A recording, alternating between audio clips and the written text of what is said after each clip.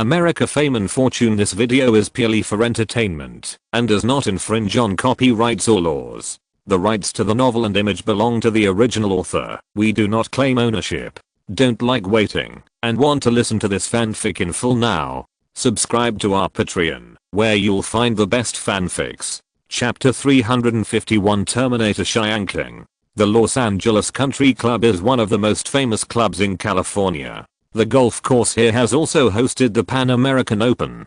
Cody Horn drove a battery car and took her father Alan Horn and producer Paul Haggis to the beginner hitting area. She entered the VIP area that was reserved separately. Martin Davis was swinging the club in an awkward posture. Although his posture was not standard and the ball flew out, he was handsome and had a good figure. He looked good, no matter how you looked at him. Thomas came up and led the group into the VIP area. Martin hit the ball away again, turned around and saw someone coming, put down his club, went to greet him, and shook hands with Alan Horn first. I heard from Thomas that Alan is a good golfer. Today you have to give me a good guide as a novice. Alan smiled. Okay, I will help you get out of the novice period as soon as possible and become an amateur master. Martin shook hands with Paul Haggis again. Crash is a masterpiece. I hope we can have a chance to cooperate. Paul Haggis said. I hope we can cooperate this time. Martin looked at the only lady. Hi, Cody, we meet again. Cody picked up the golf club next to him. Do you want me to teach you how to play golf? Martin said, I'm in need of a teacher. Although he said so, in fact, the group did not come here to play golf. After talking about golf for a while, Alan Horn quickly turned to the film project. He said to Martin, I heard that you haven't decided on the next project and role yet? Martin knew his purpose and replied, for now, there are only a few intentions, and the details cannot be determined. Alan Horn is the boss of Warner Pictures. Facing movie stars, he naturally has a psychological advantage. Let's put it this way. Warner has a project. I think you are very suitable for the male lead. Come and continue to cooperate. Thomas answered at the right time. Can I ask about the details of the project? Alan looked at Paul Haggis, who took out the script and handed it to Martin. Take a look first. Martin took it. There was only a code name T on the cover of the script and no specific name. Alan still had the patience to wait. Although he seemed to be casual, he thought of Limitless, which had broken the box office of $200 million in North America and even the world. Since the beginning of The Eyes on the Mountain, Martin has successively proved his marketability. In this film, he even proved his ability to resist the box office alone. The Terminator series is a copyright transaction vigorously promoted by Alan Horn. After Warner Pictures spent money to purchase the copyright for the sequel, it must shoot a new movie if it wants to recover its investment. Apart from the third film, released by Warner Brothers, the revenue of the first two films has nothing to do with Warner. Although Terminator 3 was not very successful, it also achieved profitability. Alan Horn specially found Paul Haggis to write the script and produce the film, hoping that this series would reach the peak of the second film again. The reason why Alan took the initiative to find Martin was not only because Martin had strong market appeal, but also because Martin could attract investment. If you want to make the Terminator series shine again, it must be impossible without huge investment. At that time, Carlock Pictures also spent an unprecedented $100 million to create the glory of Terminator 2. Alan has made a preliminary plan. If this film is included in the publicity and promotion, it will definitely exceed $250 million and may even reach $300 million.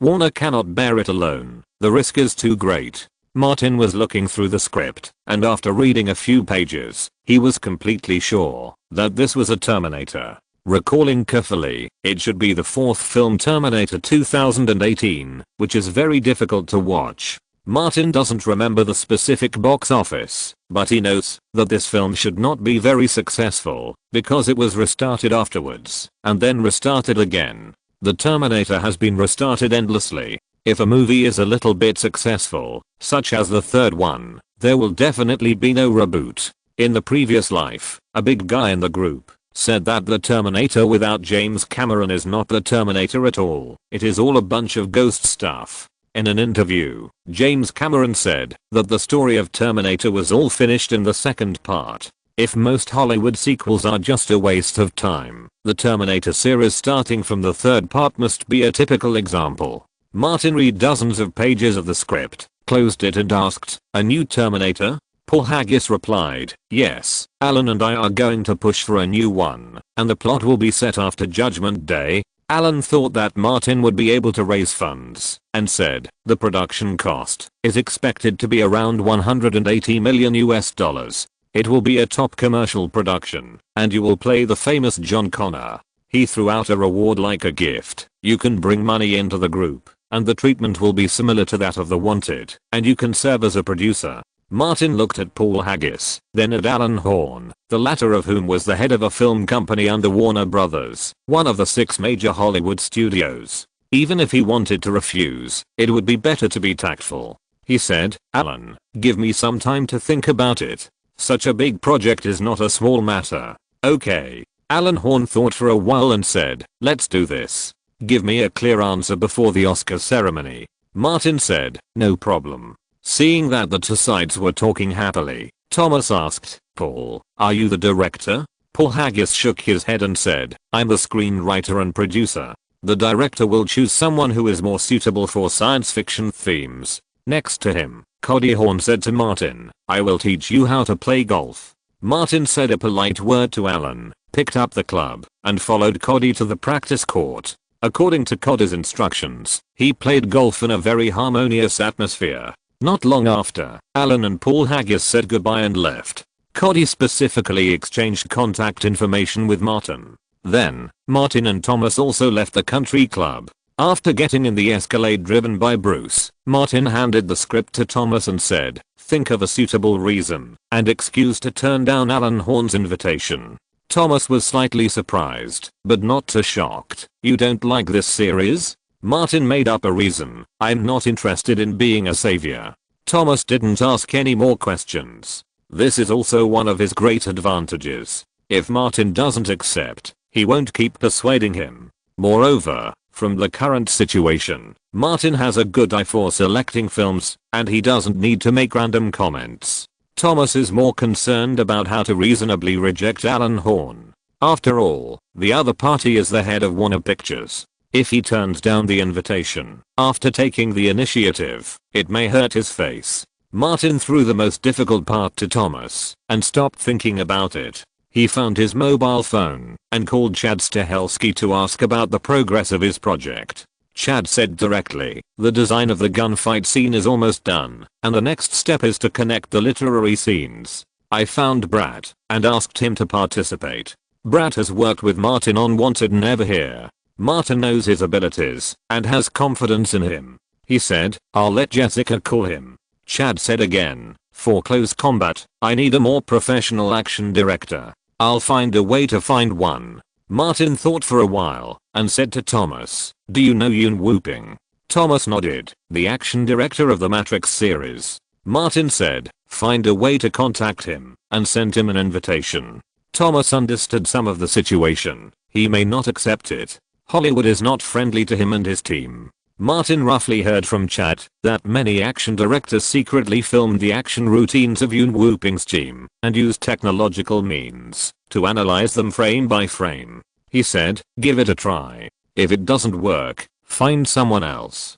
Thomas wrote it down and went back to what happened just now. Although The Curious Case of Benjamin Button is not led by Alan Horn, it is also a Warner project. If we can reach a cooperation with David Fincher's crew, we may be able to use the conflict of schedule to turn down Alan's invitation. Martin said, "That's fine. Try to be more tactful." This heavy burden was on Thomas' shoulders. He might have thought a lot.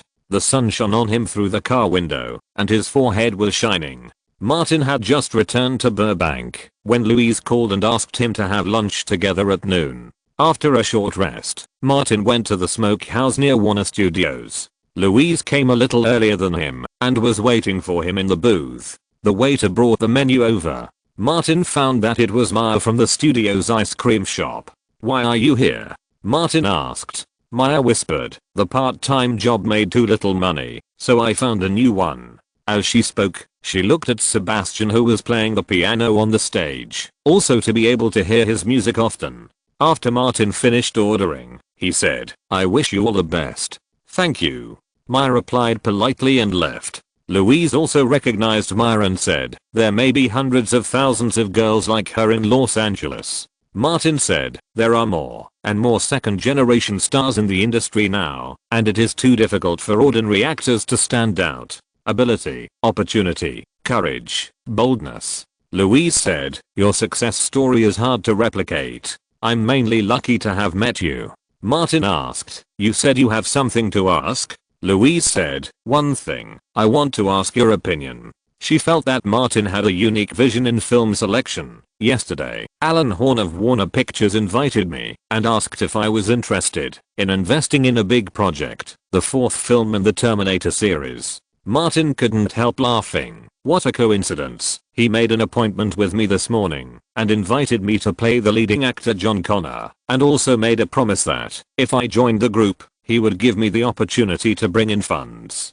The production cost can reach $180 million US if it succeeds." Louise reacted and said, "Did you reject Alan Horn?" Martin said, "I asked Thomas to find a way to turn down the invitation as tactfully as possible." Louise understood. "You don't think the sequel is good?" Martin easily found a reason and said, "Without James Cameron's Terminator, is it still the Terminator?" Louise nodded. "I'm also worried that it will become the next Alexander the Great. I originally thought that the reputation and appeal of the Terminator series." Martin said, "Aren't you going to invest in the sequel to the new Batman? Can you withdraw funds to invest in other projects?" Louise thought of everything that happened in the past 3 years and said, "Forget it. Let's not consider such complicated things. I'll turn down the invitation."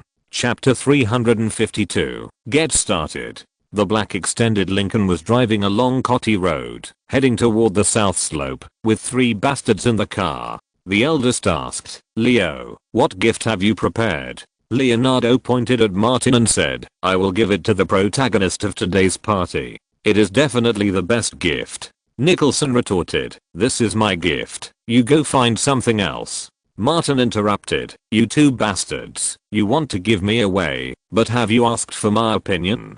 Because you are the most hypocritical." Leonardo said disdainfully, "You say no, but you are already very happy in your heart." Nicholson agreed, "Leo, we finally reached an agreement." Martin replied coldly, "How could a principled person like me do such a bastard thing like you?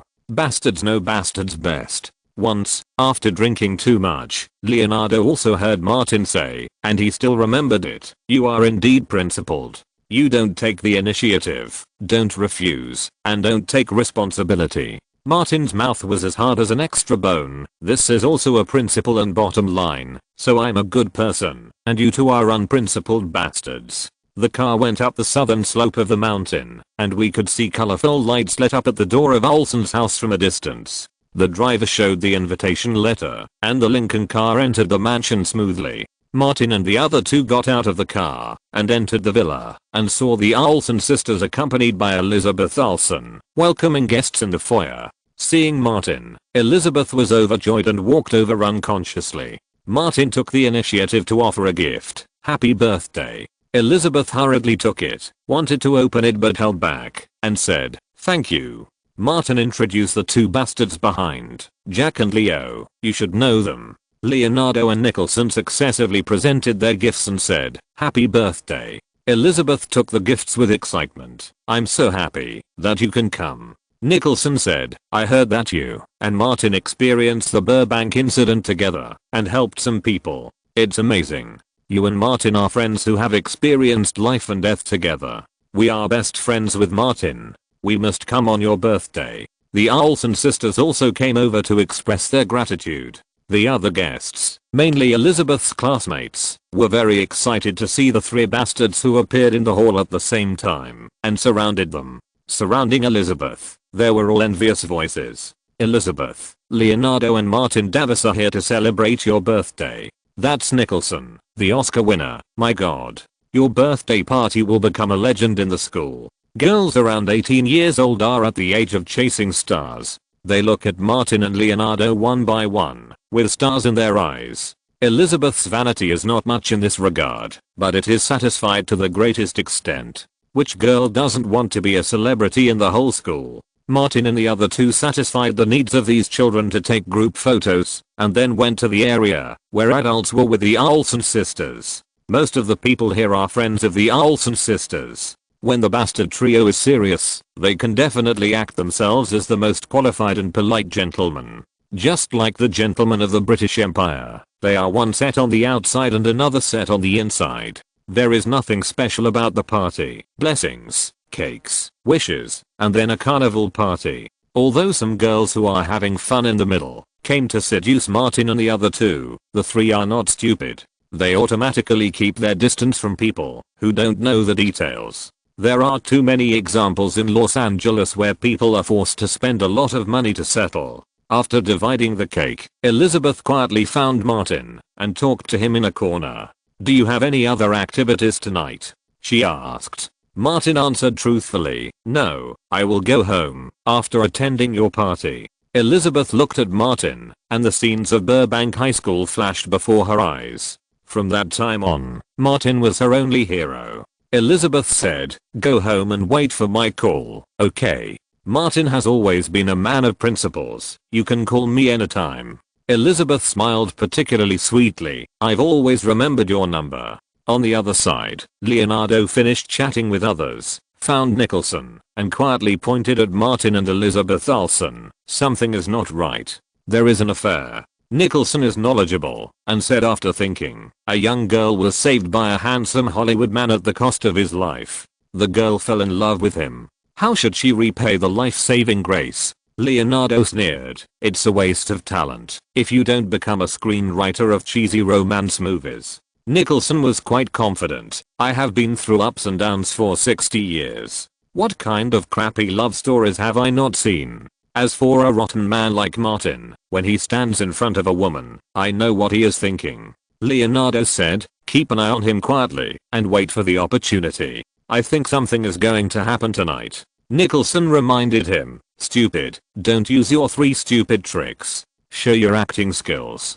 Don't tell me you haven't made any progress in such a long time." Leonardo didn't dare to promise. The 3 tricks became almost instinctive. He simply said, "I will try to speak less and pretend to be tired." The two of them kept observing Martin quietly. The Olsen sisters listened to Elizabeth's advice and ended the party before it went on to late. When Martin said goodbye and left, he was still very surprised that Nicholson and Leonardo, 2 scumbags, didn't cause any trouble. After getting in the Lincoln, Martin asked, "You two don't have any other plans?" Leonardo closed his eyes, leaned back in the seat, and didn't bother to pay attention to Martin. Nicholson said, "Isn't it just to support your friend's birthday party?" Martin glanced at Leonardo, who was wandering around and ignoring people. He looked at Nicholson carefully and didn't find anything unusual. Nicholson pulled down the tailgate and said to the driver, "Send Martin home first, then go to Brentwood to send Leo."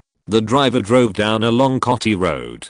Soon they arrived in front of Martin's house. Nicholson patted Martin and said, "Get out of the car. You have nothing to do tomorrow night. Let's go wash our faces together." "Okay, I'll call you then." Martin got out of the car and went home alone. He was worried about the 2 bastards, so he waited behind the door for a while and found that the Lincoln drove away and soon disappeared.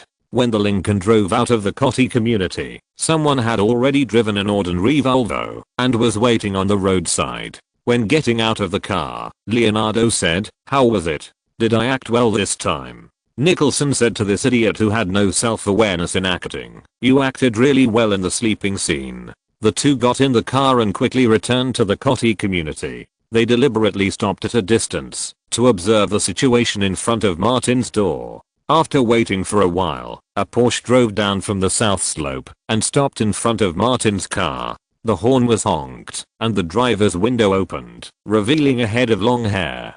The person seemed to be greeting the surveillance camera at the door. Sure enough, there is an affair. Leonardo had good eyesight and could see clearly with the bright light at the door that the driver was Elizabeth Olsen. "Martin, this bastard, actually cheated on us." Nicholson said. The car went in. He patted Leonardo. "Get out of the car. Get ready to start." The two got out of the car, opened the trunk, and each of them carried an RPG firework, and held an RPG firework, like ghosts in the dark, and came to the position they had long been looking at. Nicholson picked up the RPG and said, "Martin's yard is big enough. Even an idiot can make the fireworks fall into Martin's house if we launch them from here." Leonardo suggested, "Why don't we wait a while until they get to the critical moment and make Martin impotent from then on? See if he still dares to say 11 seconds. No, the patrol frequency of this community is very high." Nicholson, a scumbag with money and free time,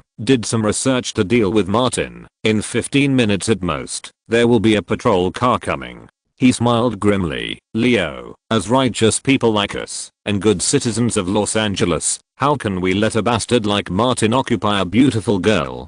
Leonardo took out a lighter, lit the RPG fireworks on Nicholson's shoulder, and lit one of his own. After a burst of white smoke and sparks, with a muffled sound of dong, 2 bright lights cut through the night sky and fell into Martin's yard one after another, exploding with a bang. Leonardo got excited all of a sudden and shouted hoarsely, "Fire! Fire at Martin!" Nicholson finally got his revenge, imagining Martin was scared to death. Flash bombs were fired one after another, causing a commotion in Martin's yard. In the lobby of the villa, Martin pulled Elizabeth and hid behind the stone wall. Elizabeth was terrified, thinking of the news in the newspaper, and shouted, "Is it the Russians' revenge?" She was not panicked, because Martin was right beside her. "What should we do?" Martin looked out the window. Flash bombs fell into the yard, destroying countless flowers and plants. Several of them exploded near the surface of the swimming pool, and the water splashed like the feces and urine that flew in the toilet when he was a child, falling everywhere.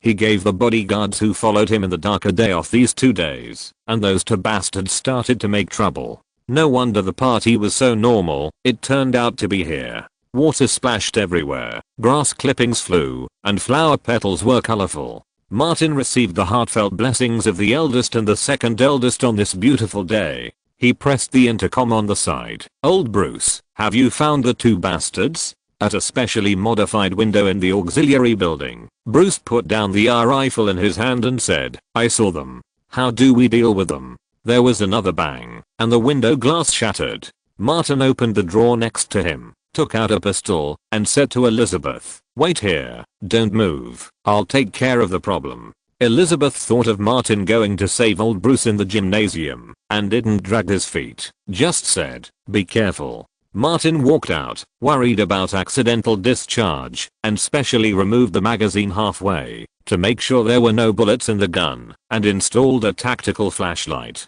It was quiet outside for a while. After using RPG fireworks, Martin knew that the 2 idiots had shot one, and rushed out immediately with Bruce. The iron door opened, and the tactical flashlight was lit. Nicholson felt the light was dazzling, and found that Leonardo's face suddenly had a red dot. He remembered at this time that the guy he dealt with tonight was a real ruthless person, the backbone and force of the bastard trio. It's too unfair that he was shot by his own people. Nicholson immediately threw away the RPG fireworks and shouted, "Don't shoot, it's me." Leonardo also reacted and shouted quickly, "Martin, it's me." Martin thought that his yard was full of garbage from the explosion, and he had to teach these 2 bastards a lesson. He pretended not to hear their voices and shouted, "Put down your weapons, put your hands on your heads, lie on the ground, let me see your hands. I will shoot." He didn't wait for the 2 bastards to reply, and emphasized again, "I'm going to shoot."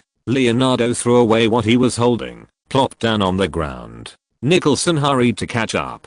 Martin quickly approached the other side, shouting as he walked, "Don't move. Put your hands on your heads. Don't force me to shoot. Do as I say. Now let me see your butts. Hurry, do as I say." He was going to kick these 2 bastards in the butt.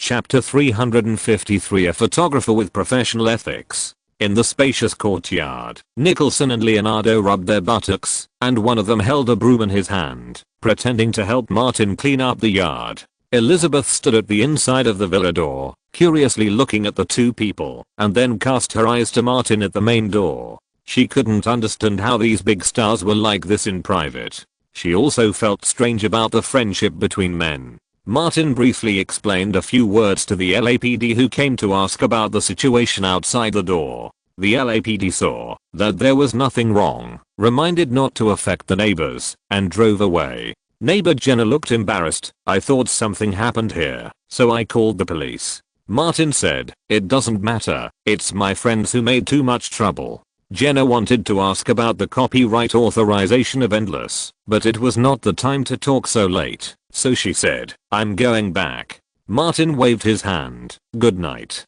Watching Jenna turn into the house, Martin returned home. After closing the door, he stared at Nicholson and Leonardo. Nicholson seemed not to notice the mess in the yard. Okay, the work is done. It's time to taste Martin's collection of fine wine. Leonardo was still upset about Martin kicking their butts and decided not to go home, even if he got drunk tonight. You said last time that you got a batch of fine wine from the east. Martin asked himself if he was not a jerk who would forget his loyalty for the sake of beauty, and said, come on, drink. The two jerk came to the door of the villa and saw that Elizabeth was not embarrassed at all. Instead, Nicholson asked, hey, why are you here? Martin was worried that Elizabeth would not be able to answer, so he said, I forgot my phone there, and she sent it to me. Leonardo looked back and was a little surprised. Elizabeth Olsen was too young, and I had never heard of her having a boyfriend or husband.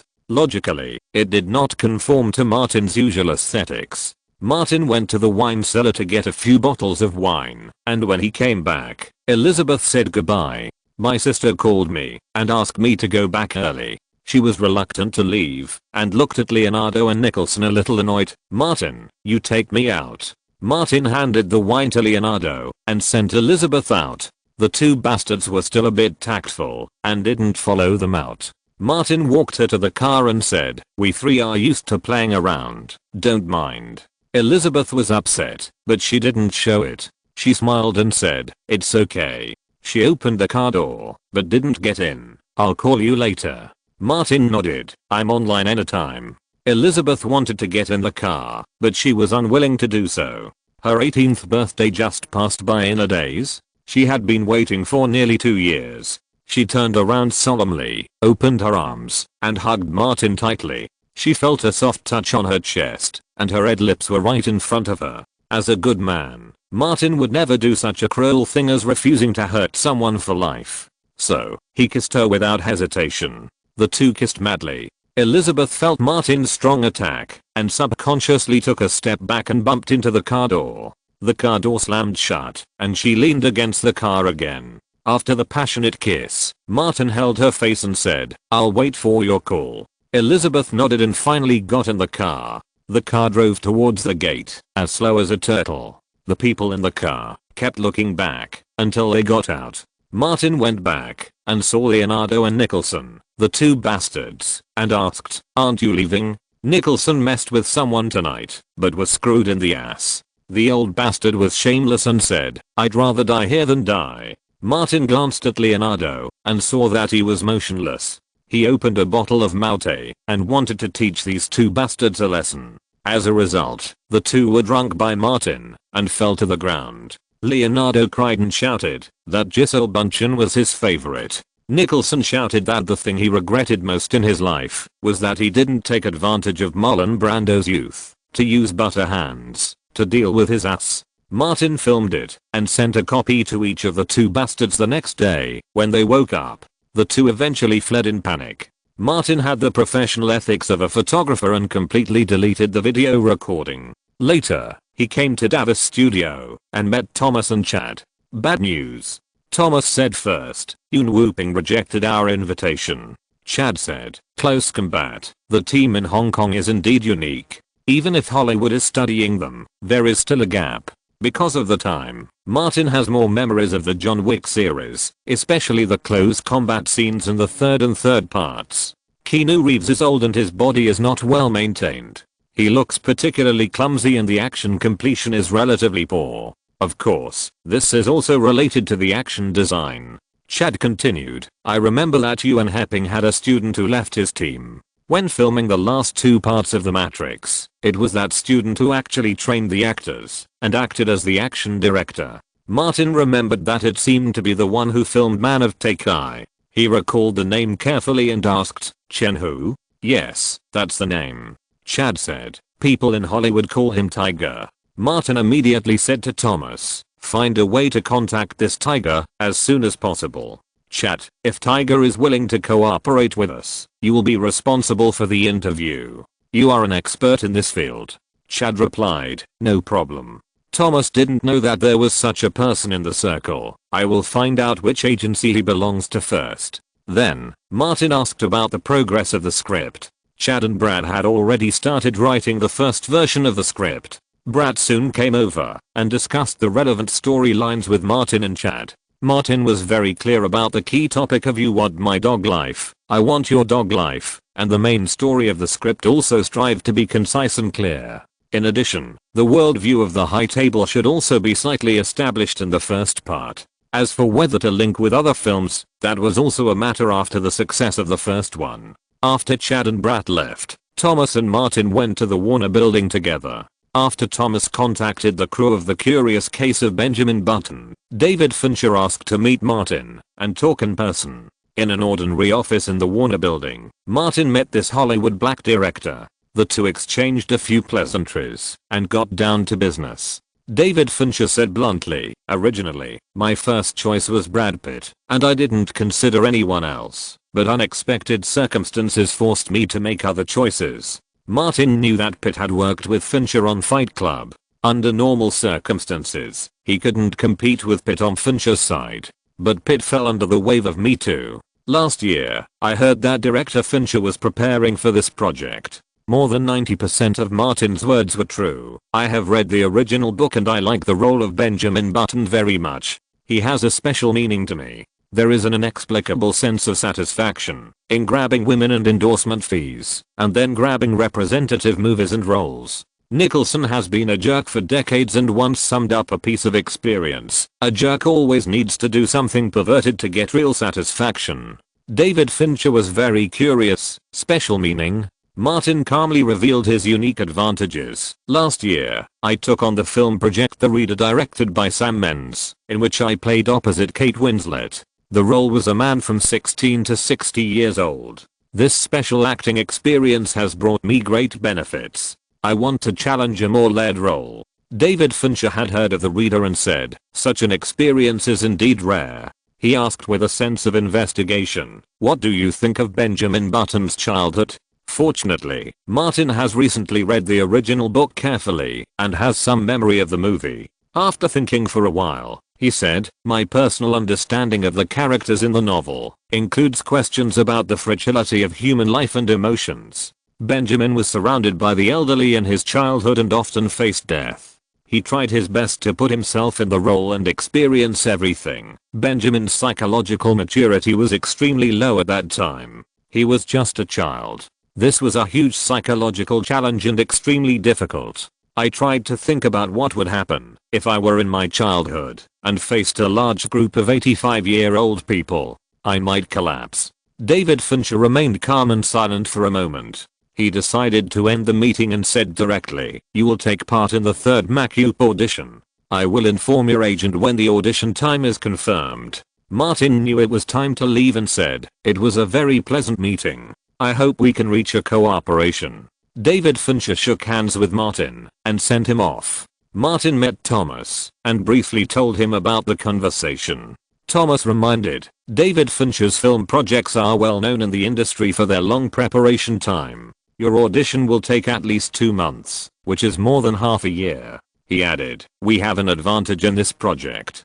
Daniel, who has been working with us, is the person in charge of the film's distribution and has a certain say. Martin said, be patient. Now, he is focusing on 2 projects to get roles, Nolan's Batman sequel and this The Curious Case of Benjamin Button. The two had just returned to Davis Studio when Louise came over from Pacific Pictures diagonally opposite. I just replied to Ellen Horn and turned down the investment invitation for the 4th Terminator movie. In the office, Louise handed a copy of the script to Martin. This is Jonathan Nolan's Batman movie script, currently codenamed Rory's First Kiss, and the official name of the project should be The Dark Knight. Martin took the script and quickly flipped through it. The main plot was exactly what he remembered. Thank you, dear. He looked at Thomas again. Find a suitable opportunity to reply to Alan Horn and say that I have to prepare for 2 projects and my schedule is not suitable. Chapter 354. He wants to dig up our roots. In the president's office of Warner Pictures, Alan Horn listened to what Thomas said on the phone. His face was somewhat ugly. The invitation he personally sent was rejected. Although the way was very tactful, using the excuse of preparing to compete for the role in Nolan and Fincher's project, Alan Horn was still not very comfortable. This also directly announced the bankruptcy of his plan A. There was a knock on the office door, and Paul Haggis came in from outside, sat opposite Alan, and asked, "I heard that there was something unexpected." Martin Davis gave a reply, saying that the schedule was not suitable, and rejected our invitation. Alan did not bring any emotion, as if explaining the facts from the perspective of an observer. The day before yesterday, Louise Mayer called me and said that Pacific Pictures wanted to confirm the investment in another big project of Warner and could not withdraw funds. Paul Haggis immediately understood the current situation. The male lead with strong market appeal was gone, which meant that the Atlanta funds and Asian funds behind him were also gone. There were many rumors about Louise Mayer and Martin Davis of Pacific Pictures in the circle. She refused, and Martin also refused, which was not surprising. Alan Horn tapped his fingers on the table and said, "We have to change our plans. The new actor doesn't meet our requirements." Paul Haggis didn't want to take the risk of using a new actor as the male lead in such a huge investment project. The investment is too high. Alan nodded. It must be a first-line star actor. We still have time to find one. He frowned. In fact, the key lies in funds. In the past, there was always a lot of hot money flowing into Hollywood. It was not difficult to attract investment for Warner Pictures projects. But since the end of last year, the situation has changed a lot. The hot money flowing into the circle has decreased sharply. Even Spielberg has gone to India to attract investment. Although he is good at making movies, he has been in a high position for many years and has a keen sense of smell. He feels that there seems to be something wrong with the US economy. The most obvious thing is that Wall Street's enthusiasm for investing in Hollywood has dropped sharply. Paul Haggis didn't understand this. He was a pure filmmaker who only considered the film investment perspective. Can we bypass Martin Davis and contact the Atlanta and Asian funds behind him? Alan was decisive. I'll have someone try it. After Paul Haggis left, he called his subordinate Lauren and asked her to contact people in Atlanta and Asia. Paul Haggis left the office and went to the lobby downstairs, where he met John, the creative director of Legendary Pictures. The two exchanged a few pleasantries, and Haggis asked, "You should know about the new project I'm leading. Don't you plan to invest in it?" Although Warner Pictures and Legendary Pictures are both under the Warner Brothers umbrella, they are not affiliated with each other, but are in a parallel relationship. John shrugged and said, "Legendary Pictures' focus in the coming year will be the Batman sequel, and it can't do anything else." Haggis was surprised. "Didn't you raise a lot of funds from private shareholders and hedge firms on Wall Street?" John replied casually, "Small investors on Wall Street are also short of money." Footsteps were heard nearby, and Christian Bale came over from Warner Brothers, greeted them, and asked, "What topic are you talking about? You seem very involved." John smiled. "Of course it's money." Haggis said, "A lot of big projects are looking for money." Bale didn't understand this, and said, "Actually, I'm looking for money too." The three laughed, and John soon said goodbye. Bale was about to leave, but Haggis suddenly remembered what Alan had just said, and quickly stopped Bale. "Chris, let's talk alone." Bale pointed to the recreation area, over there. The two went over and sat down, and Haggis said directly, "Warner Pictures and I are working on a new Terminator series, with an investment of about $200 million, and the male lead has not yet been determined." Bale said, "I will also play Bruce Wayne." Haggis said, "I asked John about the shooting date, and the two are not in conflict. The first battle begins revitalize the Batman movie. Warner and DC are full of confidence in the sequel. The fourth Terminator will definitely be released after Batman." Haggis thought a lot in a moment. With the good foundation laid by the first movie, the new Batman movie should be a big hit, so that it can borrow Bale's momentum. As for the salary, it is not a problem. With such a high budget, it is intended to invite first-line stars. Bale was very good at dealing with people. He neither said yes nor no. According to industry regulations, I cannot discuss roles and job acquisition issues without my agent present. Haggis said, I'll contact your agent. He opened his briefcase and gave Bale a script and a plan. Take a look. Bale said, Paul, thank you for your appreciation and invitation. Agent Patrick was waiting for him in the car outside. Bale got in the car, handed him the information, and said, I received an invitation. Patrick flipped through it and said, I've heard of this project. It is said that Martin Davis has been invited to play the leading role. Bale immediately became interested. Martin Davis. Patrick said, Alan Horn has met him privately. He mentioned the most critical point. The budget for the new Terminator will not be less than $180 million US. If you can get this role, I can negotiate a minimum salary of $15 million US for you. Who is not interested in money in the world of fame and fortune? Hearing this number, Bale became more interested. Try to contact Warner Pictures. Paul Haggis has talked to Legendary Pictures. The schedules of the two sides do not conflict. After receiving the instructions from his boss Alan Horn, Lauren immediately took action, studied all the film projects starring Martin Davis, and quickly identified 4 major sources of investment funds to support Martin. Pacific Pictures in the Hollywood industry, Gray Pictures, the largest film company in Atlanta, Beast House Entertainment, also from Atlanta, and Asian tycoon Wu Mei-ting. The heads of the first two, Louise Mayer and Kelly Gray, were too deeply involved with Martin, and the latter was far away in Asia and could not be interviewed in a short time. Lauren put them aside for the time being and planned to contact Beast House Entertainment in Atlanta first. They also have an office in Los Angeles. Lauren found out that one of the owners of Beast House had just arrived in Los Angeles recently. He immediately drove to South Broadway and found the office of Beast House. After entering, he told the person who greeted him, I'm Lauren Koner from Warner Pictures, and I'm here to visit Miss Sophia. Please wait. The person turned around and walked in. After a while, a middle-aged man came out and greeted Lauren. Follow me. Lauren found that the man walked in a very strange posture, with his legs outward and his steps limping, as if his butt had suffered a huge injury. Scott turned his head suddenly, and Lauren looked straight ahead, as if he had not seen anything, and followed him into a reception room. Sit down. The woman who spoke made Lauren's mouth tremble. The sportswear could not cover the woman's strong body. The muscles that bulged with her gestures were more exaggerated than those of Dwayne Johnson now. Lauren could only find one suitable description in his mind, the female version of King Kong.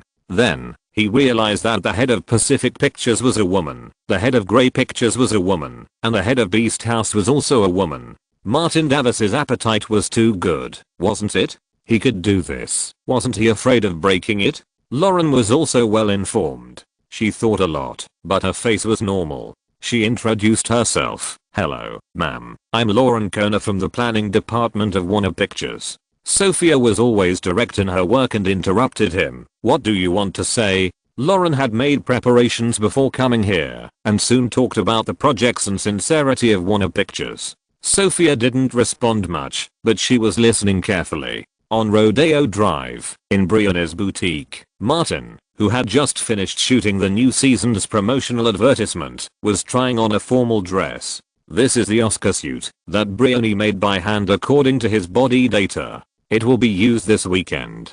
The store manager Claudia was standing by. She looked at Martin carefully and said, perfect. Martin, you have a good body proportion and a skeleton like a model. It perfectly shows Brianna's unique and elegant temperament. Martin smiled and said, thank you, I'm very satisfied. In the eyes of people like him who don't have much fashion cultivation, men's formal dresses are nothing more than that. People like him who need a mature and stable style must choose dark colors in public occasions. In the rest area, Bruce, who was holding Martin's mobile phone, received a call. When he heard Sophia's voice, his heart tightened inexplicably, and his legs shook unconsciously. But Sophia was talking about serious matters. He enjoyed it and quickly hung up the phone, went to find Martin, and whispered, Sophia wants to see you. Martin asked, what's the matter? Bruce said, someone from Warner Pictures found Sophia and wanted to attract investment. Martin nodded. Tell her, I'll be there right away. He went to the dressing room to change clothes. Bruce wanted to call, but he really didn't want to hear Sophia's voice, so he just sent a text message. Martin changed his clothes, said hello to Claudia, went downstairs with Bruce, and drove to Burbank. Bruce knew that Martin had recently rejected the invitation of Warner Pictures, and asked, "Is it related to Alan Horn?" Martin said, "Alan Horn is the president of Warner Pictures. Introducing a new investor must have his approval in the end."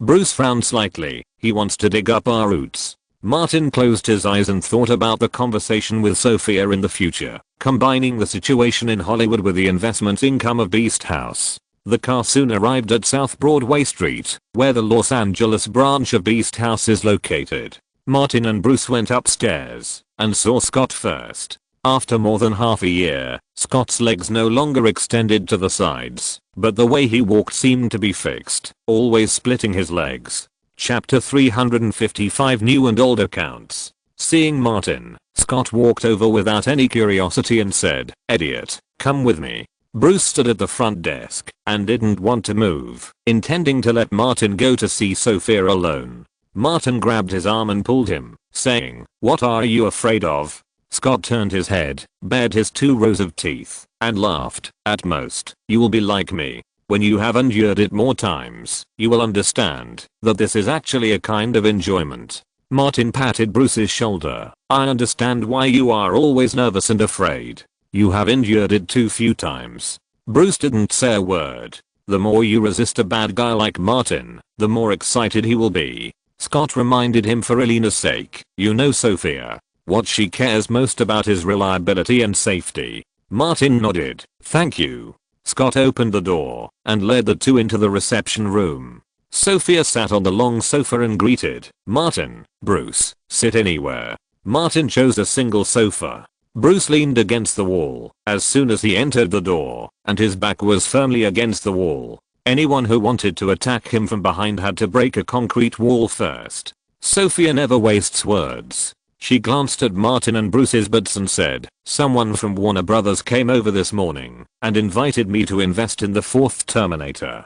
Martin said, "They invited me to be the leading actor, but I refused." Sophia asked, "Are you not optimistic about this project?" Martin was indeed not optimistic, but he would not say that. "In the past few years, the film projects I have participated in did not represent myself. Louise, Kelly, and you, Sophia, are the key to my where I am today." With his acting skills, plus Gu Fenson's words, it was exactly the same as Zenson's. "When I consider commercial projects, I not only consider myself, but also whether your investment can make a profit. The more profit you make, the more support you will give me, and I can go higher and further." Sophia thought of the several investments she had participated in. Louise rejected this investment, and so did I. Martin didn't say anything about the role, or the Terminator and Cameron, because these things were meaningless to Sophia. "If it weren't for Pacific Pictures, a veteran company in the industry, I wouldn't dare to invest, let alone get you to invest." Everything he said was true. In the past few years, since I came to Hollywood, what impressed me most was not how much profit the investment made, but the scams. They did everything, especially for investments outside the industry. Sophia continued, "Not just in this industry." Martin nodded and gave an example. "Sophia, you must have heard of the movie Saving Private Ryan. It is a very successful movie in both business and awards, but can you imagine? This movie is a loss for the investors." Sophia was a little surprised. "Loss?" Martin continued, "Through this film, Spielberg made a lot of money, Tom Hanks made a lot of money, and the distributor DreamWorks also made a lot of money, but the investors from outside the industry lost money." There are many similar examples. Take Warner for example. Brad Pitt made tens of millions of dollars from Troy, and the distributor Warner Brothers also made tens of millions of dollars in profit, but what the investors saw in the end was a loss-making account book. Sophia asked, "Did these people in the industry unite to create a financial scam?" Martin shook his head. "No, it's not a scam, it's all legal. For example, the distributor has to advance the publicity and distribution costs, and many media channels themselves belong to Warner Brothers. As for the overseas publicity costs, probably even God can't figure it out. In addition, the distribution fees advanced by Warner Brothers can be borrowed from other Warner companies, and the high interest will also be calculated in the publicity and distribution costs. Sophia understood and continued, they don't care about overseas investors. Many North American investors are like me. Even if they can reap part of the investment, they actually make money. For some reasons, even if they are dissatisfied, they will not choose to resort to law. That's right. Martin took the opportunity to turn back. Our investment is through the channel of Pacific Pictures. Although we will be charged a management fee, we can basically get the profits we deserve. All the money Sophia earned from investing in The Hills Have Eyes was invested in Wanted. The project had its first settlement in December last year, and the funds earned were more than double the investment. Martin said this precisely because he knew all this. He also invested in Wanted. Although the financial settlement was not officially made until a year after the release, the first settlement of the $5 million investment on the books of Davis Studio received more than $12 million. Subsequent to flying income will be settled on an annual basis. Sophia smiled with a face full of flesh. Martin, you know, I have always supported you. Martin said, this year, Pacific Pictures and my Davis studio will continue to invest. Sophia wants stability and controllable risks. Remember to notify me. After chatting about some past events in Atlanta, Martin and Bruce said goodbye and left. Sophia called the entertainment lawyer and professional accountant she hired with high salary. After making several calls, she took out the business card she had just received in the morning and called. Lauren was drinking coffee in the cafe, thinking about the next breakthrough. After answering the phone, her face looked a little bad. They just talked in the morning, and the people from the House of the Beast rejected the investment invitation from Warner Pictures in the afternoon. These country bumpkins. Lauren couldn't help shaking her head. If Hollywood was not short of money, how could Warner Pictures give her an investment opportunity? If they can't handle it here, then only Asians can. Lauren decided to go to Asia.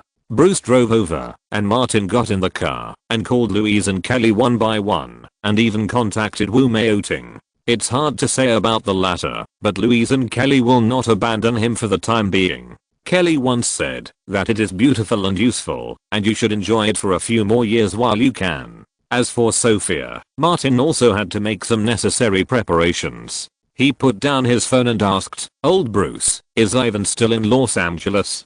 Bruce probably understood Martin's thoughts. He has been keeping an eye on Pete's affairs. Martin thought a lot. Can Ivan stay in Los Angeles for a long time? Bruce understood what Martin was worried about as soon as he heard it, and said, even if Sophia chooses to cooperate with Warner, it is just a pure business cooperation. Martin said, it's just to control the risks. Bruce nodded. Don't worry, I will take care of it. Ivan has no relatives in Atlanta. When we were engaged in other industries earlier, he and I were partners. Both times, Ivan played a certain role. Martin simply said, I will give Ivan a long-term and stable income. No. Bruce interrupted him. Ivan is employed by me, and it has nothing to do with you. Martin pointed at him. Old Bruce, your head is really full of shit. Bruce said, I was infected by you.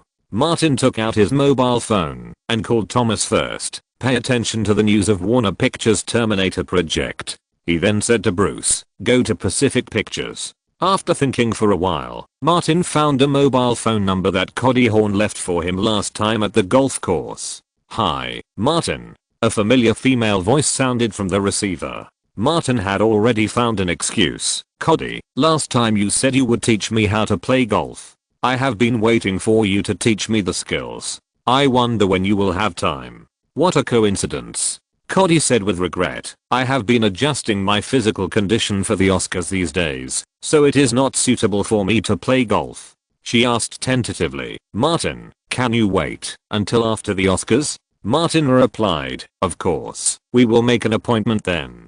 Cody laughed, then it's settled. Martin hung up the phone and suddenly noticed the strange look next to him. Bruce said, sure enough, there is a reason why I'm bad.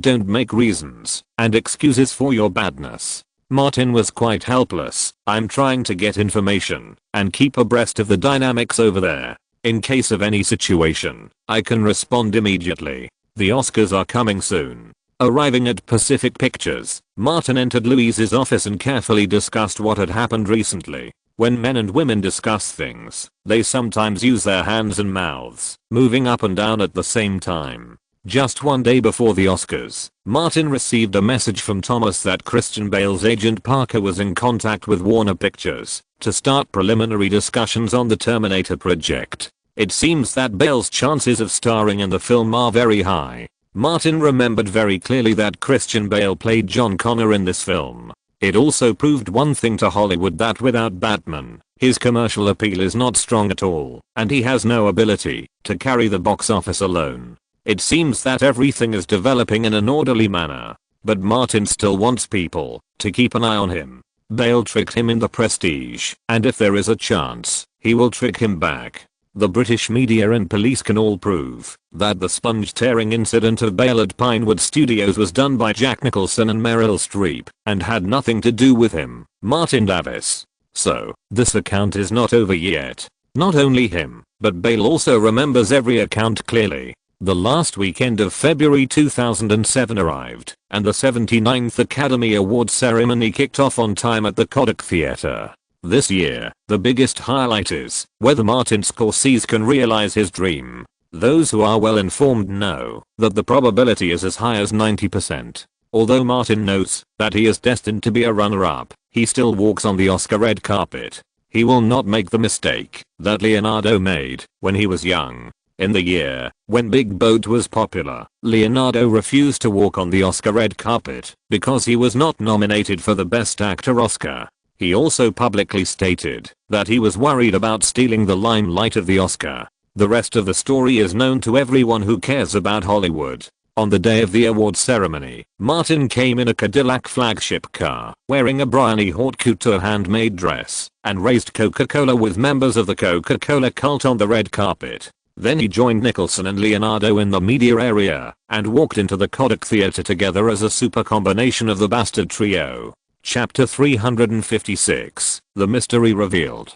Oscar, the ultimate award in Hollywood, is once obsessed with the rich people in the industry, such as Spielberg and George Lucas. Crazy people like Daniel Day-Lewis are willing to settle in Los Angeles for 2 years for Oscars, and spend a whole year doing public relations. Unrestrained and uninhibited, Leonardo has been a runner-up year after year.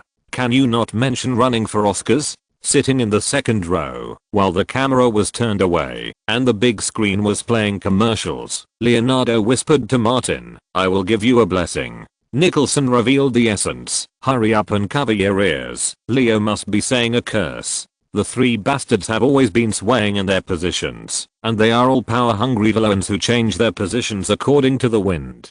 Martin didn't care. "Leo, if you dare to give it, I dare to accept it." Leonardo said, "I wish he will be a runner-up for Oscars for 10 years starting from this year." Martin replied with the same words, "I wish he will continue to be a runner-up for Oscars for 10 years after 10 years of running for Oscars." Leonardo suffered a fatal blow and subconsciously wanted to use 3 consecutive tricks. Martin quickly reminded, "The Oscars are being broadcast live, be serious." He deliberately said, "I won't be a runner-up for that long." Leonardo glanced at Martin's profile. "With your face and figure, who of those old men would not be envious and jealous? When you are old and weathered, the awards will come naturally." But Martin said, "I will soon ruin this face, change my body shape and temperament, and let people see that I'm not myself." Nicholson, a fence-sitter, leaned to the other side at this time. "Leo, I have an idea. You can help Martin destroy his face."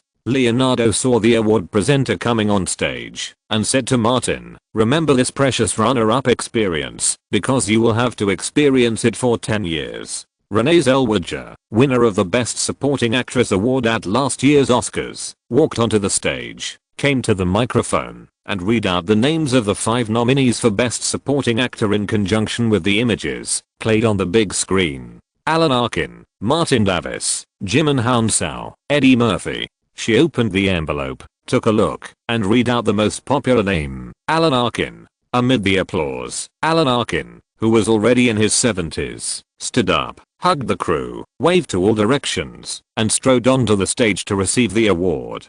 Martin had known this result for a long time, and his mentality was very stable, smiling and applauding. The host Ellen DeGeneres came on stage and made boring American jokes. After the supporting actor and actress awards, which started with a small climax, a series of technical awards began. These were okay. The most boring thing was the endless review session. The core members of the Academy are getting older and older, and the older they get, the more nostalgic they become. In recent years, the nostalgia of each Oscar has been getting longer. Therefore, every time this time comes, the Oscars have the lowest ratings. Even many viewers will not turn back until the 4 major awards are presented. However, nostalgia is still worth watching. The almost crazy ZZZQ in the future has caused the Oscars ratings and influence to fall into an unprecedented low and even become a veritable carnival for a niche group of people. Martin was drowsy. He served as an award presenter in the middle and presented the Best Cinematography award. Then he went backstage. The backstage was somewhat chaotic. Many backstage staff members walked around. Some award presenters and winners took the opportunity to chat for a few words, and some took the opportunity to take photos with others.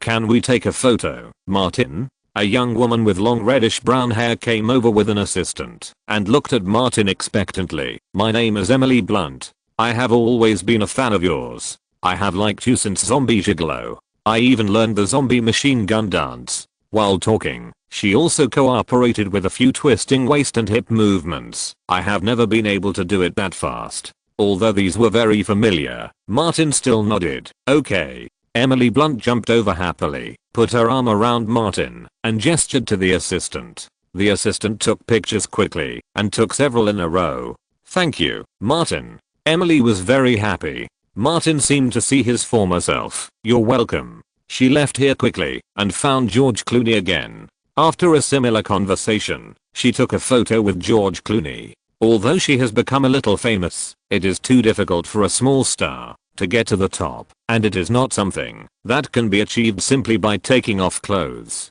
Martin did not ask Emily Blunt where she learned his true skills from. He went to the bathroom and turned to the corridor. When he came out, ready to go to the lobby, at the entrance of the lobby, he met Anne Hathaway. Anne had cut her hair short and had a heroic short hair. When she saw Martin, she thought of breaking up. The best love was ruined by her own actions, and murmured, "Martin." Martin nodded. "Good evening, Anne. You are as beautiful as ever." Anne asked, "Can we find a time to talk alone?" Martin pointed to his watch. "The Best Actor award will be presented soon, and my brother has been nominated." Anne was slightly stunned and immediately understood that Martin was talking about Leonardo. The name of the 3 Verlaine brothers has been circulating in Hollywood.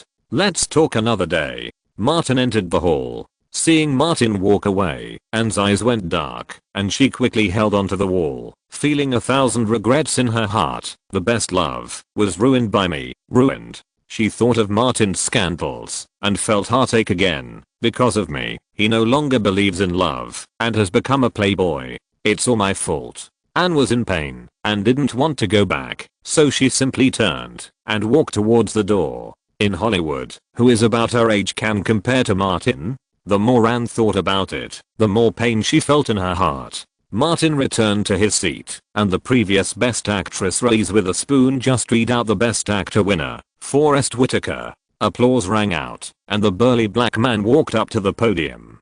Countless eyes and a camera lens were all aimed at Leonardo. Every year he rushed for it, and every year he was a runner-up. Leonardo's Oscar obsession would only get deeper and deeper. When the camera turned away, Martin comforted Leonardo. "Don't be sad. Don't be upset. It's no big deal." Leonardo nodded, thinking that this guy finally said what a human being should say. "Because it will be the same next year." Martin changed his tone and said in a nonchalant way, "It will be the same next year." Nicholson was delighted. "Leo, the 10-year blessing you gave to Martin has fallen on you." Leonardo really didn't want to talk anymore. If he could contact Satan, he wanted to sacrifice these 2 teammates without asking for anything in return. The theme of the night was to respect the elderly. Helen Mirren, who was over 60 years old, took the Best Actress Oscar. Then, Spielberg, Coppola and George Lucas walked onto the stage together.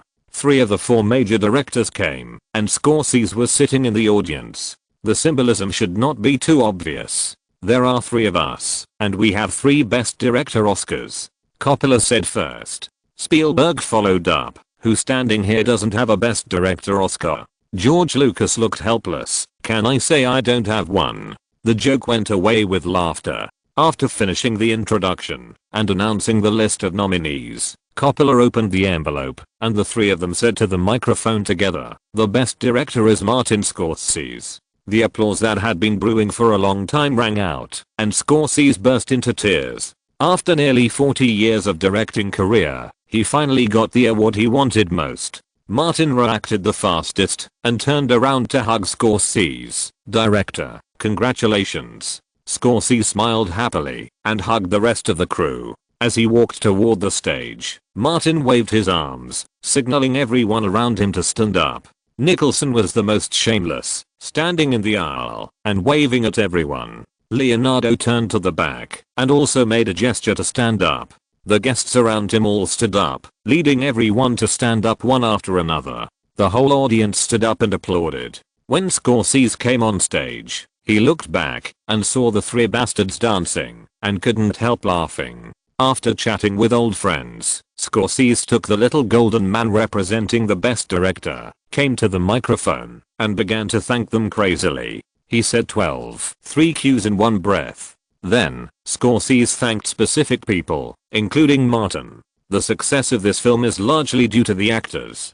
Thank you, Leo. We have been working together for 6.5 years, and I hope we can work together for another 20 years. Thank you, Martin Davis. You are very courageous and spiritual.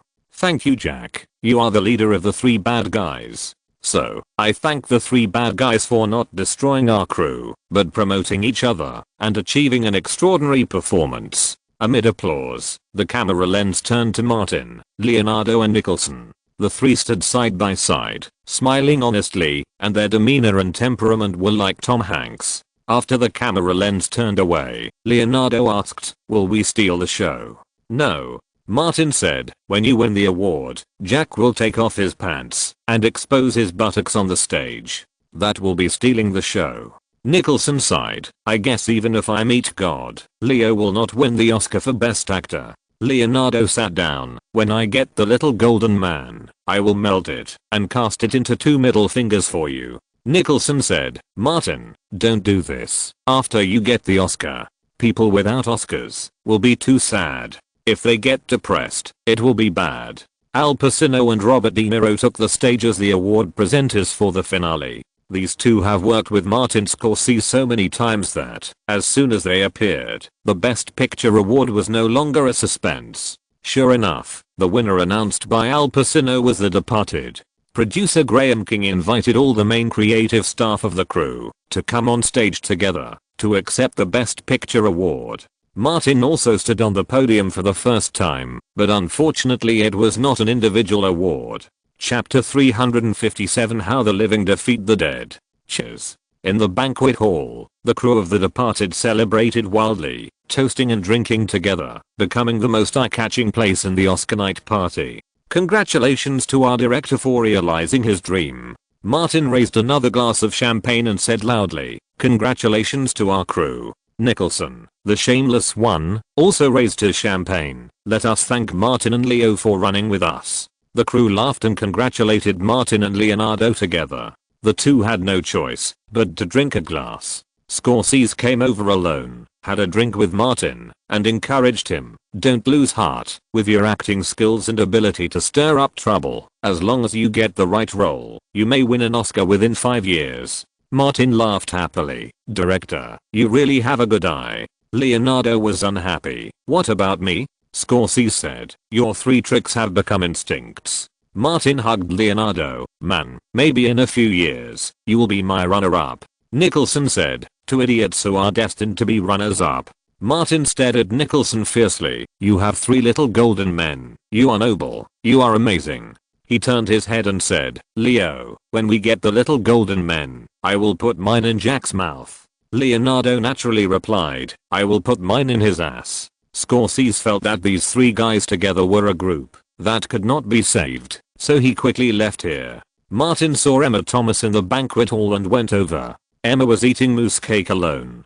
She probably didn't need to control her diet, so she ate very quickly. She had just started when Martin went over, but by the time he got closer, the cake was gone. Sit anywhere. Emma picked up the napkin and wiped her mouth casually, then said, "Congratulations, Martin, the movie you starred in won an Oscar." Martin smiled and said, "Thank you." He deliberately said, "It's a pity that I can't get an individual award." Emma watched The Departed. "Actually, you acted well, better than Leonardo. In terms of role and performance alone, Alan Arkin may not be better than you, but his advantage is too great." Martin said, "I'm still young and there are plenty of opportunities." He simply changed the subject. "A few days ago, I saw the script of the new Batman movie from Ms. Louise Mayer of Pacific Pictures." Emma remembered it very clearly. Pacific Pictures is one of the investors. Martin continued, "The script is very well written.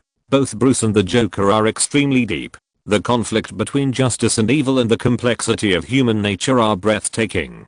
Because Mean has done enough work, Emma Thomas admires Martin very much and reminded him, Warner Brothers, Legendary Pictures and DC Comics unanimously request that Christian Bale return to continue playing Batman. Martin said, "The script is a two-hero model. In terms of the script, the Joker is even the first protagonist." Emma has discussed this film with her husband Nolan more than once, and she knows that Martin has hit the key point. "You are right. Chris told me that Batman is just a tool man. The number one character in this film is the Joker." She asked, "Are you interested?" "Yes." Martin had no need to deny, "I'm very interested. This is a very special superhero movie. It doesn't even look like a superhero movie. It's more like a realistic crime movie." Now Nolan has not yet become a god. Strictly speaking, he is just a second-tier director. Emma is also considering the actual situation. If Martin can join, there are too many things to do in business. The project budget is as high as $180 million US.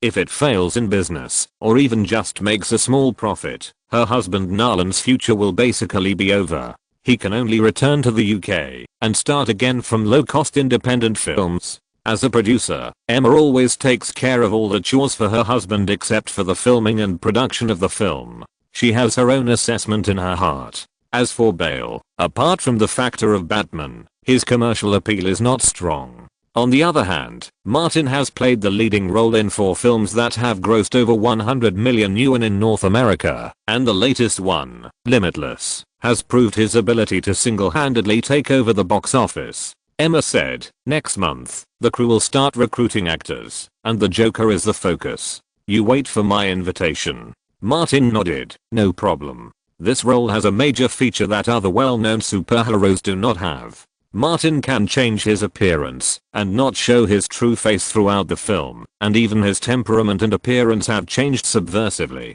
Just like Nicholson, he is not fixed by the Joker's image. Such a crazy role requires a lot of effort, but Martin has his own advantages." When he talked about this with Leonardo and Nicholson, the two said something similar, telling him that he just needed to let out the beast in his heart. Bruce was more direct and said, "Isn't this a true performance of yours?" Martin has recently been growing his hair long, increasing his exercise volume, making his body more refined, and slowly losing some weight in a healthy way. The Joker, who is painted with oil paint and has an exaggerated shape, is easier to separate the role from the actor. Martin is not worried about these, but about the death of people. As we all know, the dead star actor has amazing killing power. It is not easy for the living to defeat the dead. Therefore, Martin has been planning since last year, and even asked Nicholson, the former Joker, to help. Emma asked, "I heard that your relationship with Bale is not very harmonious." DC attaches great importance to him. This is a sequel movie. Bale already has an audience base and is recognized by fans. Martin just responded, "I'm an actor who goes all out for the role." Emma nodded. The two chatted for a while, and Martin took the initiative to say goodbye and left. Not long after walking out, someone greeted him from the side. "Hi, Martin." Martin turned around and saw Cody Horn, who was dressed in a formal outfit, coming over from the side. "I saw you a long time ago. I saw you chatting with someone, so I didn't disturb you." Emma Thomas, wife of British director Christopher Nolan. Martin explained, "We just happened to meet and talked about director Nolan's new project. Speaking of movies, Cody had something to say. I went back to my parents' place a few days ago and heard my dad complain that you rejected his invitation for a role. Martin must insist on a unified statement. The schedule is not coincidental. It conflicts with the curious case of Benjamin Button that I'm going to audition for. Cody said, I also plan to make a cameo appearance in that film and play opposite you. It's a pity. Martin acted quite helpless and tried to guide. Actually, I like the script and the role very much, but there are too many things to consider when choosing an actor. Alas, I don't know who will get the role of the savior. Cody obviously knew something. Paul Haggis has basically reached an agreement with Christian Bale's agent.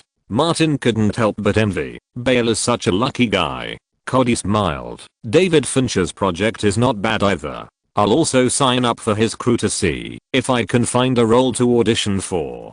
Martin had done the preparation. You performed well in Rescue Me. Your acting skills are fine. As a second generation Richard star, Cody may not have anything else, but he is super confident. I think so too. Not long after, Martin returned to the crew of The Departed. Nicholson looked at Cody Horn, who was walking away, and asked Martin, I remember you were a very dedicated person. Or is your level of appreciation of beauty getting lower and lower? Martin said simply, the daughter of Alan Horn, president of Warner Pictures, asked her some news. Nicholson gave a thumbs up. Man, you are really good.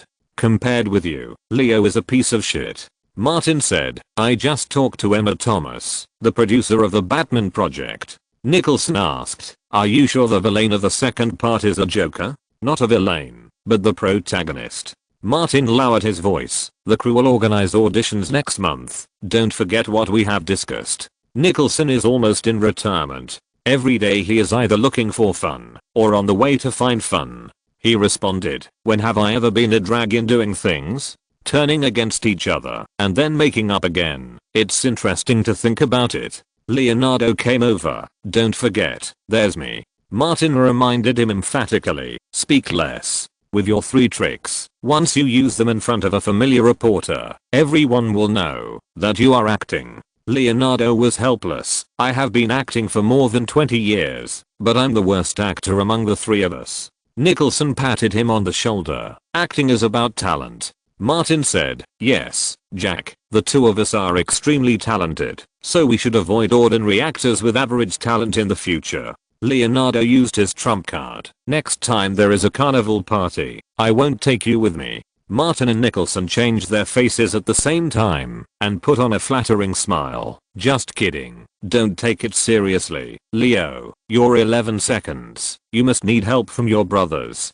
Don't slander me. Leonardo explained. The last time I was a patient, the longest time I lasted was 50 seconds. Afterwards, all the main creative staff of the crew gathered at the shooting location in the banquet hall, and the reporter of Vanity Fair took promotional photos. Winning an Oscar is an achievement, but the ultimate goal is to promote the movie. It is precisely the profits that the Oscar can bring that attract many film companies to participate in this game of fame and fortune. The day after the Oscars, with the help of the media's coverage and crazy attention, The Departed DVD, which had already been distributed, was fully launched in multiple markets around the world. In North America alone, the DVD sold $17 million in sales that day. With the support of the Oscars Best Picture and Best Director awards, the effect is quite outstanding in this era. On this day alone, the film earned back all the publicity and public relations funds invested in the Oscars, and even more than enough. In just 2 days, the North American DVD sales of The Departed exceeded $30 million.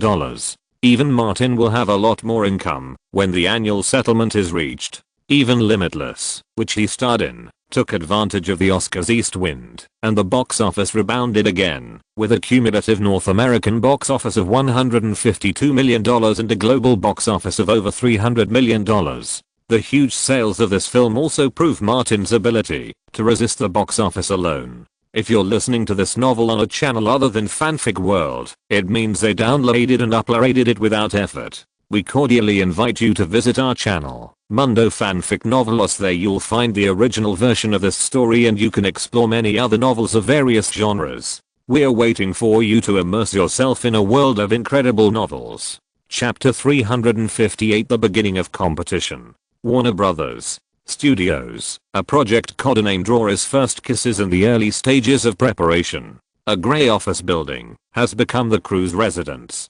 Thomas drove an electric car and took Martin to the crew, picking up Louise on the way.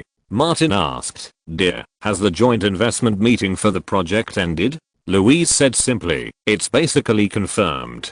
The production budget is $180 million. Warner Brothers is responsible for distribution. DC Comics and Legendary Pictures are co-producing. The two companies, plus Warner Pictures, Pacific Pictures and some small companies, and the Nolan couple will participate in the investment." She raised her black-rimmed glasses and said, "The offline window period of the project is 3 years. Starting from the end of the North American release of the film, Warner will be forced to buy back all online and offline copyrights." Martin asked a key question. Warner Pictures also participated in the investment. Louise said, "The investment amount is about the same as Pacific Pictures. Their main focus is still on the new Terminator." The electric car stopped at the door of the grey office building. Louise got off first and walked in with Martin and Thomas. Louise is a member of the crew. Among all the producers, her power is second only to Charles Roven, who represents Warner Brothers, and All-In, the director of DC Comics. Martin made an appointment with Nolan through Emma Thomas. Just after passing the hall, Mean came out and found Martin automatically, whispering, "I got into the crew." Martin thought, "Is it so fast?" He asked, "Actor?" Mean nodded slightly. Emma said hello to the audition director. "I passed the audition yesterday and got an important black supporting role. I came here today to discuss the contract." Martin nodded. "Pay attention to the dynamics of the crew. Boss, I will do the work, don't worry." Mean has been doing well recently. There are several key department heads in the crew, all of whom are women over 40 years old. Bruce came from behind and took Mean to find a place to chat privately. Louise took Martin into a reception room. After waiting for a few minutes, Nolan and his wife came in together. Martin stepped forward to shake hands with Nolan. The two exchanged a few words and quickly got to the point. Nolan glanced at Emma and said, "Have you talked to Emma about this project? Did you say that the Joker is the first protagonist? The script gave me that feeling." Martin said directly, "This character is very special, with a three-dimensional image, and can't even be called a villain. I think the Joker in the script is very similar to the two protagonists in Heat." This news came from Mean. "Sure enough," Nolan said, "yes, when writing the script, Jonathan and I were influenced by the duel between the two heroes in Heat." His eyes changed a little when he looked at Martin, because every word of the young actor spoke to his heart and touched on the creative concept. The Joker is too important to this movie. In Nolan's mind, Batman is just a supporting role of the Joker, and he infinitely elevates the Joker. Therefore, Nolan was very cautious in his choice. He needed an actor who could really support this complex role. If the Joker collapsed, the movie would collapse, and the $180 million would disappear, and his future as a director would collapse. Nolan thought for a moment and said, "Martin, I understand your situation. How about this? You wait for my notification and go directly to the Macube audition." Martin knew that this meeting was over, so he shook hands with Nolan and said goodbye. "I hope to work with this fantastic director of yours." After seeing Martin off, Nolan asked his wife, "Fantastic director? He is so good at talking." Emma said, "He has a good reputation in the industry and is very dedicated." Nolan understood. He is also very good at making trouble. This film is of great importance, and he will not make a decision easily. We have to contact other candidates as well. After lunch and processing some documents, Nolan received a notice that Christian Bale came to the studio. Because the Batman series in the 1990s had continuously changed actors and suffered a box office disaster, Warner Brothers and DC Comics learned from the lessons and invited Bale to return and continue to play Bruce Wayne once the project was confirmed. Bale's agent is making final negotiations with the crew. Nolan and Bale have worked together several times and have a very good relationship. Nolan asked Bale to come into his office and asked, "Is the contract almost negotiated?" Bale was in a good mood. "The highest salary I've ever received is $15 million. Nolan glanced at Bale's figure and said, "Resume physical training and be as strong as possible." Bale is a well-known rubber man and replied, I have already started to gain muscle. He came here for other things today and asked, I heard that the crew has started to select actors for the Joker? Nolan nodded slightly and asked, why, do you have any suitable actors to recommend? Indeed, his acting skills are top-notch among young actors, and he can do everything for the role. Bale said a few good words before saying the person's name, Heath Ledger, the male lead of Brokeback Mountain. Hugh Jackman also recommended Heath Ledger, so Nolan was not surprised by Bale's recommendation. Bale is a sentimental actor and obviously wants to help his friend. But Nolan had to consider the risks involved. Is Heath Ledger's condition getting better? It's basically under control. Bale was impeccable in dealing with his friends. I can guarantee that he won't get into any trouble during the filming, and the crew can sign a contract with him with relevant restrictive clauses. Nolan has known Bale for many years, and Bale is very reliable. He must be sure of what he said. Bale also said, there are too many actors who have touched that thing, so many that it's hard to count them.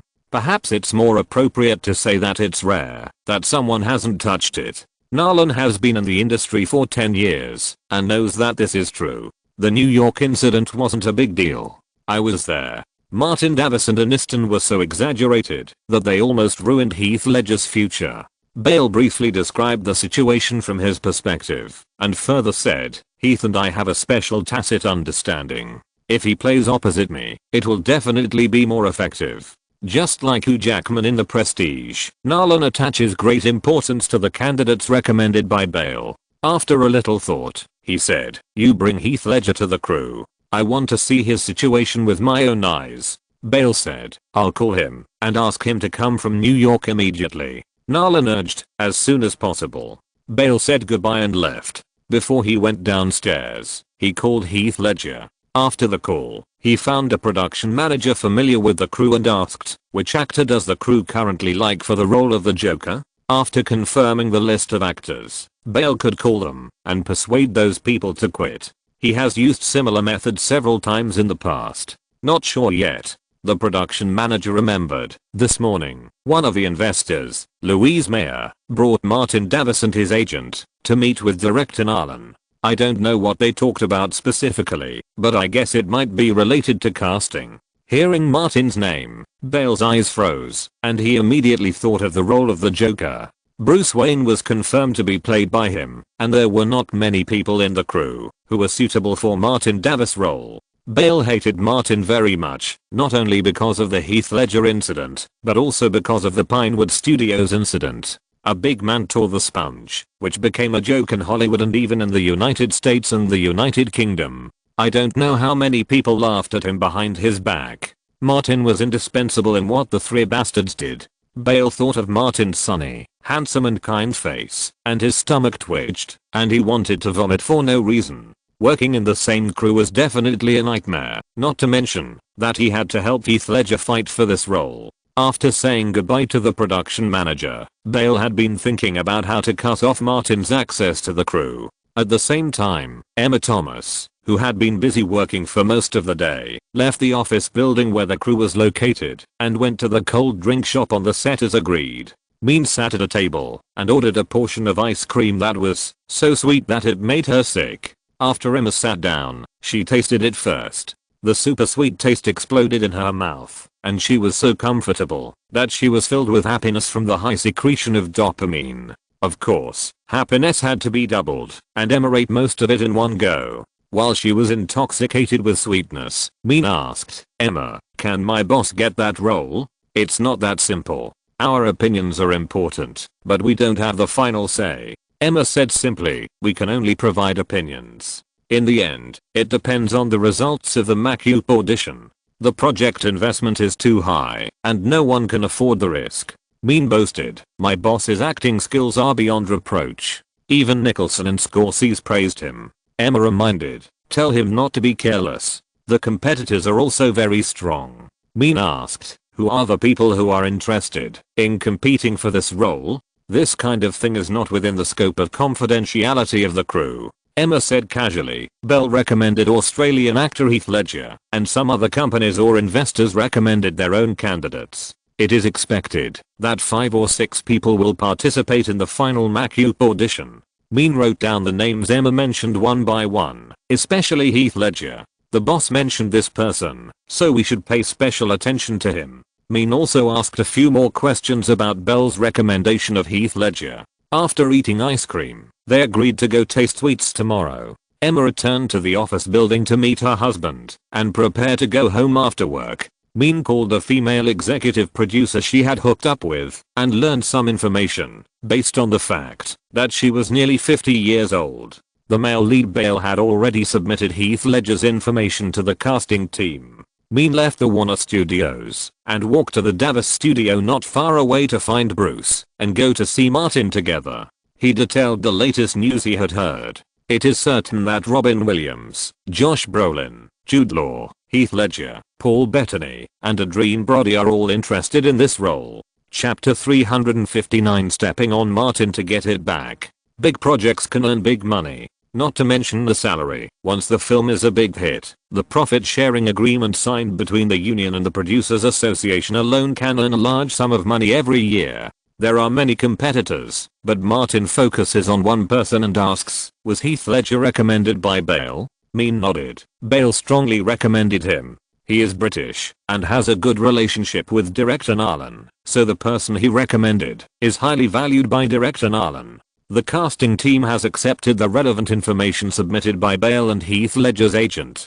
Thomas asked, does the crew dare to use him? Martin said, too many people use that thing. If it weren't for me and Jane being involved on the set, no one would take it seriously. This is a sequel movie. If the male lead Bale strongly recommends it and Nolan insists on using him, Warner Brothers and DC Comics may compromise. Mean took the initiative. How about I think of something from Emma and the crew? No need. Martin just asked Mean to inquire about the news and keep abreast of the crew's dynamics. There is no need to take risks and do other things. He thought for a moment and said, we will win the competition in an upright way this time. Mean and Thomas were fine, but Bruce, who had remained silent, knew that Martin had another bad idea. Whether in Hollywood or in the entertainment industry across the Pacific, auditions are just the basis. Since things like the red sofa were moved out of the audition room, the key to the success or failure of the audition is no longer in the audition room.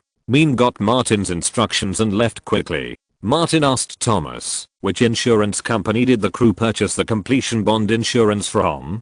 Thomas had already known about it. Fireman's Fund Insurance Company. More than 80% of Hollywood film projects are insured by this company. Martin said, find out who is specifically responsible for Batman related business.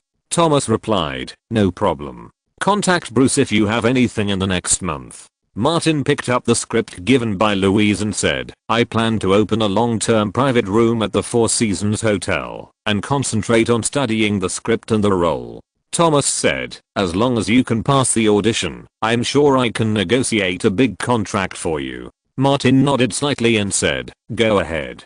After Thomas left, Bruce asked, do I have anything else to do here?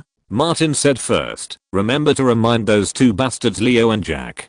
I'm afraid they will have too much fun and forget. Bruce understood. If you work hard, you have to let everyone, including the crew, see it. Martin said as a matter of course. Otherwise, what's the point of working hard? No one will pay attention to secretive efforts. Bruce asked, have you thought about Heath Ledger? Martin did not answer, but asked, old Bruce, how likely do you think he is to quit? It requires extremely strong willpower. Bruce understood what Martin meant. When I was in New York, I carefully observed Heath Ledger.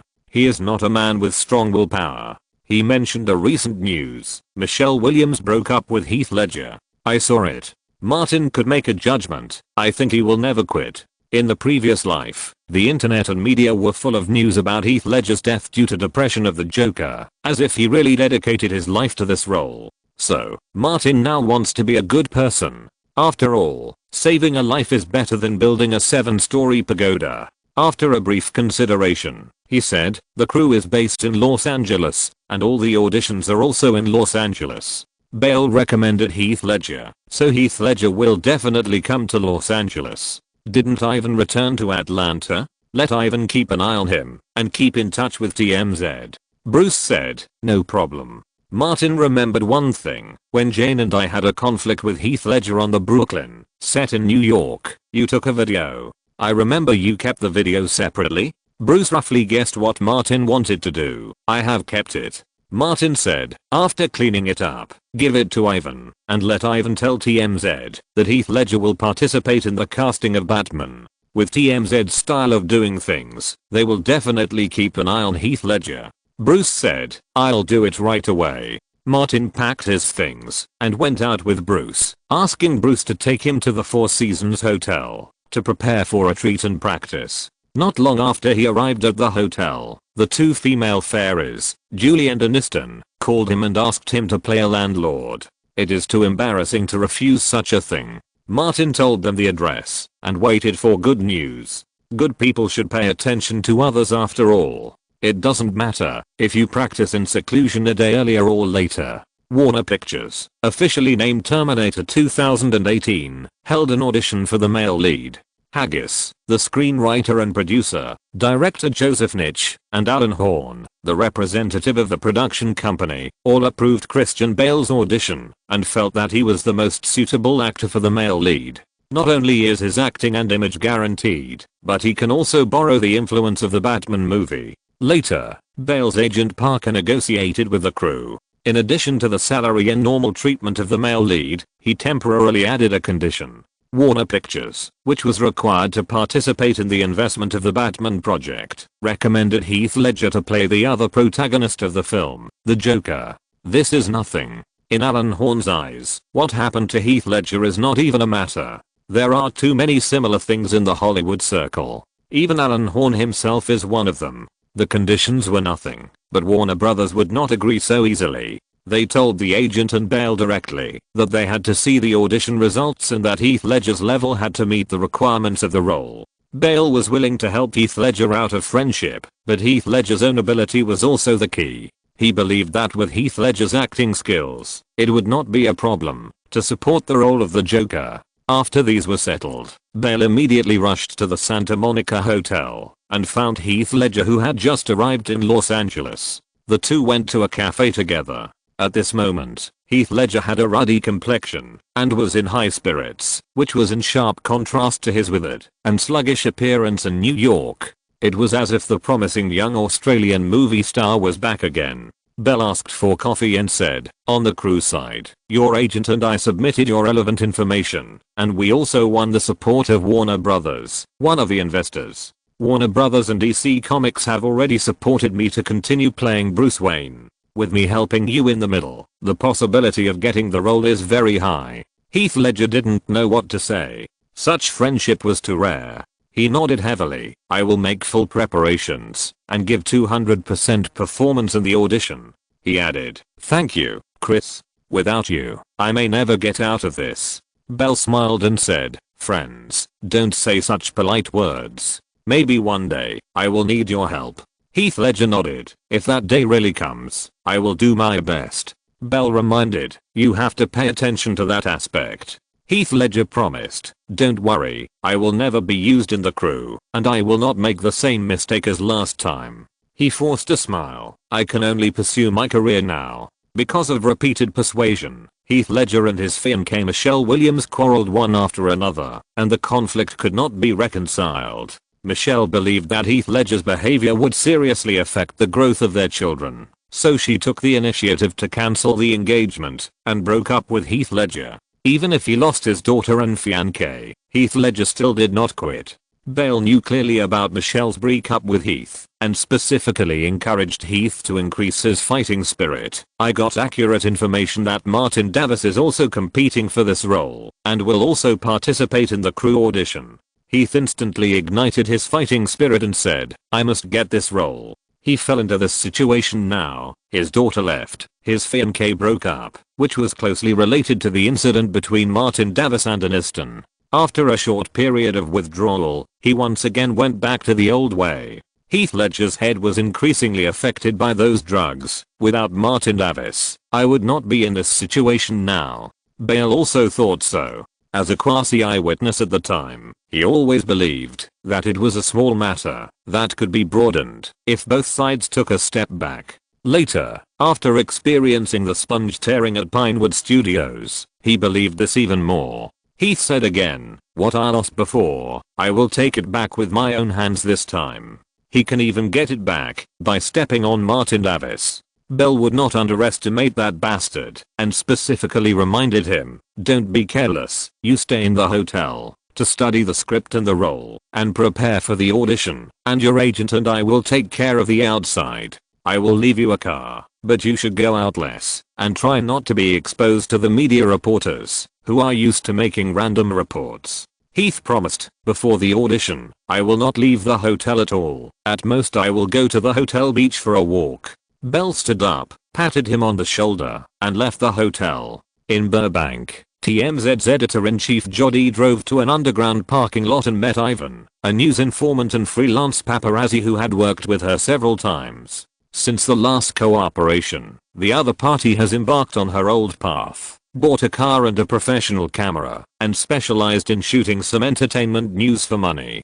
From time to time, she would sell TMZ a piece of heavy news. Jody got into his car and asked, "What's the important news this time?" Ivan turned on the MP4 player in his hand and said, "I bought an old video online of Heath Ledger, the male lead of Brokeback Mountain." Brokeback Mountain has a huge influence, and Jody immediately became interested and watched the video carefully. The video was not long, only about 20 seconds, and it was all crazy Heath Ledger getting angry, but there was no way to know who the person on the other side was, and the latter part was obviously cut out. "The video is incomplete. These are all I bought." The seller said he shot it with his phone, and it happened to be out of battery. Jody asked, "Heath Ledger publicly announced that he would quit smoking. Could it be?" Ivan said, "The time on the video has been processed, but it should have been a while. It's hard to judge. He was like a real paparazzi. Are you interested in news about Heath Ledger? I'll get some. Can you pay a high price?" Jody was slightly surprised. "You're going to New York?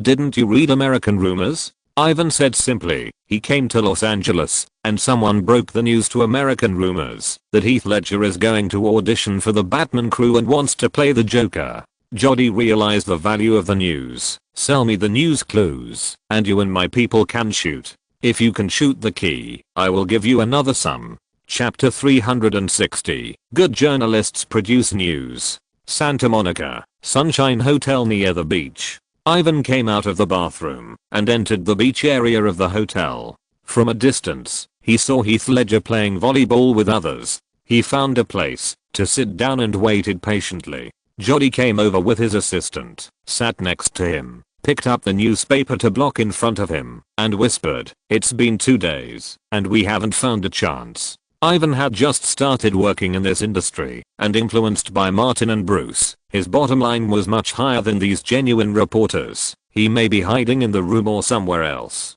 We can't drag him to a public place and force things into his mouth. The assistant whispered, "I heard that Heath Ledger comes to the beach every day to get some fresh air." Ivan was very patient. "Hold on, wait a little longer." The assistant was relatively young and not calm enough, so he came up with a bad idea. "How about we take a few pictures of him smoking and then look at the pictures?" "Shut up." Jody scolded in a low voice. "You work for TMZ, not American Rumors. TMZ reporters must have professional ethics, and the news they report must stand the test, and they must never fabricate facts." The assistant stopped talking. TMZ was established not long ago, but it has established a brand precisely because of the authenticity of its revelations. Jody flipped the newspaper. "It's not a solution to wait so long." Ivan asked, "What can you do?" "Be proactive and give him a push." Jody thought for a while and said, "When does he urgently need those drugs?" Ivan came from a lower class background and had extensive knowledge in this area. He said, "In addition to attacks, when the mood fluctuates greatly, it often happens." Jody asked again, "Who do you think Heath Ledger dislikes the most recently?" Ivan took the initiative to cut. "It must be that bastard Martin Davis." It is said that Heath Ledger has not received any work after the incident with Martin Davis and Aniston in New York. The 2 original crews also abandoned him. Jody muttered. Michelle Williams broke off her engagement with Heath Ledger, and the latter was reluctant to let her leave. She looked at the people on the beach and gradually came up with an idea. She asked her assistant to leave, walked away, and said, "Let the people below print a few tabloids, and bring a few more people here tomorrow." The assistant understood, and did it immediately. The next morning, Heath Ledger studied the script as he had done in the past few days, and went to the hotel beach on time, to get some fresh air. Just like the previous few days, he was walking on the sidewalk in his beach shoes. On the way, he went to the car left by Belle, and opened the trunk, to get a bottle of mineral water. Next to him, two young people were gossiping. "Hollywood is really messy. I heard that Charlie and Aniston have an ambiguous relationship with Martin Davis." The man with a mustache said, "I really envy him." Another man with a flat head said, "These are all old news. Didn't you read today's tabloids? Michelle Williams had a tryst with Martin Davis yesterday, and stayed in the hotel together for a long time." All these words fell into Heath Ledger's ears. Heath Ledger felt like someone hit him in the chest with a stick, and it was a bit difficult to breathe. There was a newsstand on the beach, and he walked over unconsciously. As soon as he arrived in front of the newsstand, he saw a tabloid placed in a conspicuous place. On the front page, there was a photo of Michelle Williams entering the hotel with Martin Davis. The photo was obviously taken secretly, and the clarity was not very high. It looked a bit awkward, but Heath Ledger was too familiar with his ex-fiancée, and would never make a mistake. He took out money, bought a newspaper from the female boss, and read it carefully. The tabloid described vividly how Michelle Williams and Martin entered the hotel hand in hand, and came out alone more than 3 hours later. Heath Ledger knew too well the environment and atmosphere in the circle. If a male and female star entered the same hotel hand in hand, no one would believe that nothing happened. The two broke up their engagement less than half a month ago. Michelle Williams found someone else, even Bale. He could accept it, but she found Martin Davis. "She wants to take revenge on me?" Heath Ledger seemed to be hit on the head with a stick. He was dizzy, his head was almost turned into mud, and his eyes were black. He stammered, with countless words in his mouth and heart, and he didn't know how to vent. Betrayal. Escape. Face it? Heath Ledger didn't know how to look at these. After a trance for a while, he rolled up the newspaper, and threw it into the trash can next to him. He walked forward a few steps, and sat down on the steps at the edge of the beach. He just sat there blankly, like a stone sculpture. Jody, who had just sold the newspaper, was even a little worried. This man didn't seem to have a strong psychological endurance. If he committed suicide, it would be troublesome. Should I tell him the truth? Jody hesitated for only 2 seconds, and then shook his head secretly. Human life was not as important as news. After sitting for a few minutes, Heath Ledger finally stood up. His low mood made him feel very uncomfortable all over. Once this feeling appeared, it was like 100,000 worms crawling in his heart, pushing him to the car parked nearby. Now, he needed a closed environment. Jody picked up the walkie-talkie under the newspaper and said, he went to target number 1. "Everyone get ready. For today, Jody brought 4 photographers, all of whom used TMZ's best photography equipment." Heath Ledger got in the car, closed the door, reached into the gap on the side of the seat, and took out a plastic bag. Not far from the car, several people took disguised cameras, and filmed Heath Ledger's every move from the front windshield and to car windows. Jody quickly finished the work, collected several fake newspapers that were printed privately, put them in his bag, went to the trash can next to him, found the newspaper that Heath Ledger had thrown away, put it away, and waved to the beach in the distance. A middle-aged Latino ran over and said, "Is it done so quickly?" Jody took out a few US dollars and held them in front of him. The Latino was about to take them, but Jody dodged and said, "This is the final payment. You haven't seen me. Of course, I don't even know who you are, or what you are going to do now." The Latino boss only wanted money. Jody left the beach, went to a nearby parking lot, got on a business car, and waited for more than 10 minutes. Several subordinates all returned to the car. "Boss, it's done. Big news." The assistant was very excited, holding the camera hidden in the bag. Another person said, "My angle is better." A woman was helpless. The car windows are covered with dark film, so the pictures are not as clear as the front windshield. Jody took the camera from the first 2 people and checked the video. After watching it for a while, she smiled. She got the news about Heath Ledger. She patted the driver's seat and said, "Let's go back to the company." The business car started immediately and left the hotel. "Boss, you are really smart. The assistant is very good at flattering. You got a big piece of news easily." Jody looked around and took the opportunity to remind her subordinates, "We are TMZ. We don't report fake news. The team I lead is the gold medal team of TMZ. You must always keep in mind professional ethics and never touch fake news." She changed her tone. "You must remember today's case. When you can't find news, you must exercise your subjective initiative. News sometimes doesn't happen naturally, but can be created by us. Just now was a real case." A group of subordinates admired Jody very much. A woman who was born as a paparazzi could sit in the position of editor-in-chief. It really is not a false reputation. The editor-in-chief has real talent. The group returned to the TMZ headquarters and immediately got busy. Jody first dealt with the tabloids that were printed privately and completely destroyed them. After the subordinates simply processed the news and adjusted the clarity, she personally directed the upload. Jody stood behind a technician with her hands on her hips and directed, "Select 3 videos for this news. The first one is the one I brought back a few days ago, the one where Heath Ledger went berserk. The second one is the video where Heath Ledger held a press conference after the Brooklyn Studios incident, apologized to the whole society, and announced that he would quit completely." She smiled and said, "The last one is the video shot today, shot from the front windshield using a B camera. This video not only captured the whole process of Heath Ledger, but also his various ugly behaviors during the attack." The assistant said at the right time, "Putting the 3 videos in the same news article will create a strong contrast and make people see his true face more clearly." Jody nodded slightly and said, "Add the text news and publish it." The news about Heath Ledger was quickly uploaded to the website.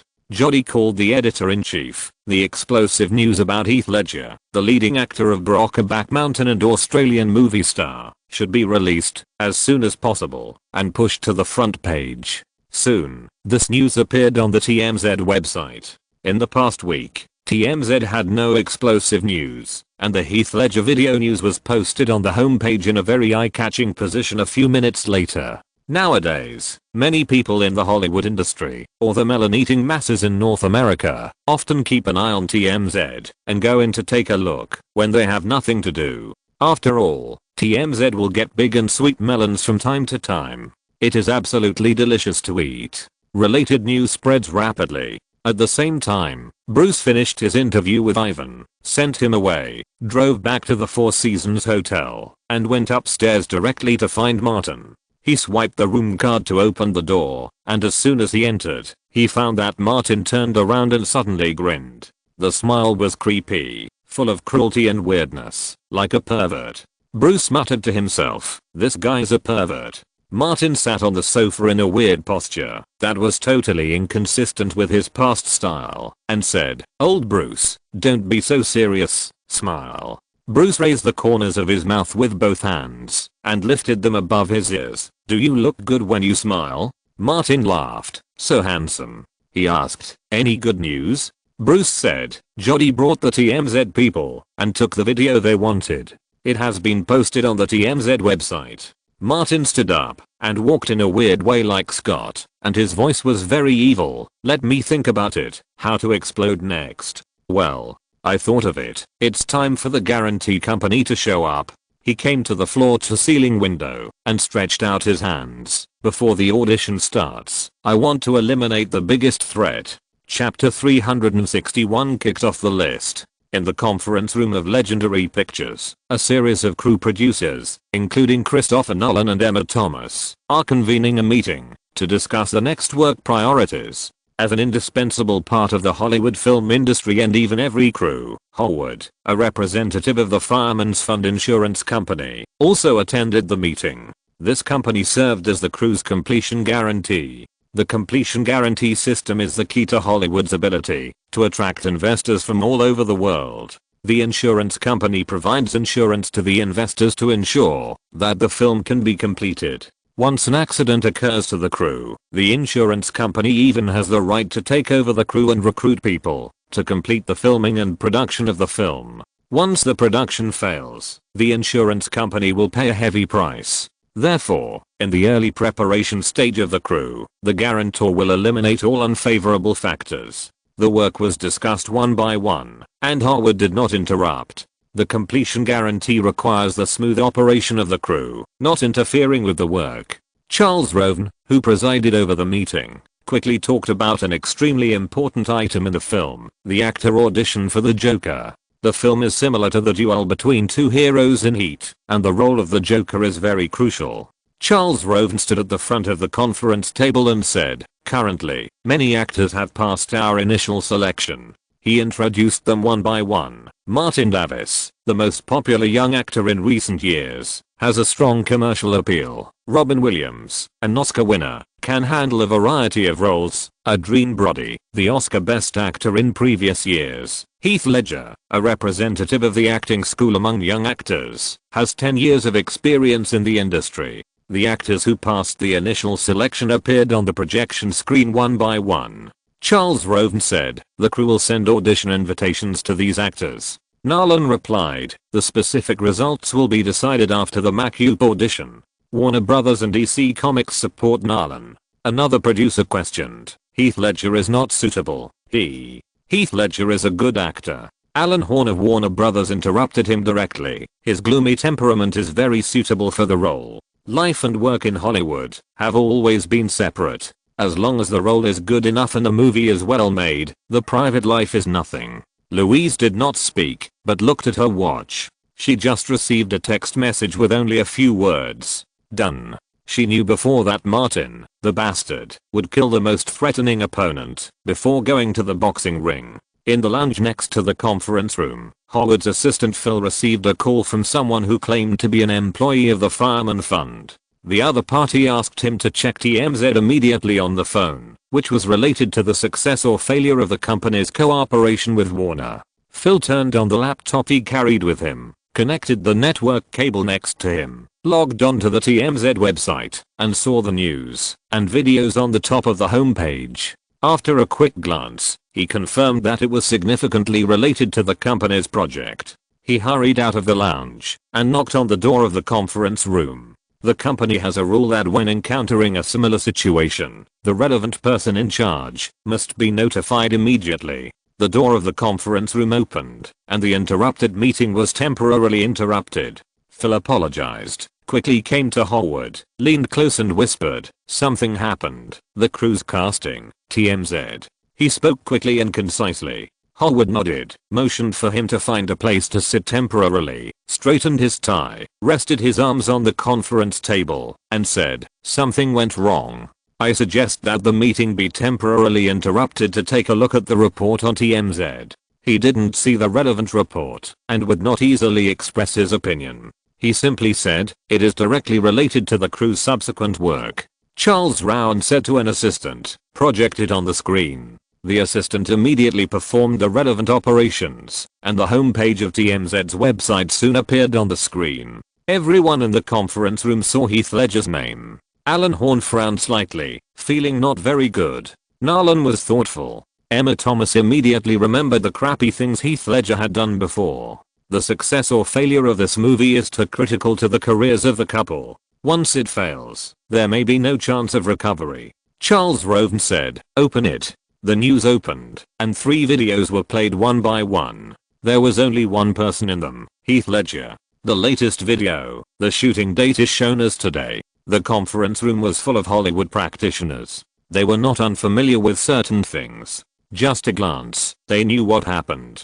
Howard's job is to control risks. He was thinking, while watching the video. After the video was played, he said directly, "Heath Ledger was once on the Brooklyn set in New York. Because of his personal behavior, he endangered the lives of others. I didn't object before, thinking that he had reformed, but at present, the situation is not optimistic." He concluded, "From the perspective of crew safety, I have reason to suspect that Heath Ledger may endanger the safety of other actors. If the crew uses Heath Ledger, it will jeopardize the filming and completion of the film." Charles Roven looked at Alan Horn. As they were in the same company, he hoped that Alan would not do anything stupid. Alan Horn did not speak again, as if it had nothing to do with him. Because of Bale's request, he mentioned that Alan Horn was fine, but he was not willing to take too much risk for this. Charles Roven exchanged glances with DC Comics director All-In and quickly reached an agreement, saying, "Cancel Heath Ledger's audition invitation. He is not suitable for this crew." Emma Thomas immediately followed and said, "I agree." Nolan did not speak. Bale had made a promise to him, but this promise was obviously unreliable. No one present objected, and Heath Ledger was crossed off the crew's audition invitation list. At the end of the meeting, Hollywood found Charles Roven alone and had a brief exchange. In this matter, the crew did not do a rigorous job. Charles Roven gave the proper attitude. "I promise, something like this will not happen again." Hollywood reminded, "Charles, we have worked together many times, but this time the budget is too high, with a production cost of $180 million US.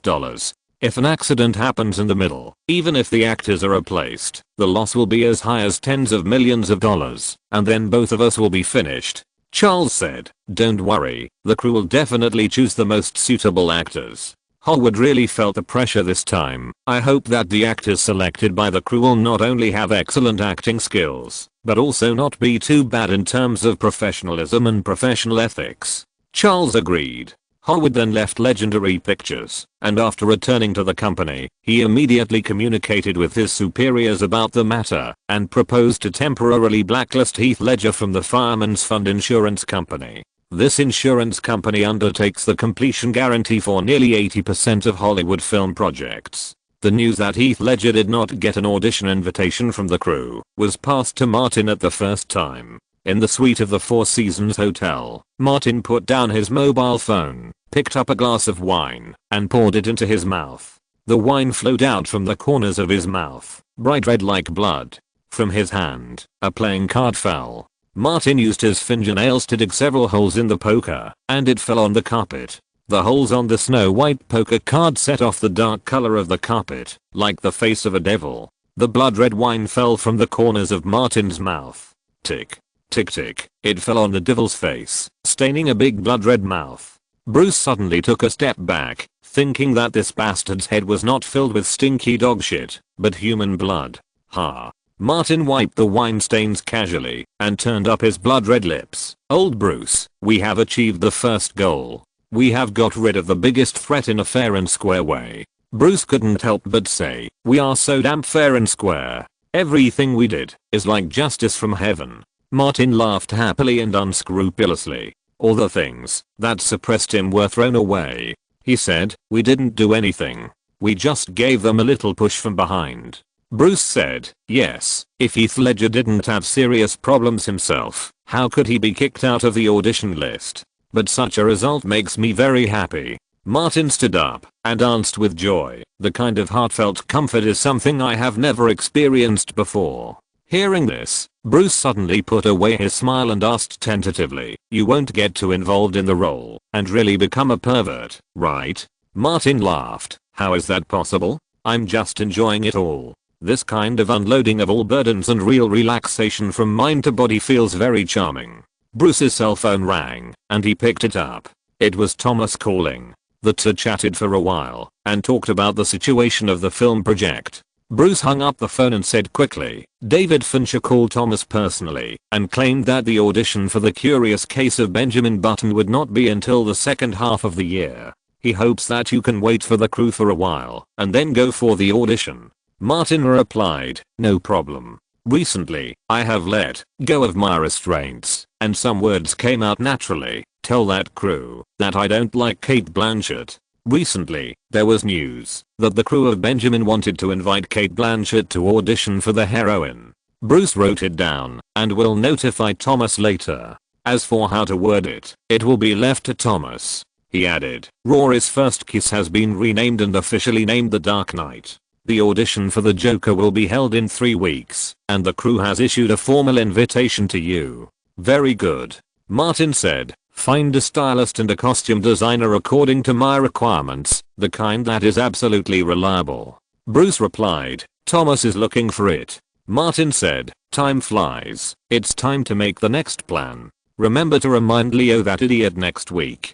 Bruce understood what was going on. "Did everyone in the crew see your efforts?" Chapter 362, a third-party intervention. At the Sunshine Hotel, Heath Ledger was stunned when he heard the news, and he couldn't understand why. Bale said that he would do his best to help him, but he couldn't even get the last audition, let alone get the role. A person saw hope, but got despair, which was a huge blow. Heath Ledger picked up the phone and dialed Bale's number. He originally wanted to question Bale, but thinking about all Bale had done for him, the only thing he could say was, "Why did it turn out like this?" Bale sighed. "Your news appeared on TMZ." He could only say, "Sorry, Heath, I called you from New York, but I didn't expect this result." Heath Ledger had already turned on the computer and saw the news on TMZ, saying, "It has nothing to do with you, it's my own fault." Bale persuaded, "Quit it, as long as you try hard to quit, you can get your career back." "I'll try." Heath Ledger didn't say much and quickly hung up the phone. At this moment, the depression in his chest could not be any worse, and there was only one way to resolve it. Therefore, Heath Ledger decided to quit smoking after returning to New York. After all, he had lost his role, so it would not be too late to quit smoking after returning to New York. 10 minutes later, Heath Ledger, who was extremely excited, rushed out of the hotel. Because of the news from TMZ, many paparazzi and entertainment reporters were waiting in front of the hotel. Someone immediately surrounded him. "Heath Ledger, how did you become like this?" Heath Ledger seemed not to hear, but just yelled, "Michelle Williams left me because Martin Davis was a third party and interfered."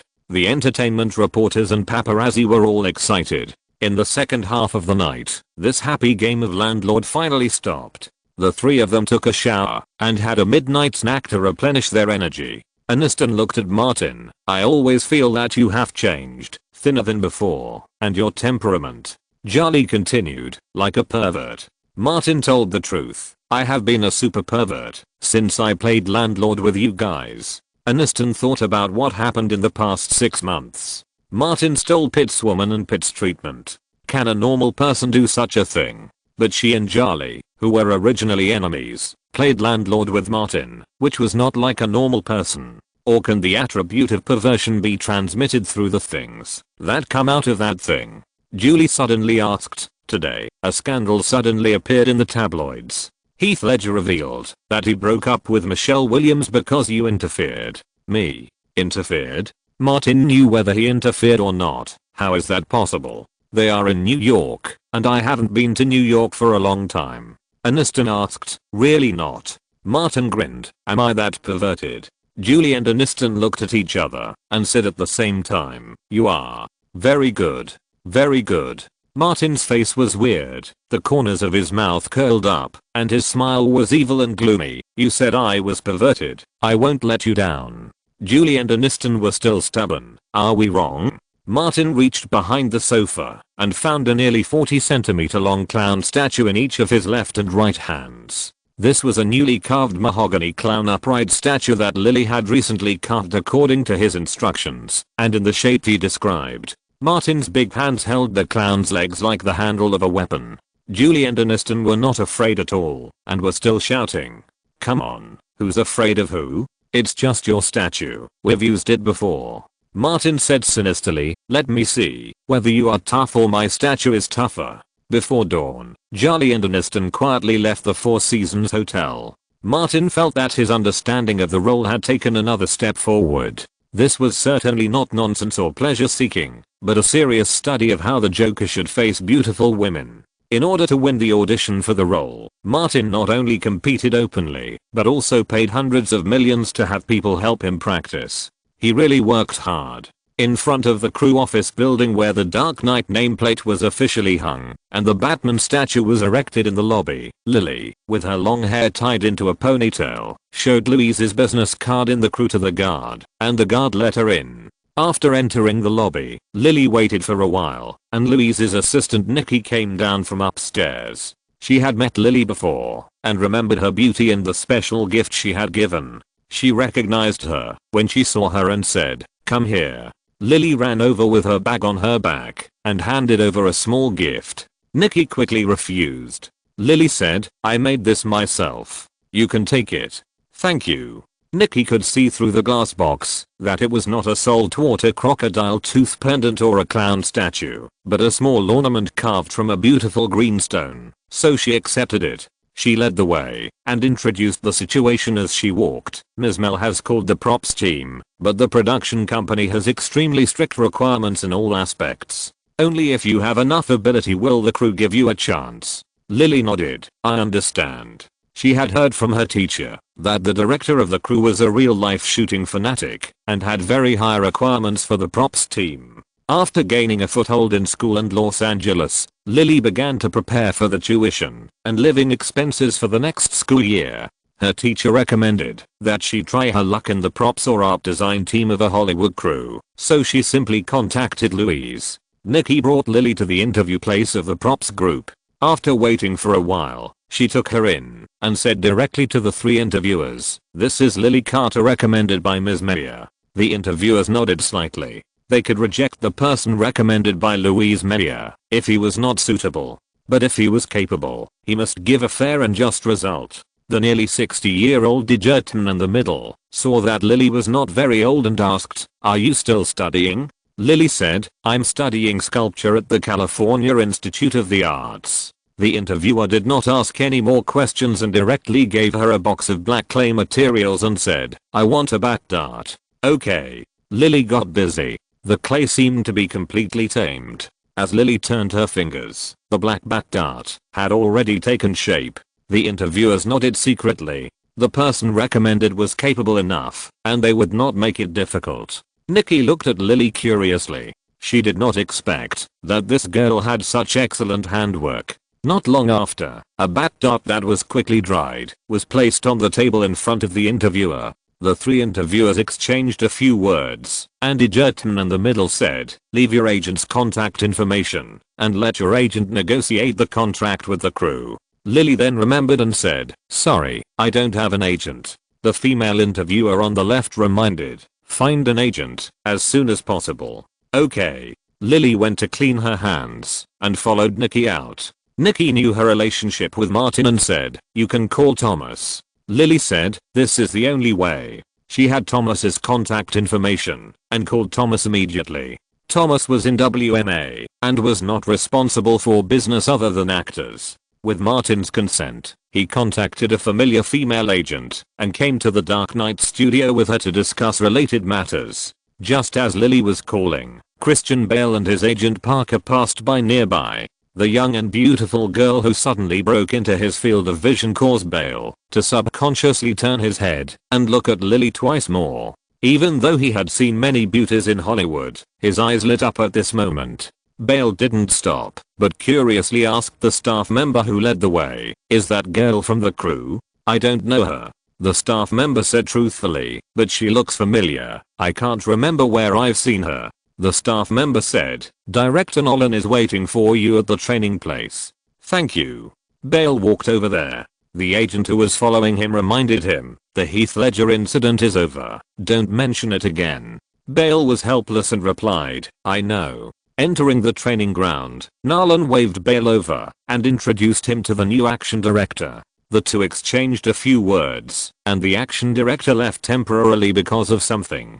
Nolan called Bale to a deserted place near the window and said, "The production budget of this project alone is as high as $180 million. Do you know how important it is to me?"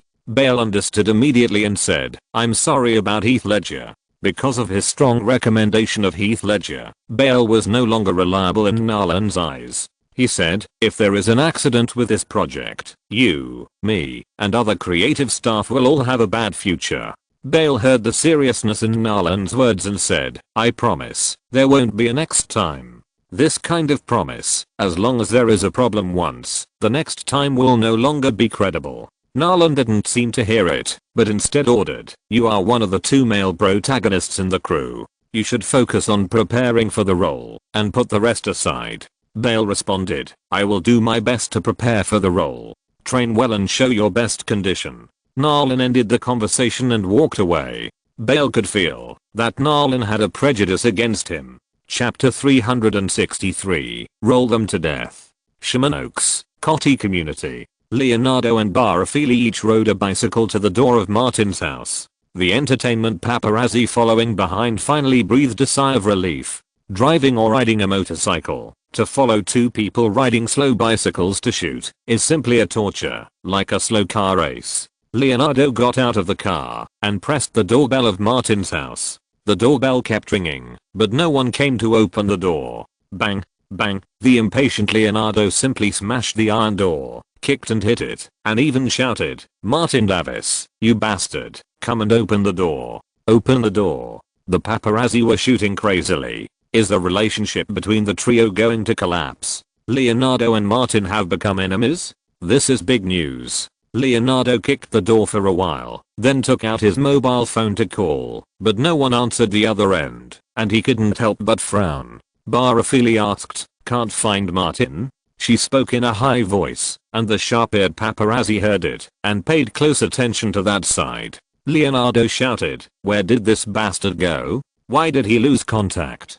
Barafili didn't understand the situation at all, and asked, "Is there an accident?" Leonardo looked anxious and shouted, "Let's go and find him." The paparazzi had a keen sense of smell, and realized that big news had happened. Regardless of the daily tacit understanding between them and the stars, they surrounded them, and wanted to find out. All the paparazzi's eyes fell on a blonde long-legged female paparazzi, motioning her to ask questions. If someone else asked, Leonardo might get angry, but the blonde long-legged question might give him the answer. The female paparazzi asked loudly, "Leo, did you have a conflict with Martin? Did you come here to smash the door?" Leonardo stopped, with an undisguised anxiety on his face, and his brows were furrowed. "Martin is missing." "Missing?" The paparazzi smelled the smell of super big news. "Yes, he's gone." Leonardo said, "I can't find Martin. I can't contact Martin. It's been almost 20 days. I can't get through on the phone. I went to his house today, but it seems that no one is home. I just contacted his agent, and the agent is also trying to contact him." The female paparazzi asked, "So, Martin Davis is missing?" Leonardo nodded and said, "You are well informed. Please help me find out where that bastard Martin has gone." The paparazzi didn't bother to ask more questions, and took out their mobile phones to make calls. Leonardo, as a close friend, couldn't contact Martin, which meant that Martin had encountered an accident. Leonardo stopped riding his bicycle, called a car, and went straight to WMA in Century City. That afternoon, the news about Martin's disappearance spread all over the internet through some entertainment blogs and gossip websites. Some reporters even asked Charlie and Aniston, and the latter two said that they hadn't contacted Martin for a while. The next day, Leonardo bought space in the Hollywood Reporter and Los Angeles Times, and published a missing person notice, looking for Martin Davis. The media became very enthusiastic, and paparazzi all over Los Angeles started to move, looking for news about Martin. This kind of thing cannot ferment for too long. That morning, Martin posted a message on his blog, telling everyone that he was fine, and was in seclusion at the Four Seasons Hotel, to prepare for a new role, and did not want to be disturbed. At noon, Leonardo's car stopped at the entrance of the Four Seasons Hotel under the attention of countless reporters and paparazzi. Bruce went out to greet him, and took Leonardo upstairs. "Old Bruce, I heard that Martin hooked up with Heath Ledger's fiancée Michelle Williams?" Leonardo asked as he walked. "Isn't it true?" Bruce said, "It should be false." Leonardo didn't think so. "Doesn't he like beautiful 30-year-old women who have boyfriends or husbands?" Bruce thought about it carefully, and it seemed that he was not wrong. The two took the elevator upstairs. Bruce opened the door, and Leonardo saw Martin when he entered the room, and unconsciously took 2 steps back. Behind him, the door slammed shut. Leonardo subconsciously wanted to open the door, because Martin, who was grinning across from him, looked like a pervert. He was filled with evil and madness. "Haha, Leo, long time no see." Martin flicked a card and a card flew out of his hand. "I'll give you a gift." Leonardo caught the card, and found it was a big ghost. He said, "I posted the missing person notice for you. You are so full of bad ideas." Martin's voice did not change, but his tone changed, which made people shudder. "Don't you think it's fun to play tricks on them?" Leonardo put away the playing cards. "I will play with you if it's fun. If it's boring, I won't help you, even if you pay me." Rich people focus on having fun. Martin gave him another nice guy card. Leo, you are a nice guy. He laughed. Don't you like fun games? When this job is done, I invite you to blow up Washington. You should invite Jack. He will like it. Leonardo shrugged. I'm more suitable for bombing supermetals. Martin nodded and agreed. Indeed. After all, it can be launched once every 11 seconds. Leonardo gave him a middle finger. I'm leaving. Martin said, no need to see you off. Leonardo went out, patted Bruce on the shoulder, and said, it's not easy for you not to be angry. Bruce's face was full of sorrow. Life is really too difficult, especially to protect people like Martin. Leonardo sympathized with Bruce very much. One day you will be the insider, and we will do him a hard job together. Bruce stopped talking. Leonardo went downstairs and deliberately went out through the main entrance where reporters and paparazzi gathered, and stood in the most conspicuous place. Reporters and paparazzi surrounded him. Is Martin in the hotel? Has he been threatened or coerced?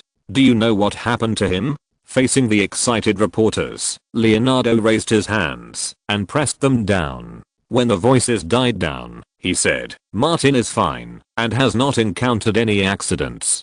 Please rest assured. He further said, the reason why we can't contact him is that Martin is preparing for the role in the new film. He wants to figure out the role and analyze the psychology of the role. He doesn't want to be disturbed by anyone. Immediately, a reporter asked, what role is this? It's a very complicated role. I don't know the details. Leonardo continued, Martin has been hiding in the hotel to study the role for nearly 20 days. It may continue for another 2 weeks. I hope everyone will not disturb him. Martin has been completely immersed in the role. I just said a few words to him and left quickly. The reporters and paparazzi still had questions. The driver had already driven the car over. Leonardo said no more, opened the door, and got in the car. After the car left, the reporters and paparazzi could not enter the hotel and quickly dispersed to report the relevant events as soon as possible. Involving Martin and Leonardo, it was definitely big news. Inside the hotel, Bruce saw Leonardo off, returned to the suite, and said, Leo went downstairs to face the reporters. Martin nodded. What about the news about the competitors? Bruce said again. Ivan photographed Adrien Brody, Josh Brolin and Robin Williams, and the relevant news was sold. Martin thought to himself that hard work must be compared. The next morning, the news that Martin had locked himself in the hotel for a long time and devoted all his efforts to figure out and study sexual roles appeared in the entertainment pages of various newspapers and magazines. Warner Studios, Dark Knight Studio. Producer Charles Roven finished a period of busy work, took a few newspapers sent by his secretary, and read them at a glance. This is also a way to relax after work, and it is also a habit he has developed for a long time. Charles Roven turned to the second page of the Hollywood Reporter, quickly scanned the page, and his eyes stopped on an entertainment news. Martin Davis has been found. Leonardo withdraws the missing person notice. The newspapers published Leonardo's words in the interview in front of the Four Seasons Hotel. Charles Roven glanced over the part about Martin and read it again carefully. He actually hid in the hotel and devoted himself to studying the role for so long. He nodded slightly. Sure enough, the rumors in the industry that Martin Davis is dedicated and hardworking are not false rumors. Warner Brothers has cooperated with Martin many times, and Charles Roven has also heard about Martin Davis from other Warner producers. He is very troublesome, but also very dedicated. The production budget of the project is as high as $180 million US. Charles Roven is the most powerful person in the crew and the first person responsible. Of course, he hopes that the protagonist actor will give everything for the role. There was a knock on the door. After Charles said please come in, DC Comics director Olin pushed the door in and pulled out a chair to sit opposite him. Seeing the newspaper in front of Charles, Olin said, I heard Nicholson and Scorsese mention that when preparing for the audition for The Departed, Martin Davis went to the Boston Police Department and followed them to experience life for nearly a month. Charles Roven said, it turns out that this is not the first time. A hard-working actor has a good habit. Whether it is Batman or the Joker, they are his own babies. Olin felt comfortable to be valued so much by the actors. He said, Martin's serious attitude is impeccable. He then shook his head. Others are a little worse. Charles Roven had sufficient communication and exchanges with the Nolan brothers. The Joker is a very complex character, even more complicated than Nicholson's version in 1989. The more fully prepared the actors are, the better. All in added, compared to Martin, other actors just treat our projects and roles as ordinary movie roles. He reminded Charles, look at the TMZ report. Charles opened the TMZ website and saw a Dream Brothers photo. After clicking it, he found that it was a weekly street shot column of Hollywood stars. There were many photos of stars shopping and relaxing on vacation. For example, Sylvester Stallone is playing on the beach with his 3 daughters. Tyson and his 3,000-pound tiger. A Dream Brody is enjoying the bright sunshine of the Mediterranean in Spain. Tom Cruise is shopping with his wife and daughter. Josh Brolin has a yacht party. Robin Williams is enjoying his family on his farm. Despite the large number of stars, Charles Roven found 3 actors involved with the crew. These are all normal. After all, stars are also human beings, but compared to Martin Davis, they don't take the role of the Joker seriously and don't work hard. There is a big difference in attitude, and their professionalism is not as good as that of the young Martin Davis. Chapter 364 Leonardo's Enlightenment. The busy work came to a temporary end. Emma Thomas left the studio and went to a nearby dessert shop to enjoy afternoon tea, which is indispensable for British people. When she arrived at the shop, Mean was waiting for her. Emma asked for black tea and sat down at the table. Mean smiled and said, I asked for a cake for you, with double sugar. The black tea and cake were served together. Emma smelled the sweet fragrance and her mood suddenly improved. You understand me. Drinking afternoon tea with you always makes me enjoy the most wonderful taste. Mean also asked for a cake. Who makes us have the same taste? He endured the discomfort and took a big bite of the cream cake that was so sweet that it made him sick. When Emma had enjoyed most of the cake and was in the best mood, Mean picked up the teacup. A cup of English black tea will calm my fear. Emma asked with concern. What happened? Mean said, the missing person notice issued by Leonardo scared me a lot. I thought the boss was missing, but it turned out that he hid in the hotel. Emma has been busy today and has not paid attention to this matter. She asked, what's going on? In order to figure out and study the role of the Joker, the boss locked himself in the Four Seasons Hotel and cut off all external contacts. After Mean explained the specific situation in detail, he exclaimed, the boss worked so hard. Last year, for the role in The Departed, he went to the Boston Police Department to experience life. He also followed the people in the Detective Bureau to catch traffickers and gangsters. Under the influence of Mean, Emma already had a very good impression of Martin, and now she approved even more. The project investment is so large and the pressure is so great.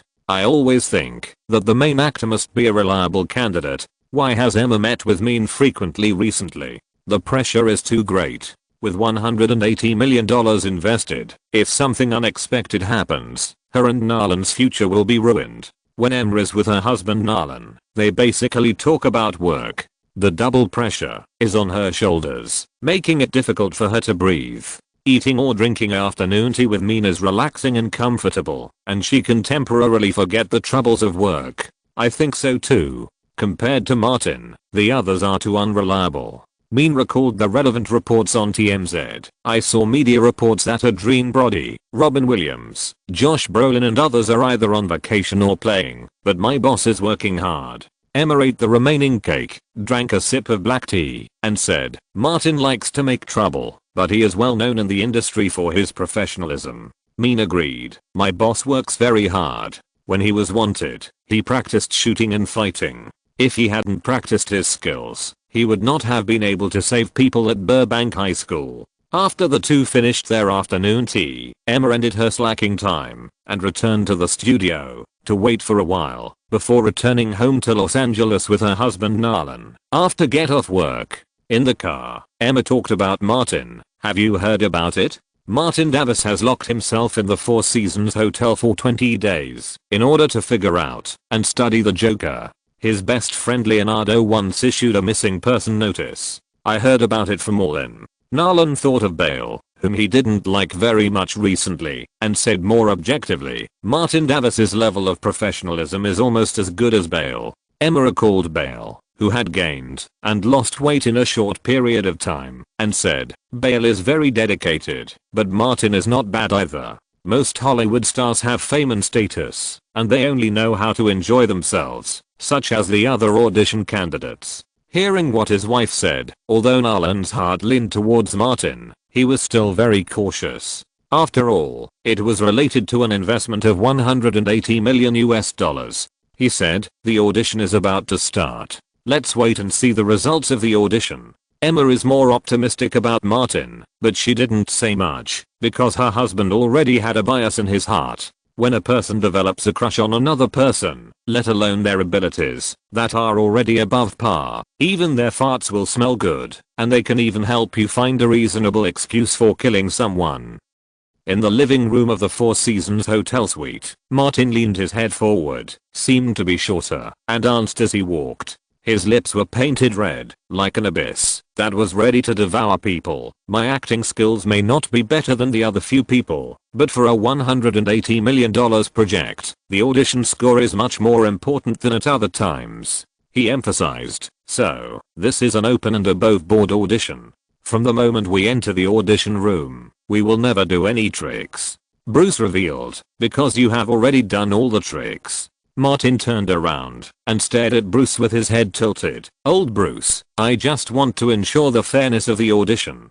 Thomas on the other side saw Martin's expression and said as if he had seen a ghost, "The audition will definitely be fair and just." Martin laughed and pointed at Thomas. "Look, my agent sees it so clearly. I will defeat all opponents in a fair and just audition. As for some opponents not being able to participate in the audition, and some opponents leaving a bad impression on the crew before the audition, what does it have to do with us?"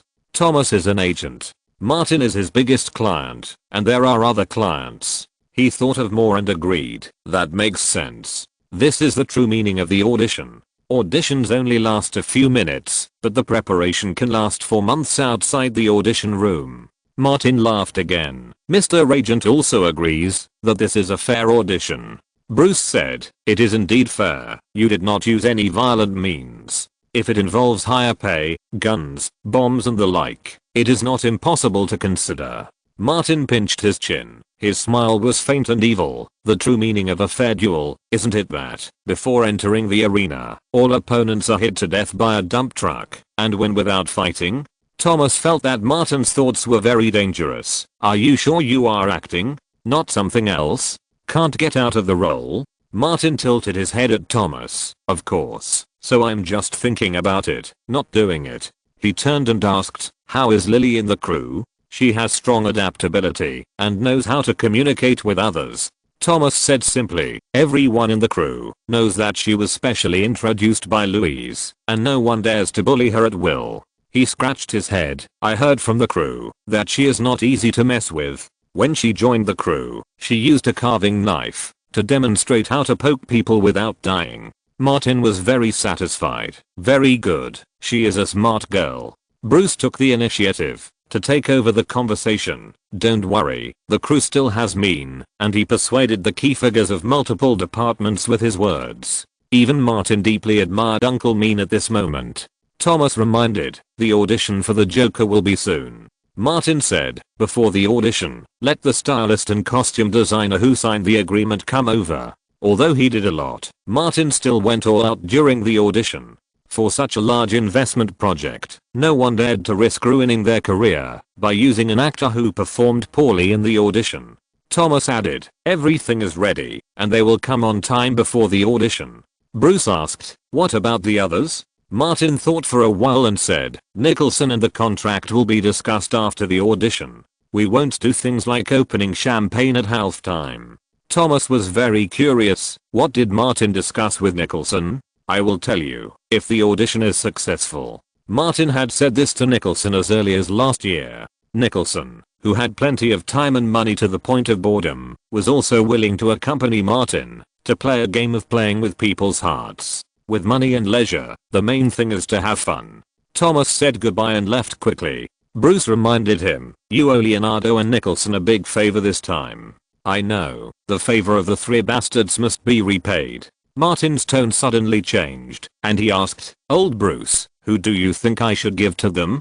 Two black and strong men, or a short, ugly and poor black woman? Although he knew that Martin was joking, Bruce seemed to see Leonardo and Nicholson crying silently and said, "Be a human being." Martin knew what the other two bastards were thinking. They must be thinking about how to mess with me, so before they mess with me, I want to let them take a dirt plane and enjoy the ultimate happiness in life. Leonardo and Nicholson were drinking at the Avalon bar. The latter asked, "Martin invited the two of us to help him this time, so we have to charge some interest." Leonardo gently turned his glass. "How can we deal with him properly this time?" Nicholson lowered his voice. "He told me some ideas last year. If he can pass the audition and get the role, we will kill him." Leonardo glared. "No matter how bad Martin is, he is still our brother. At most, let him die among women." "That's not what I mean." Nicholson waved his hand. "Let him die of depression." Leonardo moved closer and asked, "Do you have a plan?" Nicholson said, "Some preliminary ideas, depending on the situation at that time." He lowered his voice, and after talking for a while, he asked, "A person who plays a role like the Joker becomes a villain and dies of depression. Isn't it a good thing to see?" Leonardo was in a good mood and patted the table. "I think Martin will definitely like this ending. Three bastards together can turn the crew upside down. These two bastards together think they can make a person depressed." Leonardo drank a glass of wine, and then saw his enemy, and said, "Jack, Orlando Bloom is here." Nicholson was old and shrewd. He pressed Leonardo's arm and reminded him, "Our force is not here. Let him go today. There will be plenty of opportunities to deal with him in the future. Let me tell you something." Leonardo said mysteriously, "You know, I have a lot of friends in the modeling circle. After returning from Miami, I specifically asked someone. Miranda Kerr did accept Orlando Bloom's pursuit after the Victoria's Secret show last year and became his boyfriend." He laughed. "Martin may have received news about this and focused on dealing with Kerr on the island. As a result, Kerr turned her face against Orlando Bloom when she saw him again. After the bar that day, she ran to Martin's room." Nicholson said, "It's Martin who likes to steal other people's women the most." Leonardo fully agreed. "That bastard Martin is a pervert." He sighed. "Ordinary women are not fragrant, and the stolen ones are special." Nicholson was alert. "Fortunately, I don't have a wife or a girlfriend." This made so much sense that Leonardo suddenly realized, "For the sake of our brotherhood, I have decided not to find a wife in the future." If you're listening to this novel on a channel other than Fanfic World, it means they downloaded and uploaded it without effort. We cordially invite you to visit our channel, Mundo Fanfic Novelos. There you'll find the original version of this story and you can explore many other novels of various genres. We're waiting for you to immerse yourself in a world of incredible novels. Chapter 365 Chaos Brings Fairness. At Warner Studios, Martin, wearing a long cape, accompanied by Thomas, came to the Dark Knight studio and entered a dressing room. Thomas had already communicated with the crew. An assistant from the crew came over and said, "Please wait a moment. I will come to inform you before the audition begins." Martin lowered his head and did not speak. Thomas replied, "Thank you." When the door closed, Martin suddenly raised his head and smiled at Thomas. Thomas' heart tightened, and he quickly turned around and sat with his back to Martin. These days, he always had nightmares at night. There was a monster with a white face and a red mouth, and a big bomb was stuffed under his butt. The bomb exploded, and he flew into the sky. No matter how he struggled, he couldn't land until he woke up. Bruce held Martin's mobile phone and leaned against the wall. The text message alert sounded suddenly. He took it out and took a look and said to Martin, "Robert is ready." Martin laughed. "My high priest has started the blessing ceremony again." Thomas didn't understand what this meant and looked at Bruce in surprise. Bruce shook his head and said nothing more. The fewer people who know about this kind of thing that has been tried and tested, the better. Besides, Martin is already a jerk enough, so he should not become a cult leader or something like that. In the audition room on the other side, many producers and director Nolan from the crew gathered together. Oscar winner Adrien Brody's Macup audition has just ended. His acting is okay, but Nolan always feels that something is missing. In short, the indescribable impression is not very good. Emma Thomas said, "Thank you for your wonderful performance. We will notify you of the audition results as soon as possible. Okay. Adrian said goodbye and left the audition room. Narlan looked at Charles Roven and Allin, and the latter said, I can't tell why. It's similar to Josh Brolin in front. I feel that his performance is missing something. Charles Roven continued, there is no such spirit of going forward and reckless. Emma Thomas said directly, they were not well prepared in the early stage, and their performance was average during the audition. It's normal. Louise sat in the back row and did not express her opinion, but she knew that these people's psychology was affected to some extent. A 10% psychological deviation in the early stage may cause several times the impact. Emma Thomas said, let Martin Davis come over. An assistant immediately went to notify. Not long after, the door of the audition room opened, and a person who was a little unfamiliar in terms of figure and temperament walked in with a weird posture. The moment the person turned to face the producer and director, Narlan's heart jumped. He took a photo of the photographer, who had already turned on the camera. Martin's head and neck leaned forward, and his bright red scarred lips on his snow white face seemed to be open to his ears. He grinned and showed off wantonly.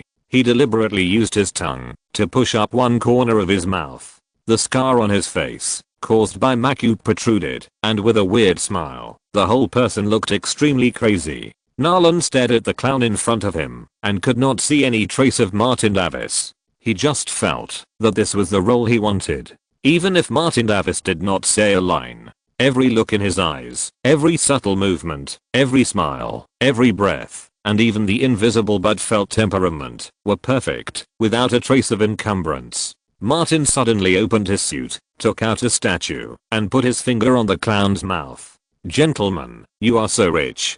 He pulled up his worn suit jacket. People outside are extremely poor. This is so unfair. He walked in front of the camera and said with force, I have planted a bomb here, ready to create a little riot. Do you see the statue in my hand? As long as I press it, it will explode here. Martin laughed crazily, weirdly, and wantonly. Disrupt the original order. Everything becomes chaotic. Do you know the benefits of chaos? It can bring fairness. He chattered. Now I count to 10. If someone doesn't take off their clothes, there will be no chance of fairness. Narlan said at this time. Okay. Martin was still counting. 1, 2. The tone was weird, with a crazy power. When he counted to 8, he stopped and smiled. Weirdly creepy. Sorry, I'm too deep into the play. Narlan said, go out and wait for a while. Martin didn't say anything else, and staggered out of the audition room. Allin called Martin. What's that in your hand? Martin threw it to him, and said with a smile, this is the key to chaos. Press its mouth, and it will explode. Allin was about to touch the mouth of the clown sculpture, but suddenly stopped. For a moment, he couldn't tell whether what Martin said was true or false. He stared at the statue, which was based on Martin's clown. The shape was realistic and the carving was fine, like a fine handmade work of art. Martin walked out of the audition room without stopping. As soon as the door closed, Narlan couldn't wait to express his opinion. This is the clown I want. Unbelievable, arbitrary, and extremely terrifying. Emma Thomas understood what her husband meant and said directly, I suggest choosing Martin to play the clown. He auditioned better than others, and is more hardworking and dedicated.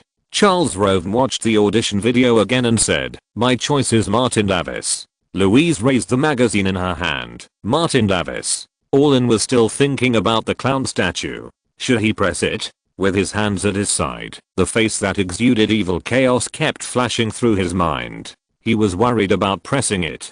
Louise reminded him, who's your choice? Allin picked up the statue and pointed. My choice is him. Alan Horn, who had been silent all the time, also nodded. I agree. All the bigwigs agreed, and Charles Roven simply said, I will now announce the results of the audition. Martin Davis passed the audition and won the role of the Joker. He looked around. Who has any questions? I do. Allin held up the clown statue in his hand. Look at this thing. It's very similar to the clown just now. Can it be made into a peripheral? Narlan took a look. As a real-life shooting fanatic, he had his own judgment. The workmanship is quite good. Charles Roven also took a look and said, it feels like this thing has other uses besides being a decoration. Others may not know, but Louise knows it very well. Martin's clown statue. Many people in Hollywood who have worked with Martin have received similar souvenirs. The casting director, who had almost no say, said, "I've seen it from many people in the industry." Allin realized the commercial value of this and immediately said, "Hurry up and negotiate with Martin and ask him to temporarily stop giving it away. We will add relevant clauses to the actor's contract and develop it as a movie peripheral. This thing is different from the Joker image in DC Comics and there is no infringement." He asked Louise, "Do you know who the sculptor is?" Louise said, "Lily Carter, Martin Davis' neighbor's sister, is currently working as a temporary worker in the props group of the crew." Allin suggested, "Transfer her to the creative group and let her and her agent participate in the three-party negotiations." Charles Round reached out to take the clown statue, but before his hand touched the clown's head, Allin changed direction and handed over the legs and feet.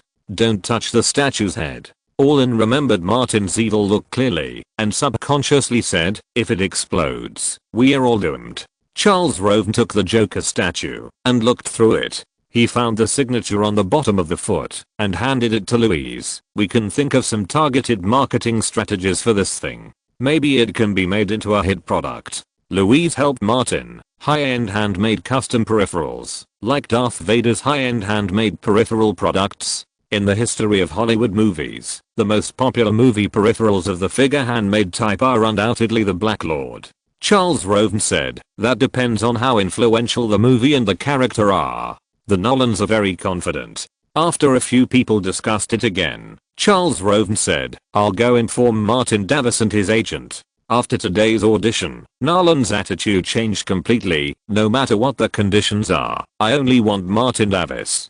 Charles Roven thought about it. He already has 4 films with a North American box office of over $100 million, and the salary cannot be less than $13 million. Allin was talking about the reality. The film's initial investment is too high, and the excessive production budget will further increase the investment risk. Nolan reminded, to achieve the ideal effect, the budget for shooting and post-production cannot be reduced. Alan Horn casually suggested, then a part of the initial salary plus an appropriate share in the later stage, to reduce the initial investment risk. Charles Roven also felt that the use of such terms in the sequel would cause the investors to suffer losses in the later stage. But Martin Davis's box office appeal in addition to the audition is also what they want. The representatives of these investors are eager to let the star actors perform at a basic salary. After a short discussion, all the auditions for today were completed. Charles Roven left the audition room first and asked someone to call Martin and Thomas to inform them that Martin had won the role of the Joker. In the dressing room, Martin had already taken off his makeup. When he heard the audition result Thomas relayed, he laughed and said, "See, as long as the audition is fair, we will be the final winners." Bruce thought to himself that this audition was so damn fair. Thomas was in a good mood and said, "It would be great if every audition was so fair in the future." The audition result is out. Martin grinned and said, "Now it's your turn to fight for a fair treatment for me." Thomas said, "Leave it to me." The three of them left the dressing room together and came to the front hall of the studio. Louise was waiting for them there. They went to a nearby cold drink shop and Louise told him about the clown sculpture in general. Martin was not surprised, because using the sculpture as a prop was his intention. The specific cooperation in the future will be discussed with the crew and Warner. Chapter 366 Box Office Share. At the Four Seasons Hotel, Louise followed Martin into the suite. The floor was littered with clumped waste paper, and the walls were covered with scary and bizarre pictures, which made people feel uneasy. The protagonists in some portraits were obviously not human, and they had tentacles and other things. One of them seemed to be Martin's self-portrait. Martin's painting skills were very limited. He cut a poster of the leader of the Coke cult, used the poster's head as the character's head, and drew a picture like graffiti. The body in the portrait was shrouded in smoke and disorder, which made people dizzy and confused. No time to clean up. Martin has been concentrating on studying the role for more than a month, and is used to speaking in a weird tone. It's a little messy, but I like it very much. Hearing this voice, and looking at the images around her, Louise shuddered unconsciously and always felt eerie.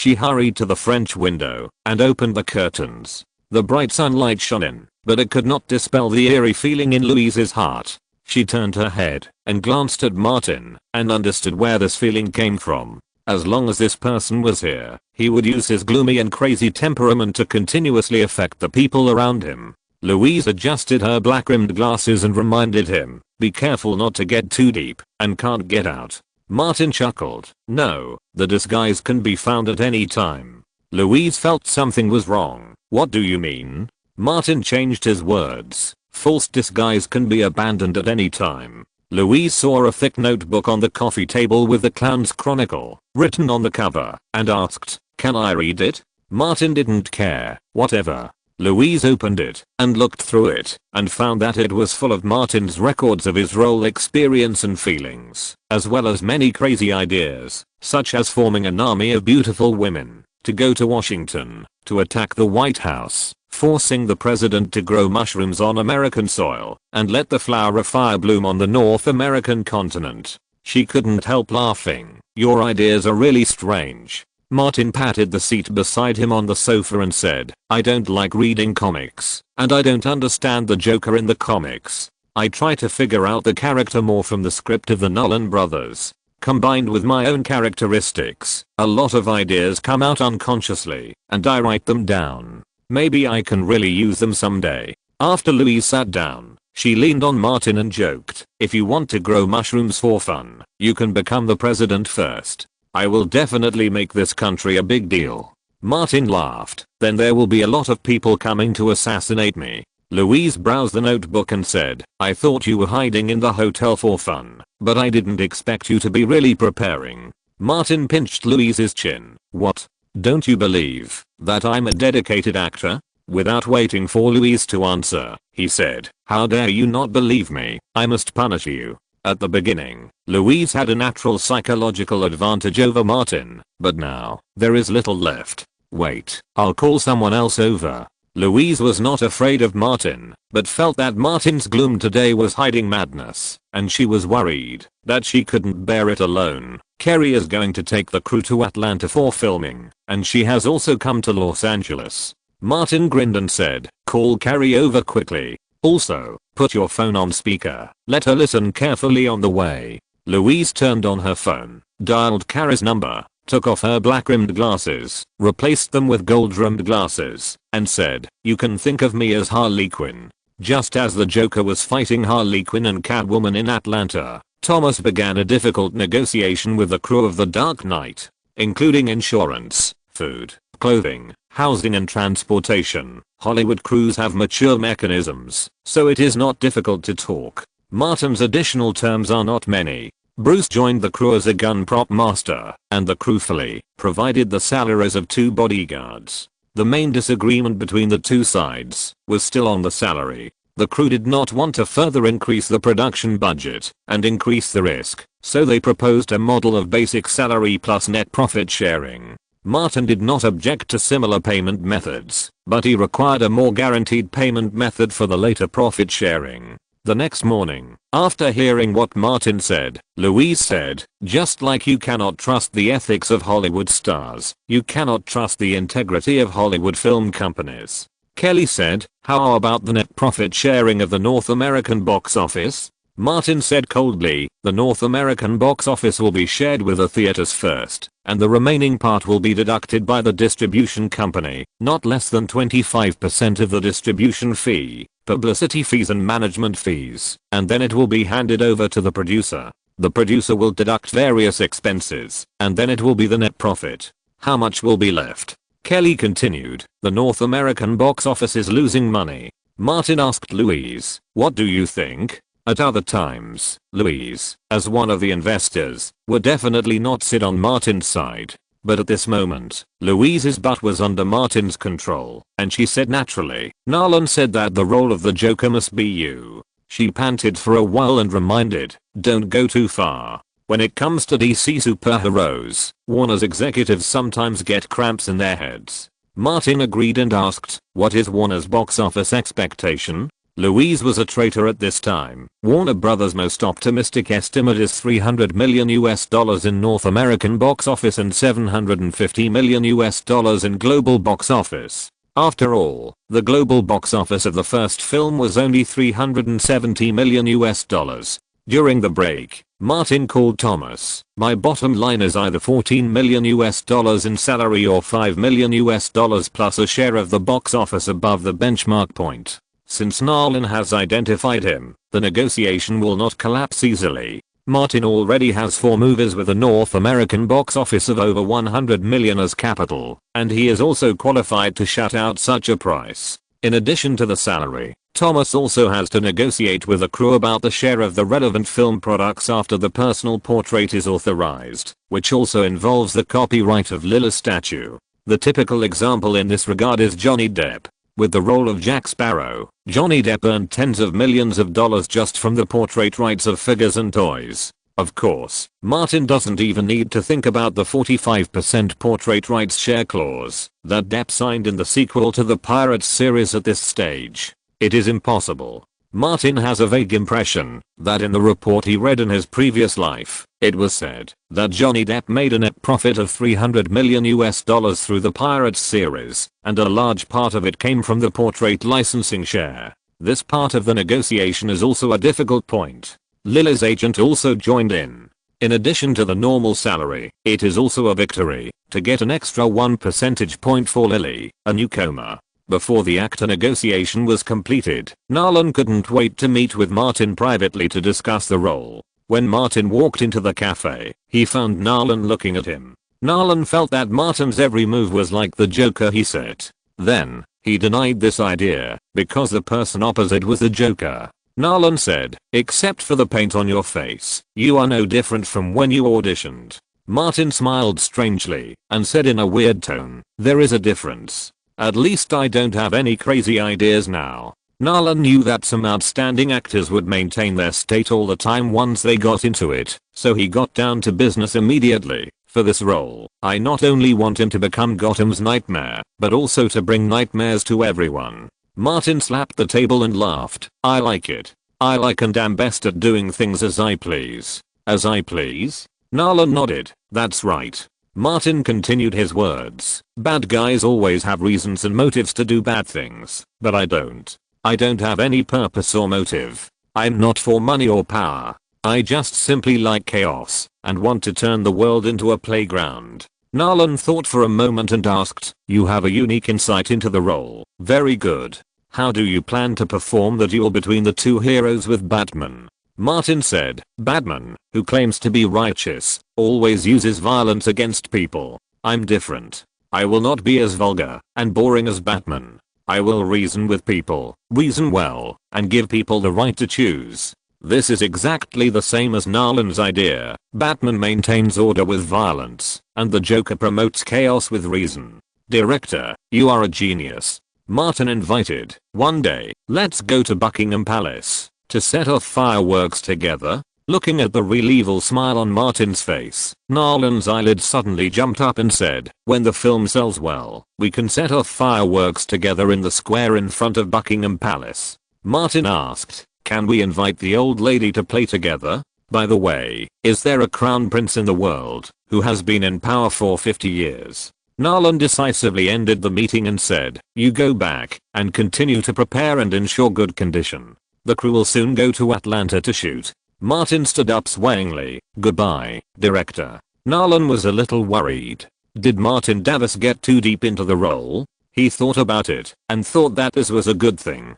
He was a real-life version of the Joker. As for the mental problems of actors, they are not as important as his works. Martin's joining the crew is a foregone conclusion. Soon, Thomas negotiated Martin's salary with the crew. When the star status is high enough and the previous works perform well enough, it is natural to negotiate with the new crew. This salary consists of a basic salary of $5 million plus a tiered share of the North American box office. The basic share line is $250 million. In the future, as long as the North American box office of the film can reach $250 million, Martin will receive a basic share of 2%. starting from $250 million US. If the box office increases by $50 million US, Martin will automatically receive 1% of the increase. If the increase is $100 million US, the proportion will increase to 2%, $150 million 3%, and so on. The highest cap is no more than 6%. Risks are shared with the crew. The better the commercial performance of the film, the higher the income of the leading actor. In addition, Thomas also negotiated the offline DVD share, which is 2% of the North American DVD profit. Just like Christian Bale, Hollywood pay and box office share are too complicated, which also involves project establishment bonuses, distribution bonuses, net profit share, gross profit share, etc. The simplest one I wrote has this meaning. Chapter 367 Nicholson blasts Martin. Many reporters gathered in the press room of the Warner Building. The main creative staff of The Dark Knight arrived to witness the crew's official signing of the two leading actors, Martin and Christian Bale. Martin became the sunny and handsome young actor again. After the ceremony-like signing, he took a photo with Bale and director Nolan. Under the flashlight, the two smiled brightly, and the atmosphere was harmonious. When it came to the question and answer session, a reporter suddenly asked, "Martin, Chris, there are rumors in Hollywood that you have a sharp conflict." Martin immediately retorted, "How is it possible? Chris and I admire each other and have been friends since last year." Bale saw the crew producers sitting below, turned his head, and looked at Martin, and was even more shameless than Martin. "Martin played this role because of my recommendation." Martin looked at Bale and smiled more and more brightly, so bright that it was a little perverted. Bale was calm and reached out to bump fists with Martin. In front of countless cameras, the two fists bumped together, just like brothers and best friends. Bale strongly recommended Heath Ledger to Nolan and expressed his dislike for Martin. Nolan knew that the two were not in harmony, but he doesn't care. Batman and the Joker are supposed to be mortal enemies. From the perspective of benefiting the work, the hostility between the two extends from the film to life. No problem. Nolan is also a director who knows how to market. In the past few days, he has discussed with his wife Emma Thomas whether he can do something about the relationship between Martin and Bale when promoting the film. There is even a blueprint. For example, Martin and Bale were originally good friends, but Martin substituted the role of the Joker too deeply, and the relationship between the Joker and Bruce Wayne affected the relationship between the two protagonists in reality, causing the two to turn against each other. After the press conference, Martin and Bale left the press room hand in hand and entered the lounge at the back. Bale smiled and said, "I didn't expect that we would have such a close cooperation opportunity." Martin laughed. "The film was shot in Atlanta, which is my hometown. When we get to Atlanta, I will take you to visit the beautiful scenery of Georgia." Bale remembered that Martin Davis was from Atlanta. "He is never afraid of challenges. I will need your help to lead the way." Martin had an idea that Bruce mentioned. After filming Wanted, Julie went to the Middle East and Africa, embarking on the Road of the Virgin Mary. At that time, Bruce made a suggestion that, if Julie had an accident there, the commercial prospects of Wanted would be great. Batman is in Atlanta? Watching Bale's figure going away, Martin shook his head quickly. He had more and more crazy ideas recently. Bruce came over and asked, "Do you have any ideas?" Martin shook his head and sighed. "Some bad ideas. All blame you. Don't treat me like a human being." Bruce was puzzled, thinking, what did I do? "Fortunately I can hold you, otherwise you would be in danger." Martin saw Nolan and Emma Thomas and his wife, and greeted them. "Chris, Emma." Nolan said, "Let's chat for a while." Martin nodded slightly, left the crowded lounge, and entered a reception room next to it. Nolan slammed the door. Martin was suddenly startled. His eyes quickly drifted from Emma Thomas, and suddenly thought of Kate and Sam, thinking, is it possible? I know you and Bale have some conflicts. Nolan said directly, but don't let it affect your work. Martin said, don't worry about that. Emma Thomas asked, I heard you always have some ideas for publicity and marketing. Martin smiled and said, I just give you some ideas. Chris has some ideas for publicity and marketing, and I want to discuss them with you. Emma said roughly. Martin did not object to this, but the crew and Thomas had to discuss the implementation in detail. The two sides chatted for a while and left. Martin looked at Nolan for a while. This British director has outstanding skills in filming and producing movies, but he is also a master of publicity and marketing. He used to bring up the open ending of Inception and kept exposing it. It's quite like Tom Cruise to Nicole Kidman. Every time he promotes, he always has to pull it out and shake it up. In Martin's words from his previous life, Nolan can be said to be the beginning of the director's fan circle. After 2015, if someone said that Nolan's film was not good, they would immediately be attacked crazily on the internet. Martin went out, joined Thomas and Bruce, and went out the back door of the Warner building together. Thomas had negotiated a share of the Joker's peripheral portraits a few days ago, and Martin could get 20% of the gross profit of related products. The studio area was behind. Lily was waiting for them here. The girl was in high spirits. When she saw Martin, she immediately ran over with a relaxed look on her face. Next year, I don't have to pay for Alina's tuition, Martin said. Alina can also breathe a sigh of relief. Yes, she can really relax. Lily lowered her voice. I can relax too. Alina can't raise her fists all the time. Martin laughed a little weirdly. Do you think you can escape your sister's iron fist care by not paying for Alina's tuition? Lily's originally relaxed face collapsed in an instant. Obviously, it can't. After Martin finished criticizing her, he asked, have you signed an agreement with the crew? Lily cheered up a little. The crew invested $200,000 to buy out the copyright and several large bags of carvings I made, and plan to sell them as high-end handmade customized peripherals. In addition, they hired me to work in the crew and continue to design and produce related Joker and Batman handmade carvings. In addition to the basic salary, I will also get a 3% profit share. Do a good job. Martin finally stopped criticizing her. If this movie sells well, it will be enough for you to earn enough tuition and living expenses throughout college.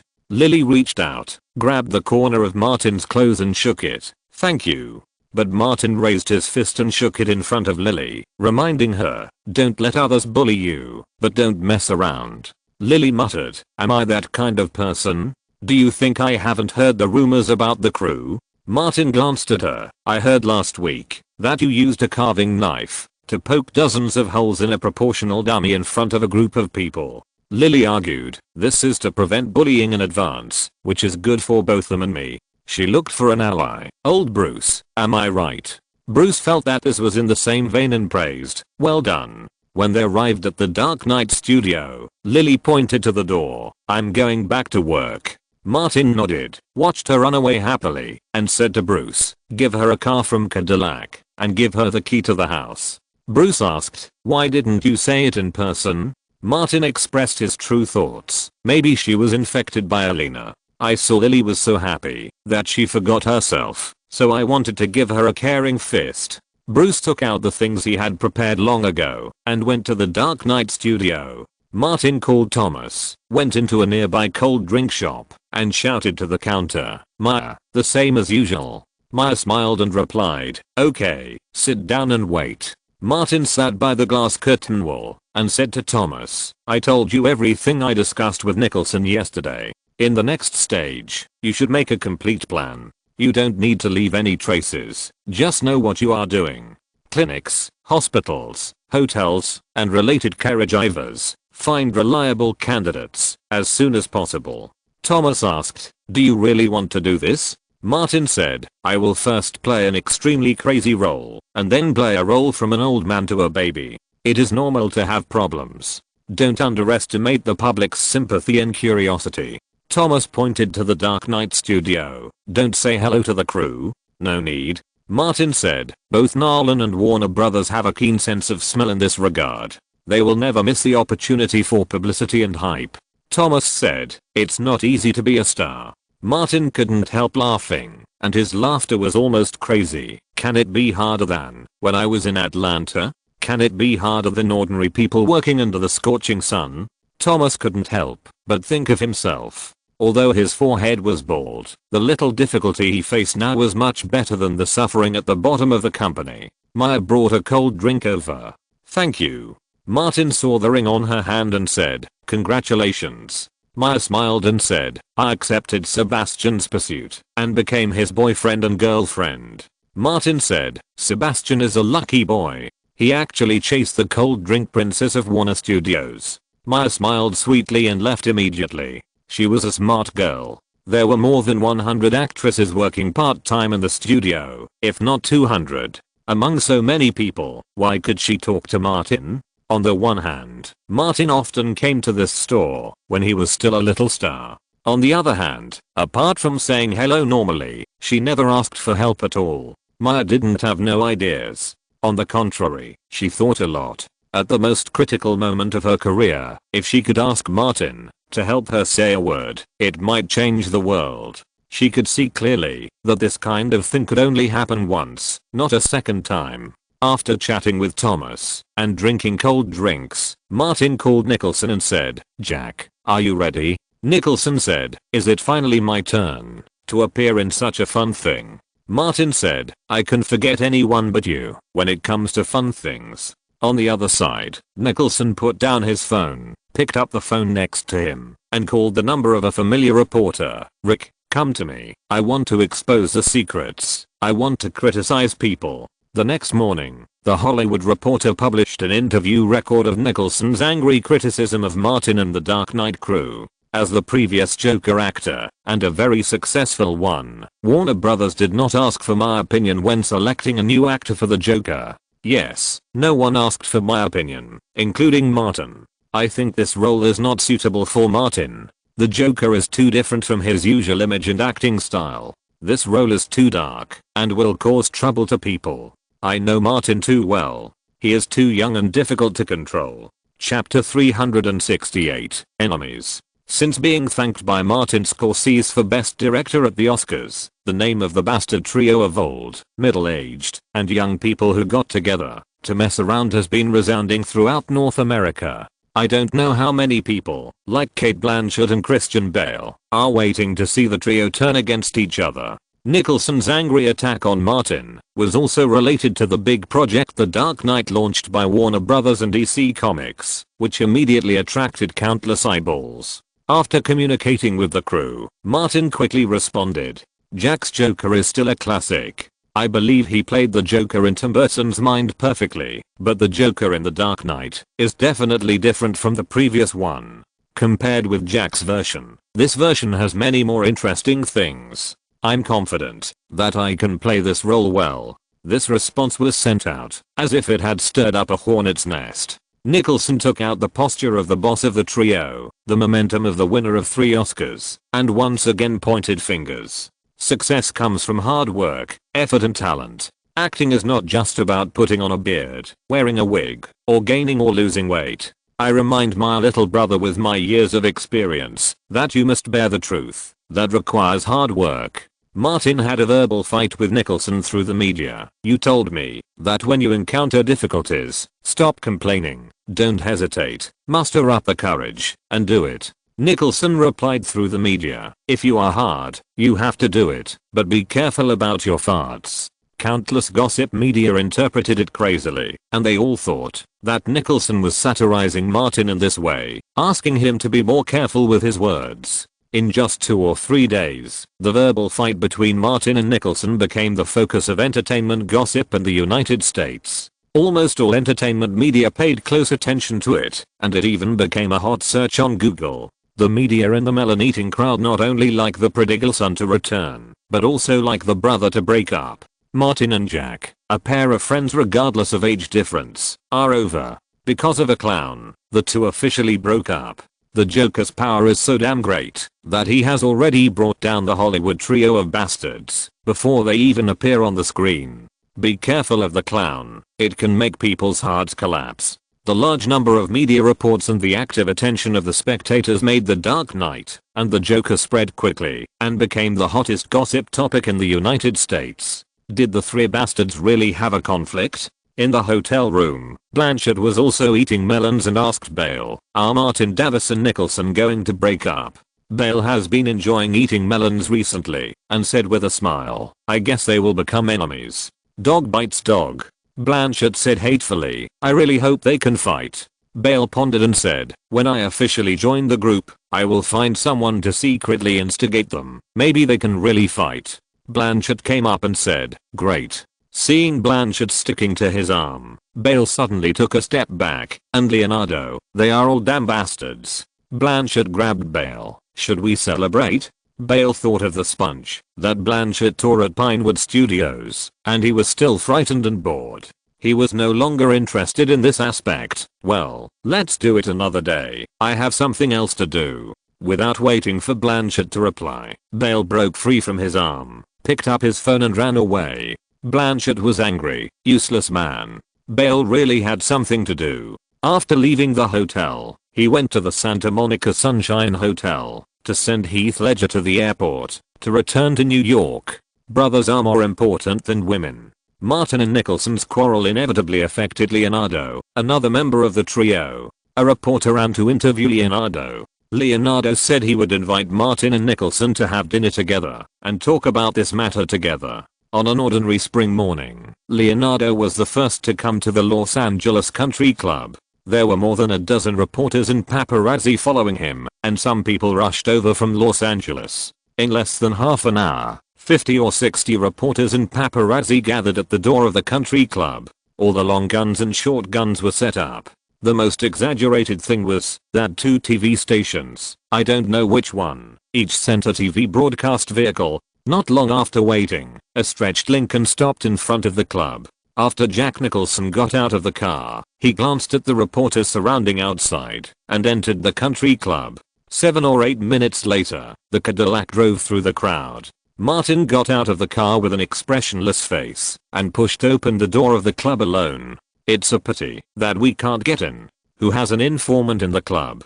Go and get the news. The reporters all wanted to see Martin and Nicholson fighting. The 3 bastards met in the lobby. Martin and Nicholson looked at each other, and no one spoke. They looked very unhappy. Leonardo said, let's find a place to talk. The 3 of them entered a separate lounge. Several club waiters sent out messages immediately. The 2 were extremely dissatisfied with each other. They got angry and almost came to blows. In fact, as soon as the door of the lounge was closed, Martin burst into laughter. Fun. So fun. Nicholson said, it feels so damn good to tease the media. Hey, be serious. Leonardo was unhappy and emphasized, have some professional ethics as an actor. You are in conflict and are about to become enemies. Martin sat on the single sofa and crossed his legs. Leo, do you want to join? Leonardo shook his head and said, don't you think the job of mediating is more suitable for me?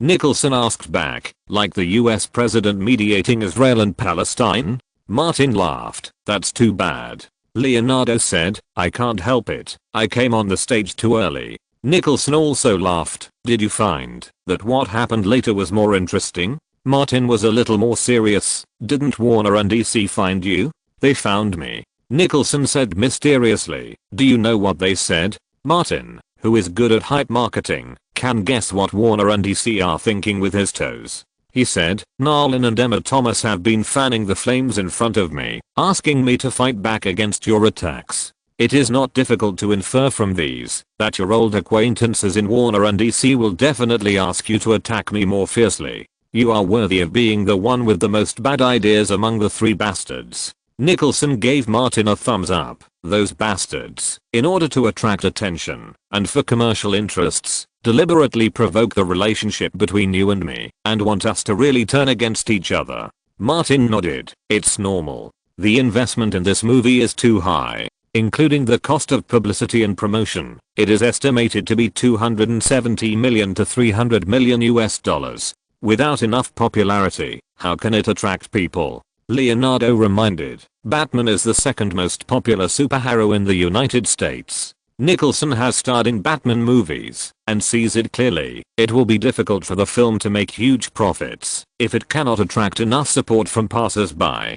Don't forget that Batman movies have had super tragedies. Martin said, what Jack and I have done is to attract the attention of passers-by to a certain extent. Leonardo asked, isn't it more than that? Martin revealed something. Jack is actually a weather vane. All the negative criticism in the early stage is to pave the way for the evaluation of my role after the film is released. If I hit him hard now, the praise in the future will attract more attention, especially for a super acting school like Jack. Nicholson said, if you mess up, I will never change my direction. I will only bombard you more fiercely. Martin had no opinion. Jack Nicholson is a typical representative of Hollywood acting school. I can't let him joke about his reputation of decades. He didn't seem to be joking. Jack, if I really mess up, you can set up artillery and bombard me. I will never fight back. Leonardo immediately replied, I want to send a blessing to Martin. I hope your film and role will collapse together. Martin was in great pain, as if making a decision. I treat you as brothers, but you treat me as an enemy. Nicholson was angry and raised his voice. Who kicked my ass? Who is it, bastard?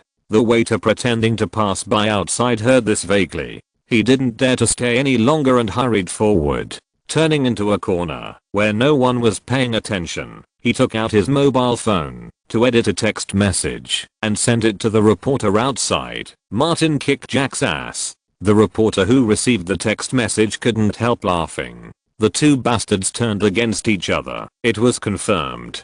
In the lounge, Leonardo glanced at the time and said, it's almost time. You leave one after another. Act more reliably. Nicholson said, of the three people here, you are the one with the least reliable acting skills. Martin looked at Nicholson, who was rich and free, and found ways to have fun, and said, old Jack, I envy you so much. There are endless things to do, and endless joy to enjoy. Nicholson laughed heartily. When you reach my age, you will see clearly that you have to live with your nature open. Life is too damn short. You must live it to the fullest. Leonardo said, that also requires money. Martin ignored Leonardo and had already entered the role. He was the first to open the door and leave the lounge. Many waiters who were paying attention to this place cast their eyes over. Just by looking at Martin's gloomy face, they knew that things were not going well. Then, the sound of Leonardo and Nicholson arguing could be faintly heard in the lounge. Not long after, Nicholson, who always had a smile on his face, walked out of the lounge without a smile on his face. At the same time, Martin walked out of the club door. Reporters and paparazzi all surrounded him and asked loudly, how was your chat? Did you fight? Martin raised his head, and his sinister look made many people shut up subconsciously. He didn't say anything, and got into the car and left. Before the reporters dispersed, Nicholson came out, and the reporters also surrounded him to ask questions. Nicholson casually said, there's nothing to say. Young people nowadays are too arrogant. Martin's demeanor, plus Nicholson's words, were enough. The reporters and paparazzi dispersed and hurried back to write their stories. It can be predicted that the news of Martin Davis fighting and kicking Jack Nicholson's ass will occupy the entertainment pages of various newspapers and magazines tomorrow. Chapter 369 Maintaining Ecological Balance. Brothers turned against each other, and love turned into hatred, which satisfied the psychological needs of too many people. There is no real friendship in Hollywood. They are all fake brothers or sisters. Some media also revealed that Martin and Nicholson had conflicts for a long time. The latter once used homemade fireworks to bombard Martin's house and even attracted LAPD. The new issue of Vanity Fair magazine, with the image of the Joker from DC Comics as the cover, specially wrote an article to analyze the incident of Martin and Nicholson's feud. The Joker played by Jack Nicholson has become one of the classic images in film history and has always been praised.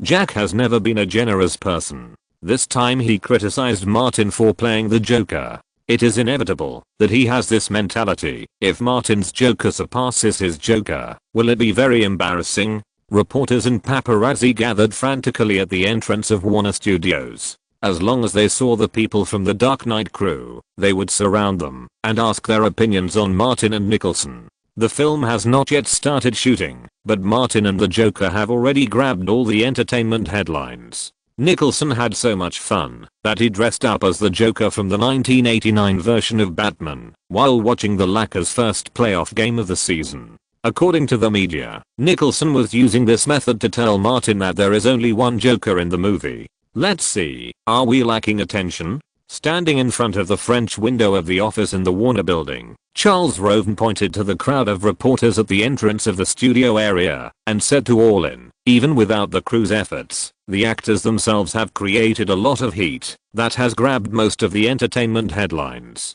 All in has also been eating melons recently and said, Martin is a great actor. How do you say it in Silicon Valley? Yes, he brings his own traffic. Charles Roven said, Warner Brothers has been working with Martin. He has brought Warner a lot of profit in recent years. Judging from the current situation, he will be able to create more in the next few years. All in still reminded, no matter how high the heat is, the work is the key. Without the support of high quality works, these are all illusions. Charles said, you saw Martin's performance during the audition. His acting skills are definitely not a problem. What I'm most worried about is Nolan's side. Such a dark, heavy and realistic story. A story in which the Joker plays an equal role to Batman, or even better, whether the audience can accept it. All in added, the script is derived from The Dark Knight Returns, a comic that has been well received. There was a knock on the office door at this time, and Nolan walked in. Charles smiled and asked, the crew was not disturbed much, right? Most of the crew had already gone to Atlanta for preparatory work, and there are not many people left here. Nolan came here with an idea. The Martin and Nicholson thing is very hot now, and it will be difficult to continue later. All in asked, what do you think? Nolan is good at more than just filming. When the filming reaches a certain stage, Warner and DC can invite Nicholson to visit the crew and see how Martin's Joker is. Charles nodded, okay. Before Nolan finished speaking, he suggested, then we can continue to think of ways to deal with Martin Davis and Jack Nicholson. He suddenly lowered his voice, or continue to provoke the conflict between the two and let their verbal battle continue. All in smiled, good idea. The production cost alone is as high as $180 million US. Nolan took on this billion-dollar burden, not only working hard on the film itself, but also paying attention to other aspects. In the past 7 or 8 years, there have been too many good movies that did not perform well at the box office. Promotion and marketing are becoming more and more important. Nolan said, I think Martin's topicality and ability to create news are much stronger than Bale's. Whether it is the film or the publicity, Martin should be the core. He became more and more excited as he spoke. It's not just Martin and Nicholson, but also the relationship between Martin and Bale. There is also room for discussion. Now they have created a harmonious image in front of the public. When the film is filmed, and the conflict between the two breaks out, we can say in external publicity that the two were too immersed in the play and were affected by the characters. Charles Roven looked at Nolan with admiration and said to all in, see, I was right, wasn't I? If Martin is the best actor at marketing, Chris is the best director at marketing. Nolan smiled and said, you're overrated. All in said, the huge investment is like a mountain. Nolan continued, there is one more thing. I plan to let a member of Jonathan's screenwriter team follow Martin throughout the filming and record his words and deeds. I have communicated with Martin about this and he agrees, but the published report must be approved by him. Charles understood Nolan's intention. Martin is a man who never lacks news that attracts public attention. He nodded to Nolan. Okay, I will send someone to discuss relevant matters with Martin's agent. All in laughed. With such a director and actor who are good at making trouble, the film will not worry about not attracting the attention of passers-by. A van drove into the Warner Studios, detoured to a side road, and stopped next to the warehouse of the Dark Knight studio. Lily followed in her newly acquired red Cadillac, parked the car, and ran to the van. Linda, who was in charge of the handover of the crew, had already opened the door of the warehouse.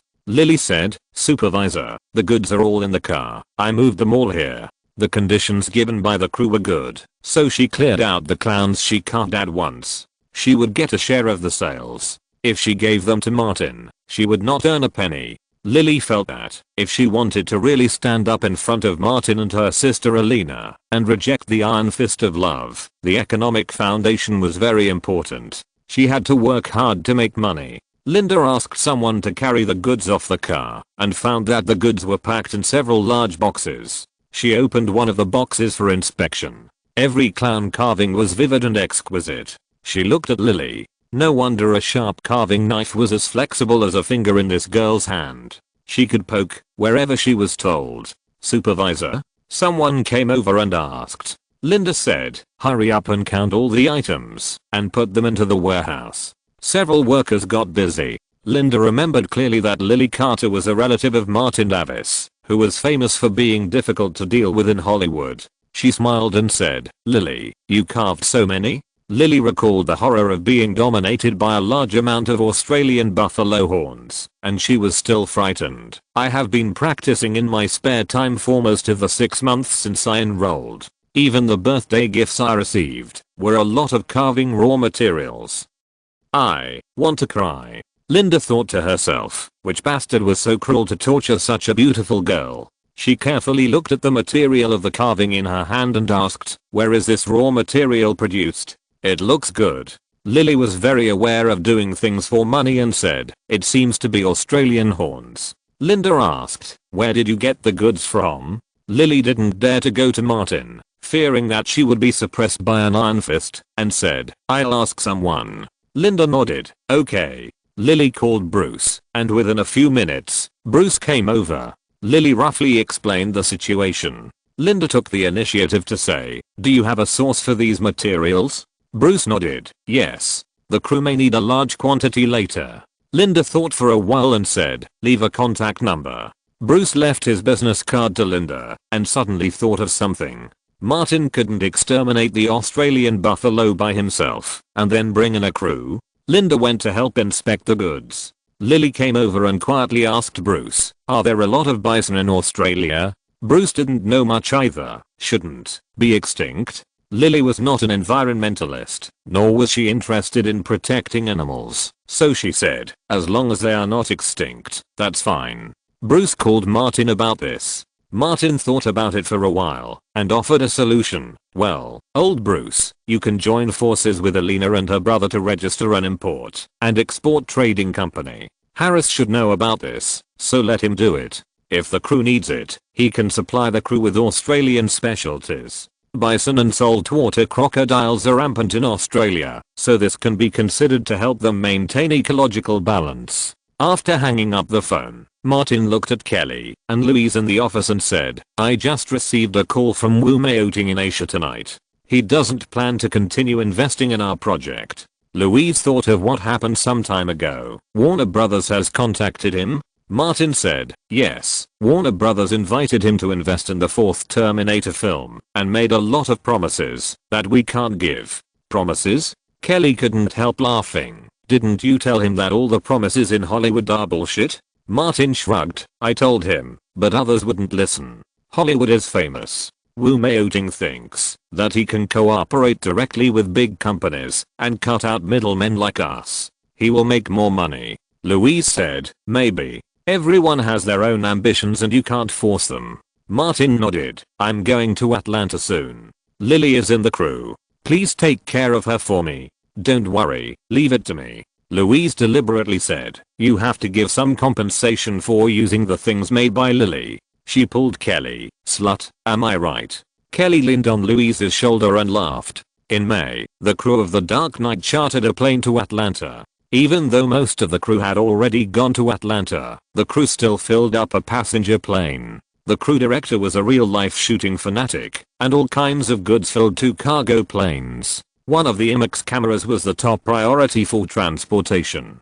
Although Hollywood already had some 3D films, Nolan refused to let The Dark Knight be one of them. After arriving in Atlanta, Martin locked himself in the hotel and devoted all his energy to preparing for the role, and he didn't even go to Alina's place. It was not until 2 days before the crew started shooting that he came out of the hotel and met with old friends in Atlanta. Chapter 370 Even God Can't Save You. Atlanta, Gray Studios. For the filming of The Dark Knight, the crew rented 7 studios, 3 large and 4 small, for the set. Gotham Street scenes were mainly filmed in Highland and Peachtree Street. Nolan originally wanted to film in Chicago and London, but Warner and Legendary signed a long-term contract with Gray Studios. In Studio 6, the crew has already started filming. On the set, Martin sat on a pile of banknotes, picked up a few, tore them into pieces, and threw them down from a high place. The colorful shredded paper looked like flowers scattered by fairies. Several men came over and poured prop gasoline on them. Martin clicked on the lighter in his hand, turned it off, and then turned it on again. He kicked a large bundle of banknotes away, opened his arms and said, "This city is full of stench and makes people sick. I will make it full of fun." The gang leader came in from outside and shouted, "You promised me to give me back the money. Don't worry, I will keep my word." Martin laughed and opened his arms. "Half of this is mine." The gang leader wanted to go forward and grab the money. Martin's hand speed was super fast. The lighter in his hand turned into a silver pistol like a magic trick. He raised his other hand and shook it and said, "I have a good point. I keep my words." The gang leader looked at the pile of money, his face full of greed. Martin jumped down and slid down the pyramid of banknotes. The piles of money scattered like quicksand. The gang leader said, "I don't care about your half. You have to give me my half." Martin laughed crazily. "Of course I will give it to you. I will use it to cleanse your soul. You have been contaminated by the stench of this city, and your mind has become abnormal." The gang leader wanted to move, but was pointed at by Martin. Martin hit the leader's head with the handle of the gun, and the leader fell into the pile of banknotes. Without waiting for him to get up, Martin shot him in both legs. "I keep my word. You will be with your half of the banknotes forever." The gun disappeared from his hand, and the lighter appeared. "The flame will bring freedom to this city, and the exploding fireworks will declare the improvement of the taste of the entire city." "Stop." Director Nolan called to stop the filming and said, "Martin, it's already very good. I ask you to do better. Do it again." The lighter rotated between Martin's fingers, and he smiled and said, "No problem." The laughter was eerie and chilling. Martin stood on the set without moving. Whether it was the crew members or other actors, they all avoided this guy who exuded a crazy and gloomy temperament. Half an hour later, the set was reset, and Martin climbed to the top of the mountain of banknotes again, and the scene was filmed again. After 3 takes, Director Nolan announced that it was approved. Then, the scene ended in a blazing fire. Martin returned to the resting place, took the kettle handed by Bruce, drank a sip, and said, "It's so damn cool to burn banknotes, but it's a pity that they are fake."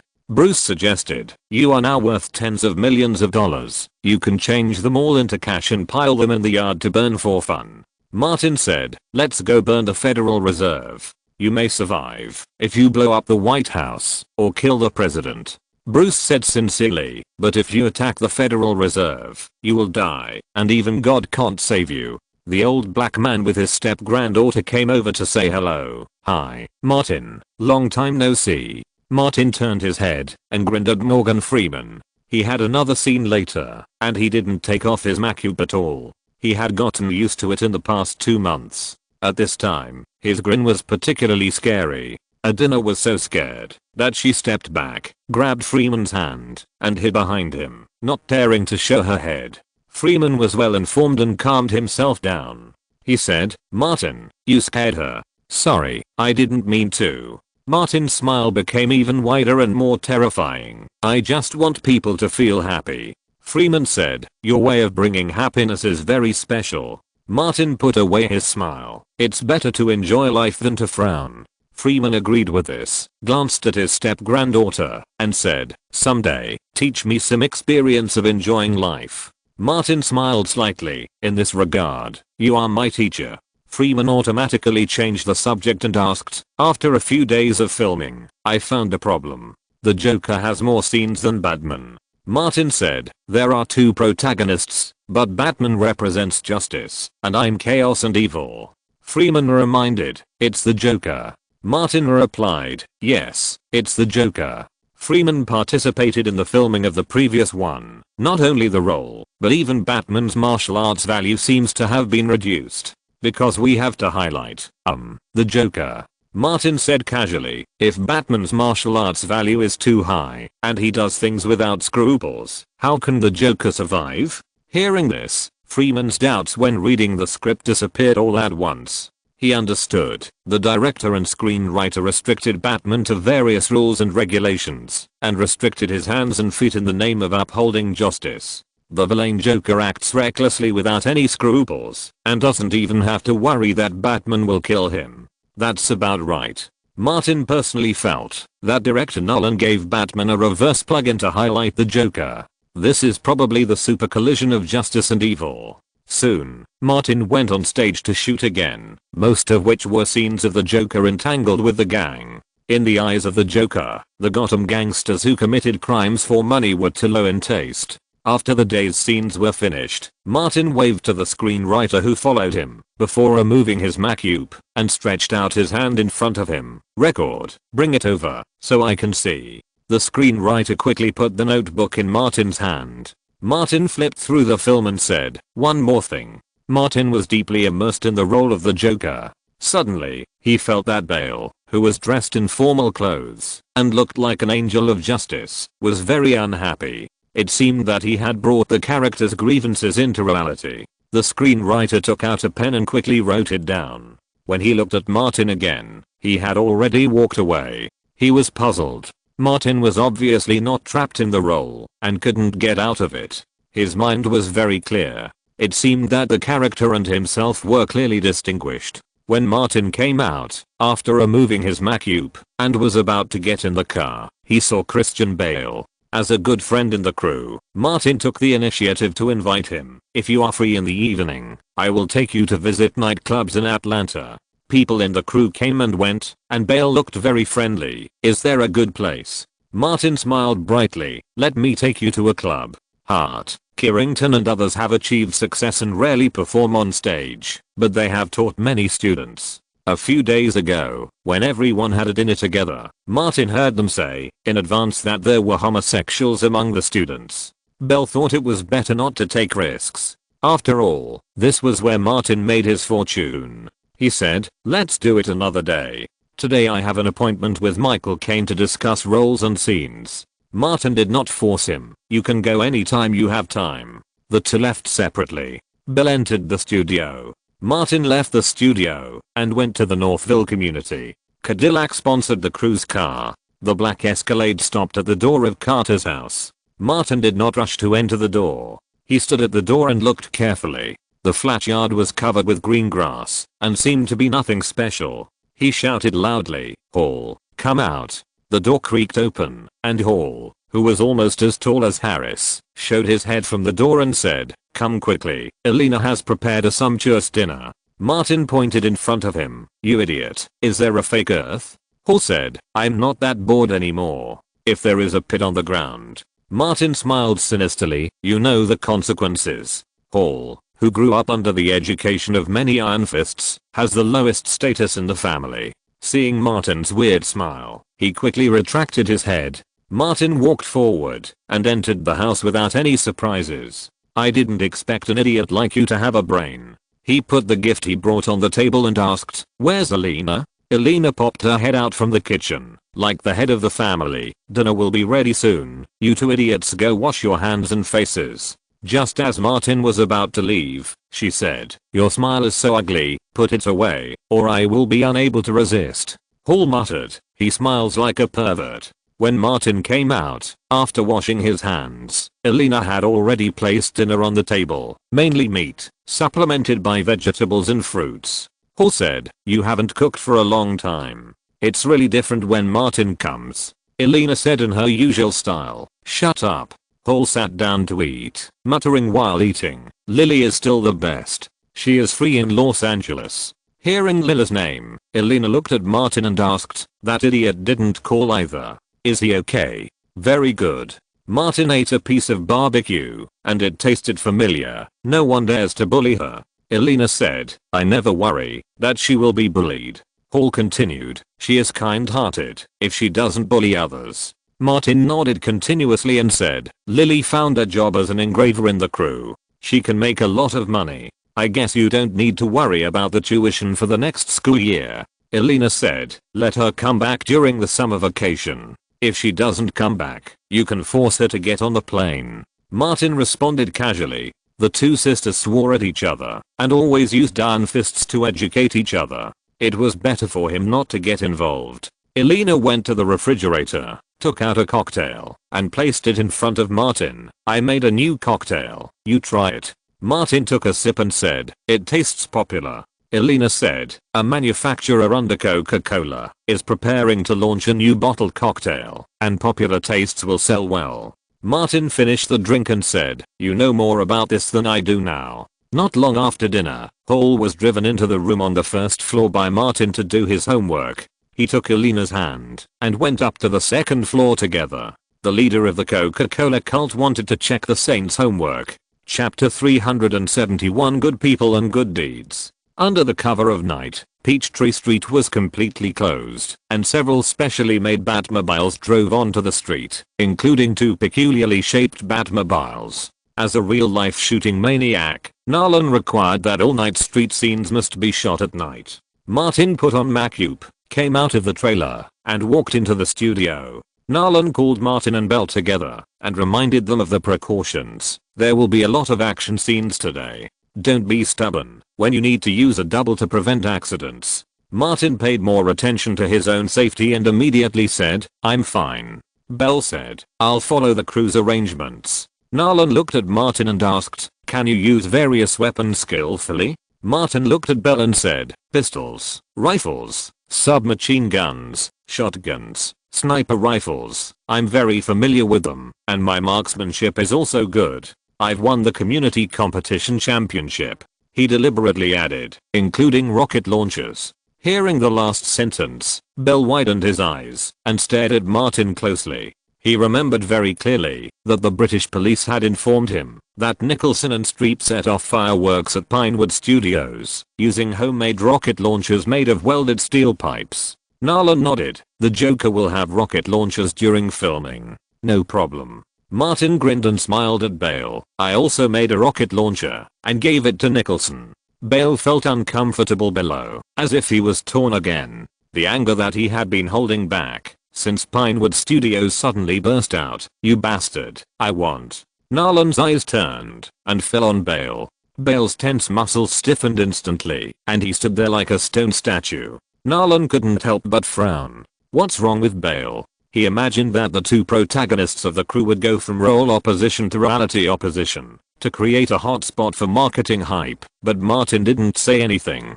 Bale was going to lose control. Bale strongly recommended Heath Ledger, which left a very bad impression on Nolan. At this moment, Nolan felt for the first time that there was something wrong with his judgment of people. Bale was not reliable at all. Outside the three people, the screenwriter was writing furiously. Martin, who plays the Joker, has always been very friendly. He often discusses problems with the director and Bale with a smile. Director Nolan trusts Martin, but Bale is moody and often gets angry with Martin over trivial matters. The relationship between the two is deteriorating. After finishing the scene, Nolan left first to prepare for the filming. Bale stared at Martin, and Martin smiled at him, just like the Joker facing Batman. Asshole, you did a good job. Bale was quite angry. Martin spread his hands and said with a smile, I don't understand what you mean. Others looked over here. Compared to Martin, whose face was covered with clown paint, Bale still had face. He didn't say anything else, looked at Martin coldly, and left here. Martin left soon after. The screenwriter recorded again. Martin always smiles at Bale, but Bale's attitude towards Martin is getting worse and worse. Martin came to a car and got familiar with the vehicle. Bruce and the prop masters came with prop guns and distributed guns to the actors. Martin took a shotgun, an old-fashioned gun that was well maintained.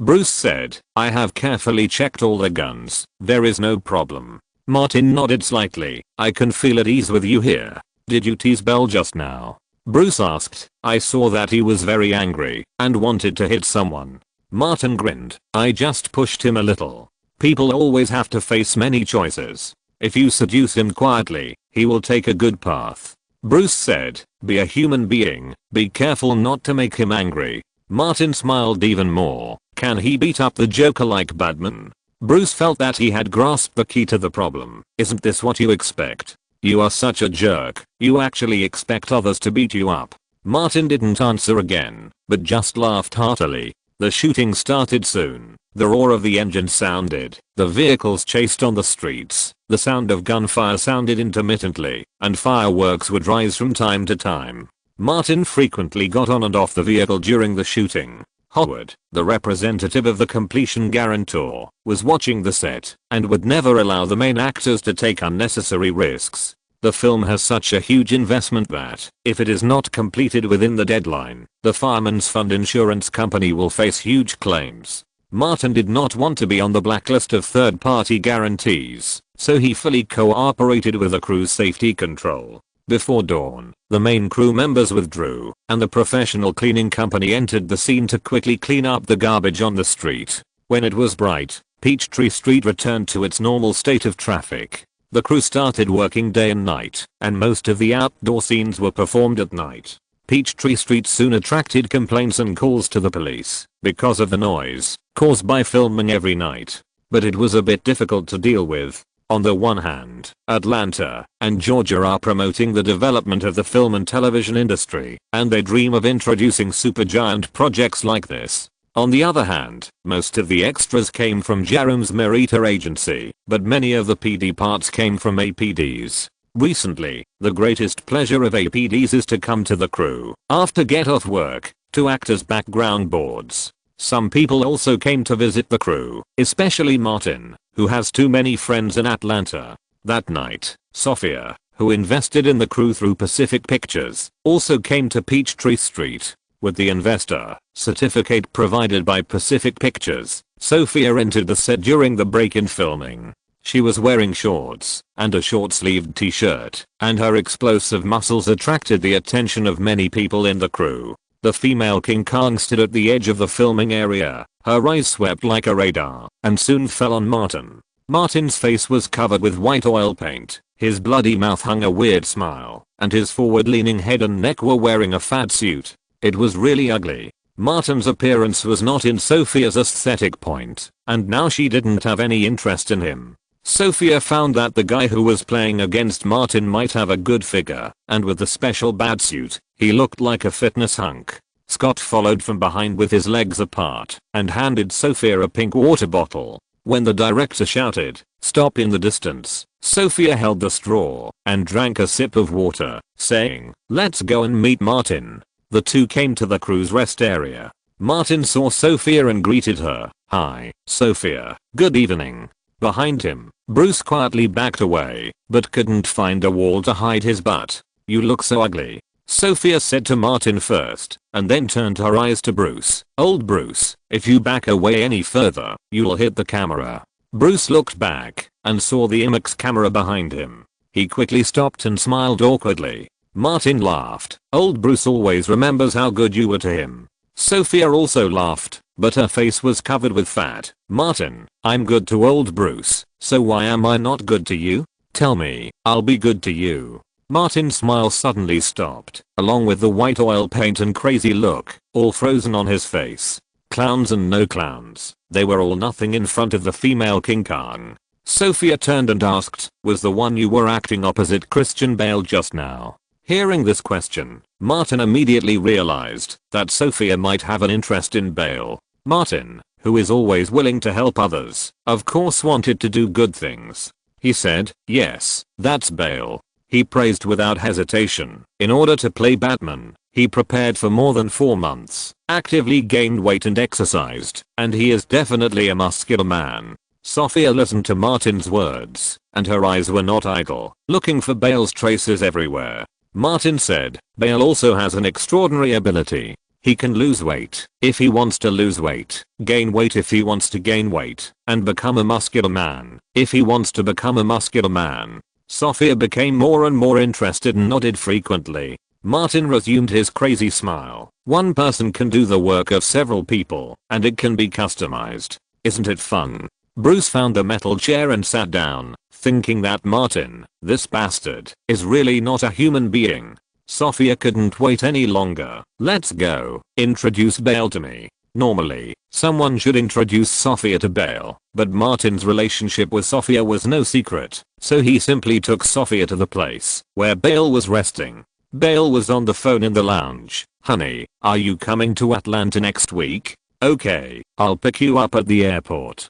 Do you want to come to the set to watch me shoot?" Of course. His wife, Subi Blatchik, was coming to Atlanta to visit. After hanging up the phone and putting away his phone, Bale found that the annoying pale face was staggering over, followed by a woman with an exceptionally muscular figure. This woman must be a fitness fanatic, with more exaggerated muscles than him. Martin came closer, with a big red smile on his pale face. "Hi, Belle. My friend is your fan, and wants to come over to meet you, and take a photo." Belle frowned. "I don't think it's necessary." The screenwriter following Martin immediately wrote it down, including Belle. "Anyone in the crew brings fans to take photos or autographs, Martin always satisfies them." Martin brought fans to take photos with Belle. Belle looked unhappy and refused directly, and the conflict between the two was intensifying. "Who is Sophia?" She didn't care about Belle's words. She walked over and introduced herself. "Hello, Belle. I'm Sophia." Belle nodded. "Hello." Martin said no more and quietly left here. He was used to doing good things, and would not be a light bulb. When he returned to the rest area and sat down, Sophia over there had already started chatting with Belle. Belle said no, but his body was very honest. Maybe fitness people have a lot in common with fitness people. Martin looked at that side with interest. Now that the seeds have been planted, I wonder if they will bloom. For example, flowers bloom and bleed, and the ancients are kind-hearted. If you're listening to this novel on a channel other than Fanfic World, it means they downloaded and uploaded it without effort. We cordially invite you to visit our channel, Mundo Fanfic Novelos. There you'll find the original version of this story and you can explore many other novels of various genres. We're waiting for you to immerse yourself in a world of incredible novels. Chapter 372, Pushing from Behind. After the Peachtree Street scene came to an end, the crew returned to the Grey Film and Television Center to shoot. The heroine Maggie Gyllenhaal also joined the shooting. Stop, this one passed. Behind the director's monitor, Nolan looked at the set that was set up as a cocktail party. Maggie Gyllenhaal walked out holding her chest, as if she was frightened by Martin's performance. Nolan's excellence was not only in directing. He immediately called the screenwriter. Record. During the shooting, Maggie Gyllenhaal was frightened by Martin, and was so nervous that she urinated frequently. At one point, she didn't dare to speak or look at Martin. The screenwriter quickly wrote it down. Nolan skillfully fabricated a behind-the-scenes clip of the crew that was worth hyping up. After thinking for a while, he said, "Call Michael over." Not long after, veteran actor Michael Caine came over and asked, "Chris, do you want to talk to me about something?" Nolan continued to arrange the behind-the-scenes clips. As early as in Los Angeles, he had agreed with Olin and Charles Roven to use Martin, who was more capable of causing trouble and had stronger commercial appeal, as the core of the publicity. When we act together later, Michael, you have to be scared by Martin's performance and forget your lines. Michael Caine had worked with Nolan many times and understood his intentions. He said, "No problem, I will cooperate with you." A few minutes later, the filming started again. This time it was Martin and Michael Caine's turn to act against each other. When Martin's crazy and cruel smile bloomed in front of him, Michael Caine was scared and forgot his lines for a while. Cut. Nolan called a stop. Caine stepped back repeatedly and waited for his assistant to bring him water. He took a sip of water and said, "Sorry, my bad." He looked at Martin, still in shock. "Young man, you are so scary. I just saw a real clown appear in front of me." At the edge of the set, the screenwriter recorded the highlights again. Michael Caine was so scared by Martin that he forgot his lines during the filming. Martin walked up to Caine and asked, "Is everything okay?" Caine forced a smile. "Much better now." Martin was surprised that his acting skills were so good.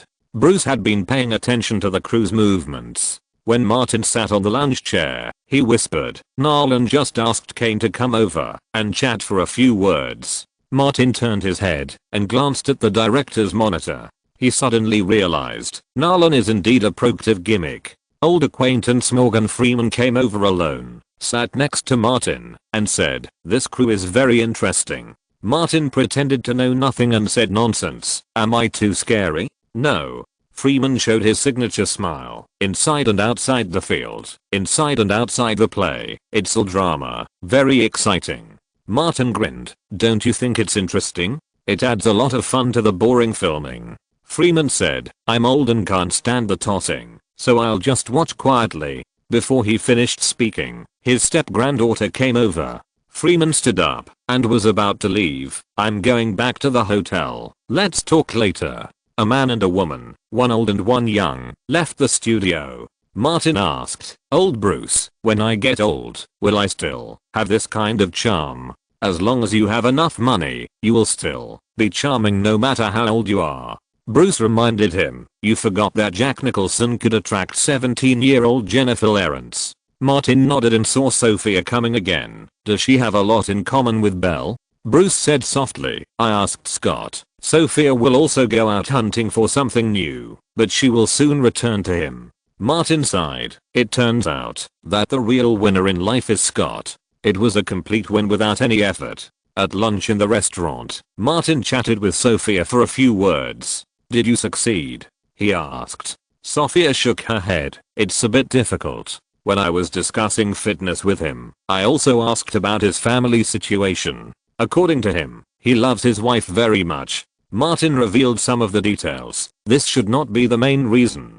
As far as I know, his sponge has been torn. It seems that I have to change my strategy." Sophia thought that Belle had a problem. "Should I be more proactive and more assertive?" She remembered something. "Belle's wife is coming over. Let's talk about it in a few days." Martin asked, "Come to visit the set?" "Yes." Sophia's hand fell on Martin's shoulder like an iron clamp. "How about doing me a favor? Aren't you good at breaking up couples or boyfriends and girlfriends?" How could Martin refuse? After all, he is a sponsor. The next morning, Martin met Belle's wife, Subi Blachik, on the set. She was a tall brown-haired woman who looked to be in her early 30s. During the break, Martin saw Maggie Gyllenhaal and went over to say hello. He called Bruce. "Let's go talk to our good friend Belle and meet his wife." He did not forget to remind him, "Bring a gift." Bruce opened the bag he brought, took out a long box, followed Martin, and asked, "What do you want to do?"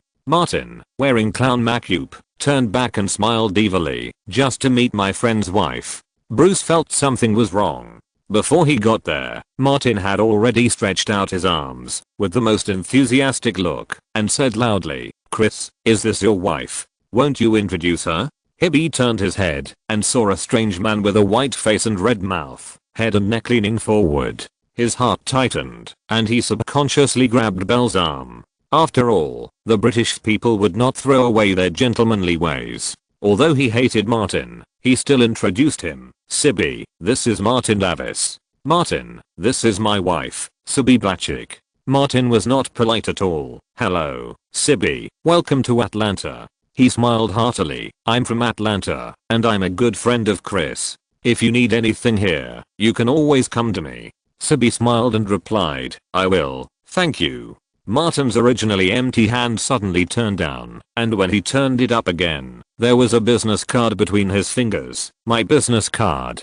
Sibi put it away, and out of politeness, gave Martin his own business card. Belle's face flashed with displeasure, but there were many people around, and he also had to take care of his wife's feelings, so he didn't say anything. Martin put away Sibi's business card and invited, "Chris, when are you free? I will invite you and Subi to taste Atlanta cuisine." Belle stared at Martin straight, and the evil face covered with white oil paint was more evil in his eyes than the clown in the script. Hibby noticed her husband's displeasure and said, "Let's talk about it when we have time. I just rushed to Atlanta from Los Angeles. I'm quite tired and need to rest for a few days." Martin turned around and took the gift box from Bruce and handed it to Hibby. "Please accept this gift."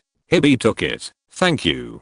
Don't bother you." Martin bowed slightly to the Belle couple and left. Belle took Hibby to his lounge and said as they walked, "On the crew, you should pay attention to Martin Davis. He has a problem with his brain and is a lunatic." Hibby heard that her husband was not in harmony with her, so she picked up the gift box. "Is it okay to accept this?" Belle took it and opened it. "See what it is." Hibby took a look, took it out, and held it in her hand, but it was a clown sculpture with a makeup and appearance similar to Martin. Belle said, "The crew's high-end handicrafts are on hand." The statue was more than 30 centimeters long, and Hibby just held the legs. She shook it in her hand for a few times and said, "Why does it feel weird?" Belle was surprised. "What's weird?" Hibby suddenly thought of a certain type of used item. Nothing. Belle suggested, if you don't like it, just throw it away. The crew's peripheral products. Keep it. Hibby thought of something else. Since her husband's sponge was torn and injured, his interest in that aspect has seriously declined. This statue is still useful to her. Belle ignored the statue and emphasized again, be careful of Martin Davis. Back in the rest area, Martin sat on a chair and temporarily sent away the screenwriter who always followed him. Bruce was very conscious and asked, what's the matter? Martin asked, I remember that time at Pinewood Studios. Belle's sponge was torn and injured. He has recovered from the injury now. How is his relationship with his wife? Bruce did not answer, but said, is it really likely Leonardo said, that you are only interested in beautiful women over 30 years old, and with a regular male companion? Have you been infected by Julie? Martin sneered, how could a noble person like me do such a low-level thing? It's so tasteless. Don't forget that I'm a truly noble person now. This really has a bit of clown meaning. Bruce asked, what are you going to do? People's choices are active. Martin already had an idea, madness is everywhere like gravity. What we have to do is just to give people a gentle push from behind, and they will naturally make a choice. Bruce was compassionate and mourned for Belle for 2 seconds. 2 seconds later, he completely stood on Martin's side. Martin looked around and saw no one. He said, go find Robert and ask him to find a few reliable extras from Atlanta. I remember that many of the extras in the crew came from Merita Company. Bruce nodded. I'll make an appointment with Robert later. Martin whispered for a while. Bruce completely understood Martin's intention and just gently pushed him from behind. When the crew finished their break and resumed filming, Bruce left the studio, found a deserted place, and called Robert. At noon, the two met on the street outside the Grey Film and Television Center. Robert was wearing a suit, with his hair combed back, revealing a big head, and looked like a high priest of the Coke god. After hearing what Bruce said, he laughed. This is easy. Many of the extras in the crew were taught by me personally, and they are also firm believers in the Coke god. They are willing to give everything for their beliefs. Bruce reminded, this is their spontaneous behavior. Robert nodded, of course.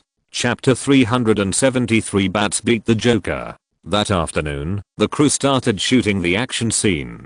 Batman was going to torture the Joker. This was a one-sided violent beating scene, and Bale, who was wearing the batsuit, had been looking forward to it for a long time. Martin sat upright on a chair, as calm as the clown at the door of McDonald's. Bale walked over step by step, his bat helmet covering his face, revealing only his chin. No one could see the face under the mask, all of which was long awaited. Bazooka, corpus cavernism, Heath Ledger. These words flashed through Bale's mind one by one, sliding down his nerves to his fists. The black gloves covered the bulging veins in his fists. Bale's face was drooping, and today's idea did not just come up. When the crew came to Atlanta, he was inspired by Martin Davis' best friend Leonardo. When filming Gangs of New York, Daniel Day-Lewis was a jerk both on and off the screen. Leonardo accidentally broke Lewis' nose when filming an action scene. Bale didn't know whether it was a mistake or not, and he didn't want to find out. He only knew that it was normal to have some accidents when shooting action scenes. Even the insurance company couldn't say anything. Accidents would happen, even if the action scenes in New York gangs were not intense, let alone this action movie. Martin looked at Bale, his face full of calmness, but he was prepared. The two were already hostile. When Heath Ledger almost hit him, and Aniston while driving under the influence of drugs, Bale and Blanchett put pressure on them, and persuaded them to make a big deal out of a small matter. The two sides were already on opposite sides. Bale was waiting, Martin could roughly guess. As the stage manager hit the board, the shooting began. Bale strode towards Martin, revealing the muscles on his masked chin beating rapidly, and the bat helmet covering 4/5 of his face could not stop the burning anger. At this moment, Bale's acting skills burst out, no less than Edward Norton wearing a mask in Kingdom of Heaven. Or in other words, this is not acting. For this role, Bale did 4 months of fitness and more than 1 month of action training, with strong muscles and agile movements. The black fist smashed down on Martin's face like lightning. According to the normal action shot mode, the fist was just a bluff, and Martin just had to look up. But Martin had been targeting Bale since the crew started filming, not only because he had created a Heath Ledger, but also because he had sensed his intentions. This was Atlanta, and the crew had hundreds of extras and staff from Jerome and Robert's Merita agency, so he could not hide any movement. Martin kept exercising all year round, and the sword of Damocles of the Russian mafia was always hanging over his head. He and Bruce used real knives and guns when they trained. Bale's arm moved, and Martin suddenly dodged sideways. The black fist did not hold back, and hit him over the shoulder. Martin heard the sound of the wind. Bale grabbed Martin's collar with his other hand, to prevent him from dodging again. Martin quickly lowered his head and hit Bale's hand with a headbutt. Bale raised his foot to kick, and Martin used his legs to fly out very cooperatively, and his back hit the wall with shock-absorbing pads. He opened his mouth wide, his face full of madness. "Come on, come again. You loser. It turns out that you are really soft and can't get hard." Behind the director's monitor, the voice of the director of photography, Pfister, rang in Nolan's headphones. "Director? Keep going." Nolan didn't call for a stop, because the effect of this action scene was so good. Batman's anger temporarily overwhelmed his usual rationality, and he used the most direct violent means to interrogate the Joker. Bale and Martin's actions were all powerful and real and natural. Nolan knew a lot about the crew, but as a commercial director, these were exactly what he wanted. The set was still under control, and he was not in a hurry at all. With a bang, Martin took the initiative to fly out again. Bale's fist seemed to have hit out, but all the force was in vain. "Asshole, tell me." Bale was furious. "Why did you do this? Why?" Martin didn't answer, but just laughed wildly and crazily. Bale couldn't control himself, and moved the chair next to him. At the edge of the studio, Bruce's body was tense, ready to go, like a leopard about to hunt. Martin was still laughing wildly. "Stop." Nolan's voice rang out. "This one is past." Bale lifted the chair, but did not put it down. As if he could not stop, because of the continuity of the action, the chair flew out of his hand, and fell towards Martin. Martin rolled over on the spot and easily dodged to the side. He seemed to be trapped in the play, and could not extricate himself. He pointed at Bale with one finger, and a blood-red mouth split open on his pale face, laughing wildly. "You useless thing, you are soft, soft." He rolled on the ground with laughter, as if he was crazy. Others just thought that Martin had not yet taken off the roll, but Bale knew what he was talking about. Standing 5 or 6 meters away, Bale looked down at him, his eyes twitching wildly, and the muscles on his chin twitched continuously. Batman was provoked to the point of exploding by the Joker. Martin was waiting. As a good actor with professional qualities, he did not respond to what Bale did during the filming for the time being. But the filming stopped, and Bale made another move. Not far away, Elena and Hall, who came to visit the crew afternoon, said nothing. Hall was holding a glass bottle of Coca-Cola in his hand. At Northville Private Middle School, Hall was the main pitcher of the school baseball team. As long as he wanted, at a distance of less than 20 meters, he could throw the Coke in his hand to Martin at any time, or hit someone on the head. Bell took a deep breath. His clenched fist slowly loosened, his tense body gradually relaxed, and he turned and walked out of the set. When passing by the director's monitor, Bell casually said, "Sorry, I didn't control my movements well." Nolan reminded, "Control your emotions, and don't get too involved in the play." It seemed that in his eyes, these were all extensions of the performance emotions. Martin got up from the ground, and the makeup artist came in to touch up his makeup. Nolan waved his hand, and the screenwriter immediately trotted over. Record, the latest highlights. Nolan suddenly felt tired. He had to shoot the film, control the conflicts between the two leading actors, and make up materials for later publicity and marketing. It was too difficult to be a director. His talent in screenwriting was also outstanding. Martin Davis is a very dedicated and hard-working workaholic. For the filming effect, in the scene where Batman interrogates the Joker, he let Bale go all out and hit him without any scruples, presenting an extremely realistic fighting scene. The screenwriter secretly sighed that the director's inspiration burst out anytime and anywhere while recording quickly. Because Martin is the core of publicity and marketing, Nolan added, Martin Davis endured physical pain while performing, which is really admirable. The screenwriter is a member of Nolan's brother Jonathan's team and recorded the real highlights shot by the crew without compromise. After work in the afternoon, Martin joined Elena and Hall and left the studio together. In the car, Elena asked, "Is it so dangerous to shoot action scenes?" Martin smiled and said, "The director is a real-life enthusiast, striving for realistic effects." Hall muttered, "That man has bad intentions." Martin pointed to Bruce, who was driving. "With Bruce here, nothing will happen." The four of them went to a nearby restaurant for dinner. On the set, Bale did not leave immediately. Like these days, he took off his macape and returned to one of the studios. With the help of 2 people from the stunt team, he continued his physical and action training. Hibby could only stand aside and watch her husband sweat and energy. Bale has been keeping in shape since he joined the crew. After the end, one of the stuntmen said, "Chris, you are so dedicated." Bale just smiled and went to take a shower and change clothes. He met Hibby and got in the car to return to the hotel. "You're working too hard," Hibby said.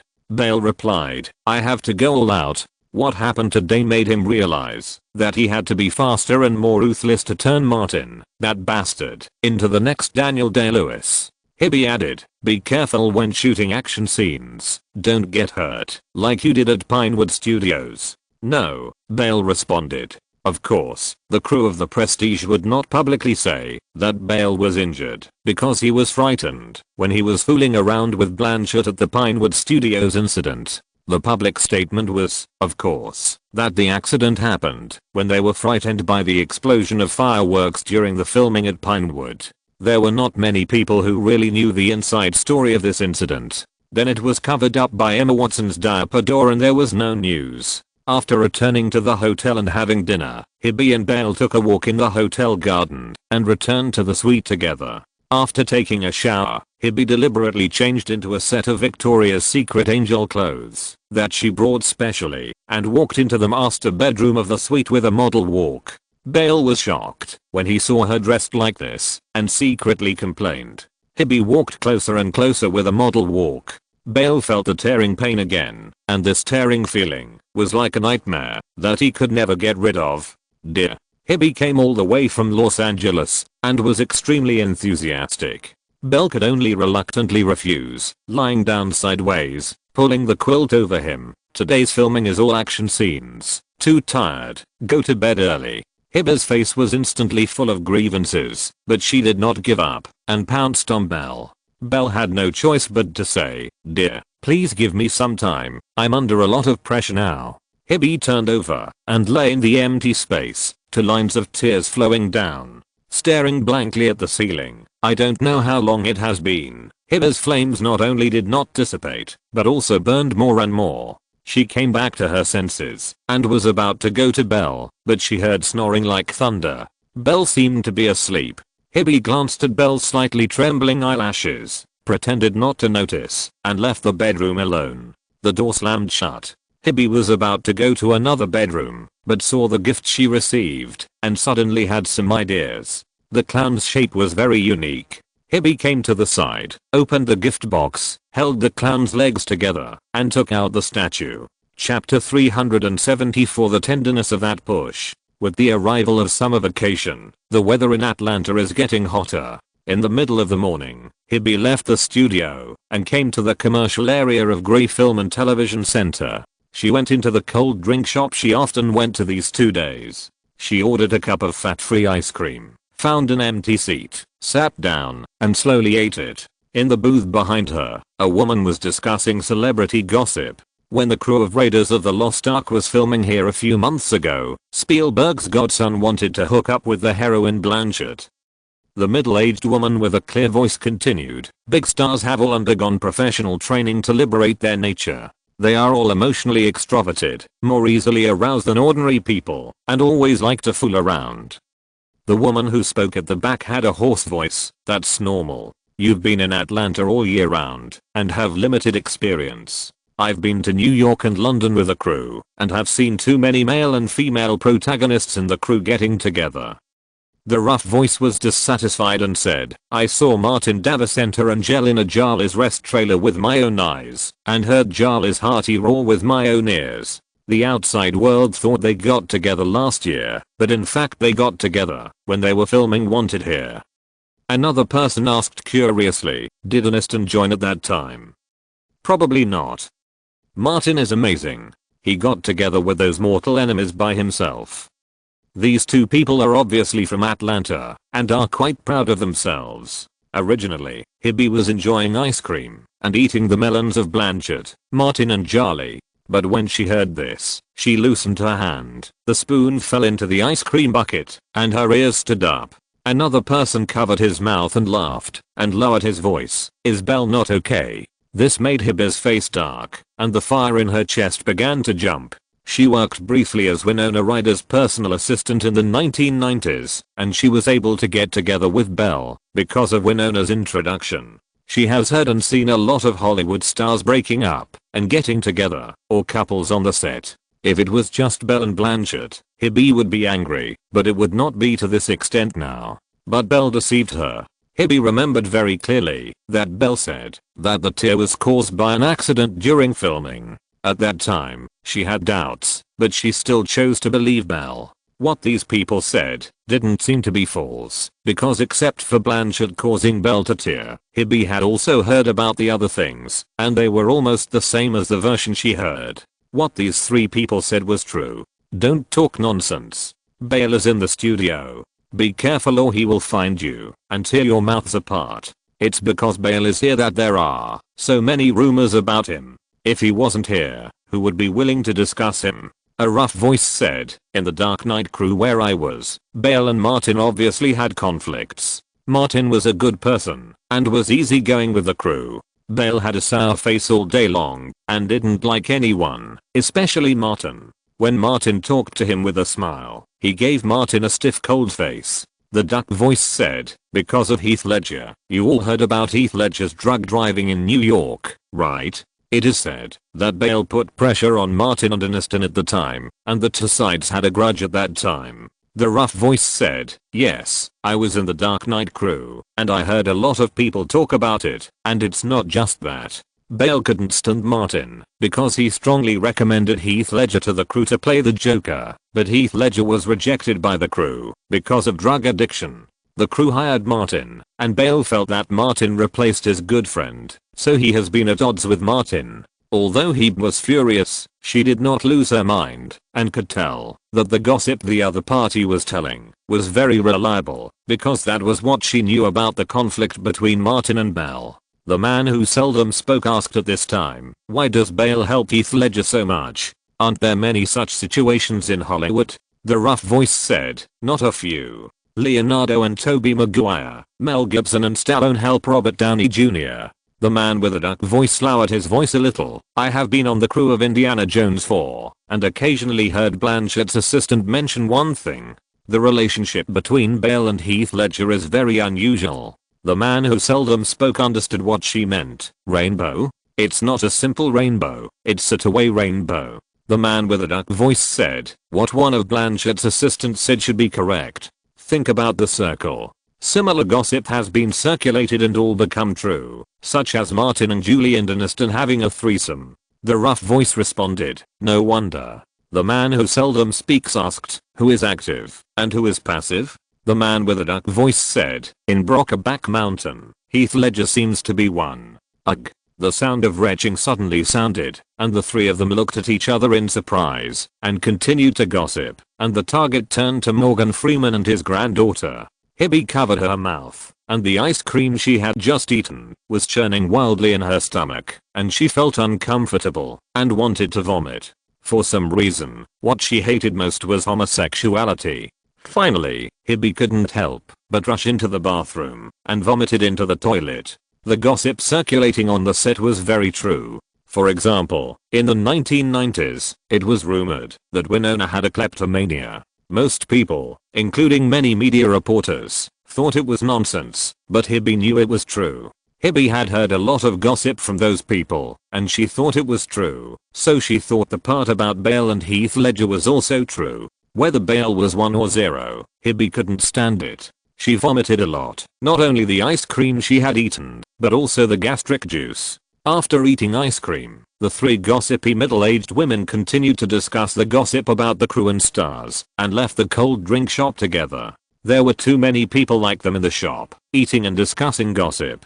This is human nature. In the studio area, people gather together, and the topic is naturally inseparable from celebrity gossip. The 3 left separately, and the duck-voiced man took out his mobile phone and made a call. "Teacher, it's done." On the other side, Robert was chatting with Andrew from Grey Pictures in the lounge of Grey Film and Television Center, and whispered, "I know." He sent a random letter text message to Bruce. The duck-voiced man returned to his crew, and had work to do later. Robert and Andrew chatted about Martin for a while. Both of them were old acquaintances of Martin, and they were quite emotional when talking about it. Not long after, Robert said goodbye and left. When he left the studio, he happened to see Bruce. He lowered the car window and nodded to Bruce. The two exchanged a few words briefly. Bruce understood that the thing had been done, and the effect depended on the person involved. Robert drove the Cadillac and left the Grey Film and Television Center. Bruce bought some things at the convenience store and drove back to the studio, where the crew was. The Joker was holding a meeting with the gangster bosses in Gotham. Martin's performance became more and more mature, and his condition was extremely good. Although the shots had to be retaken several times before they were passed, most of them were requested by the director to shoot more times, so that the best ones could be used in post-production. When it was time for the break, Martin went into the resting area. Bruce went over and saw the screenwriter went to Nolan's side. He said that one was pushed out. Martin asked curiously, "Any reaction?" "I asked someone to find out."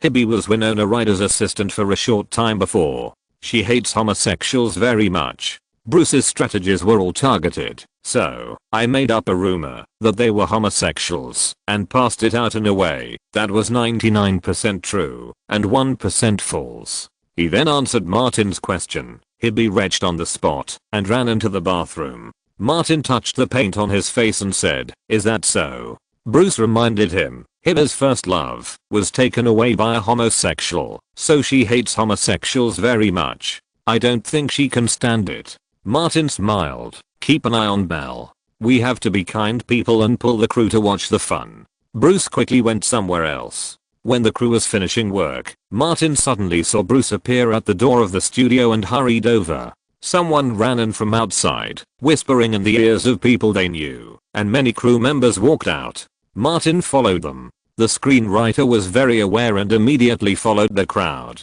In the open space outside the studio, there were several trailers used by the crew. A fierce quarrel was heard from one of them. It was Belle's rest trailer. "It's fake. Those rumors are all false." Belle quickly explained, "It's not true. I've had enough of your lies." Hibby opened the bag, took out the statue that had just been used in the past 2 days, and threw it out. With a thud, the statue hit Belle's head. Chapter 375 Gag Order. The violent quarrel attracted dozens of onlookers, including Martin, who was particularly satisfied with Bale's melon, which was really big and sweet. The messages conveyed in the quarrel were more explosive than one another. Because of Brokeback Mountain, no one was surprised, but thought it was reasonable. Morgan Freeman secretly came to Martin and said, "You should cherish your feathers." Martin agreed, "It's better to like women." Freeman raised his hands to agree. "In this respect, we are the same group."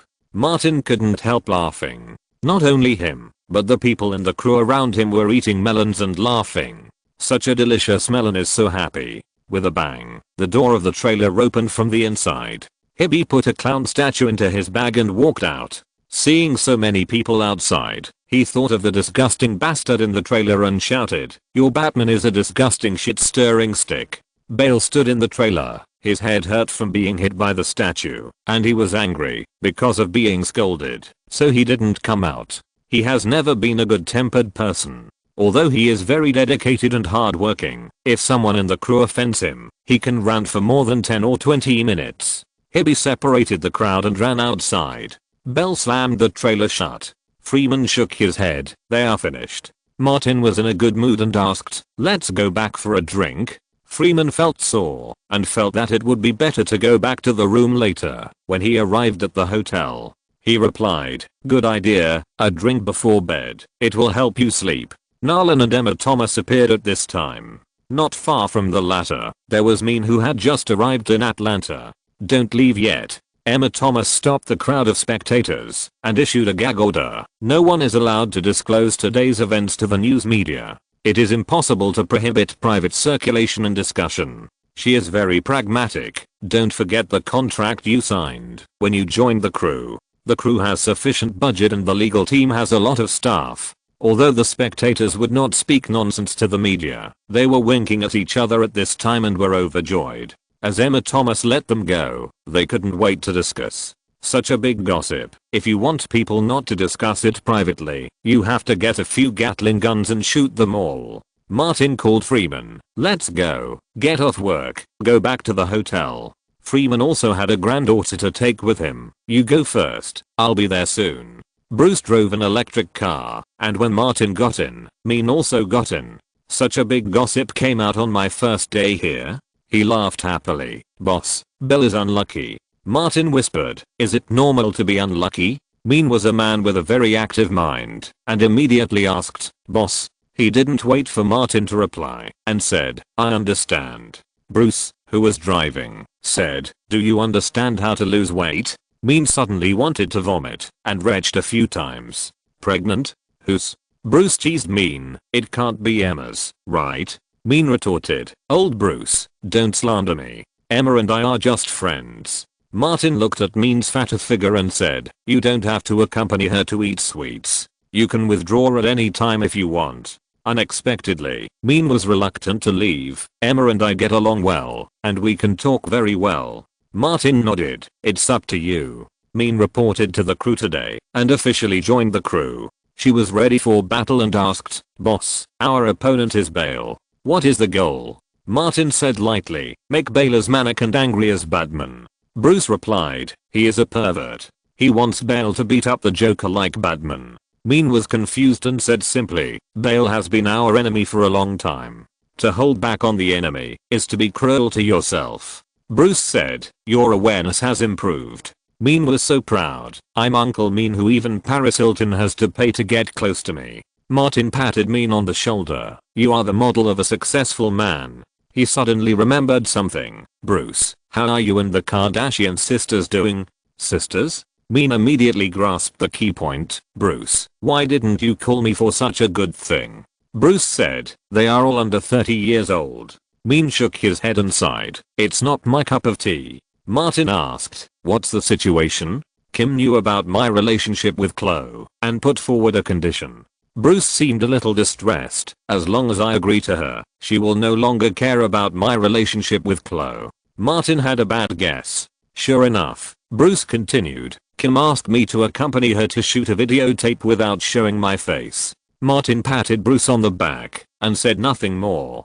Bruce has been working hard in Hollywood for several years, and no matter what choice he makes, he can handle it properly. Mean muttered, "I'm just afraid of becoming Paris Hilton's new leading man." Arriving at the hotel, the three of them entered the bar together. After waiting for a while, Morgan Freeman rushed over. Martin knew that Mean wanted to be an actor like Morgan Freeman, so he introduced him to Freeman. Freeman saw Mean's skin color and taught him a little about the survival of black supporting actors in Hollywood. Martin would also help Mean to get more resources. After Mean opened up the situation with the resources introduced by Martin in the past 2 years, he also established a certain network of contacts and had close relationships with many female casting directors over the age of 50. Gray Film and Television Production Center. After the crew finished work, most people left. Some extras were slow to move and had just changed their clothes. Several of them looked at the rest trailer, where the crowd had just dispersed.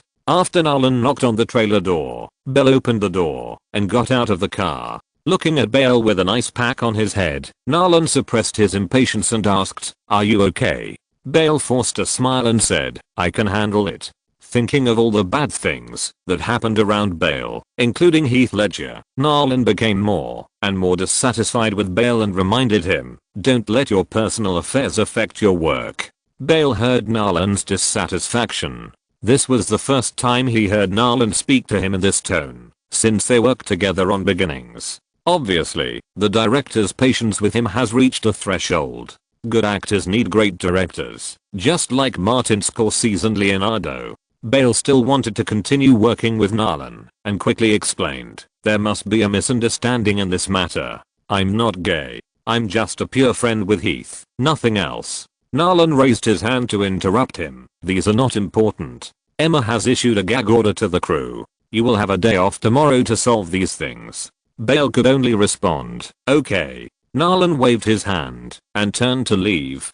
Bale could see that his relationship with Narland was going downhill, but saying more at this time might cause greater disgust. Narland was impatient, and whatever he said would be wrong. When Narland walked away, Bale put down his raised hand and smashed the ice bag in his hand to the ground. The bag broke, and the broken ice splashed everywhere.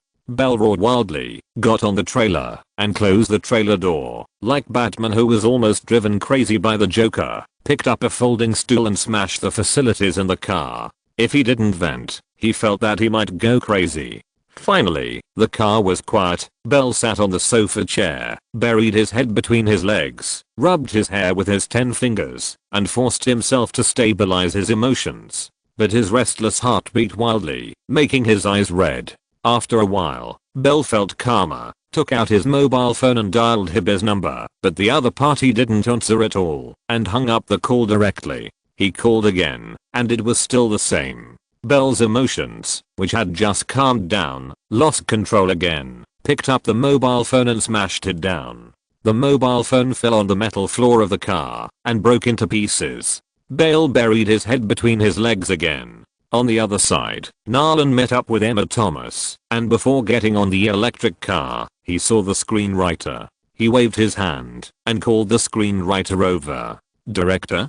Don't record Bale's affairs." Narland thought for a moment, and his excellent business mind once again came up with a creative idea. "Write it like this." The screenwriter took out a pen and a notebook as quickly as possible. Narland said, Bale was deeply immersed in the role of Batman, and was seriously affected by the character's emotions. He had a conflict with his wife, who came to visit him. He vented the character's emotions on his wife, causing his wife to leave the crew in anger. The screenwriter quickly wrote it down.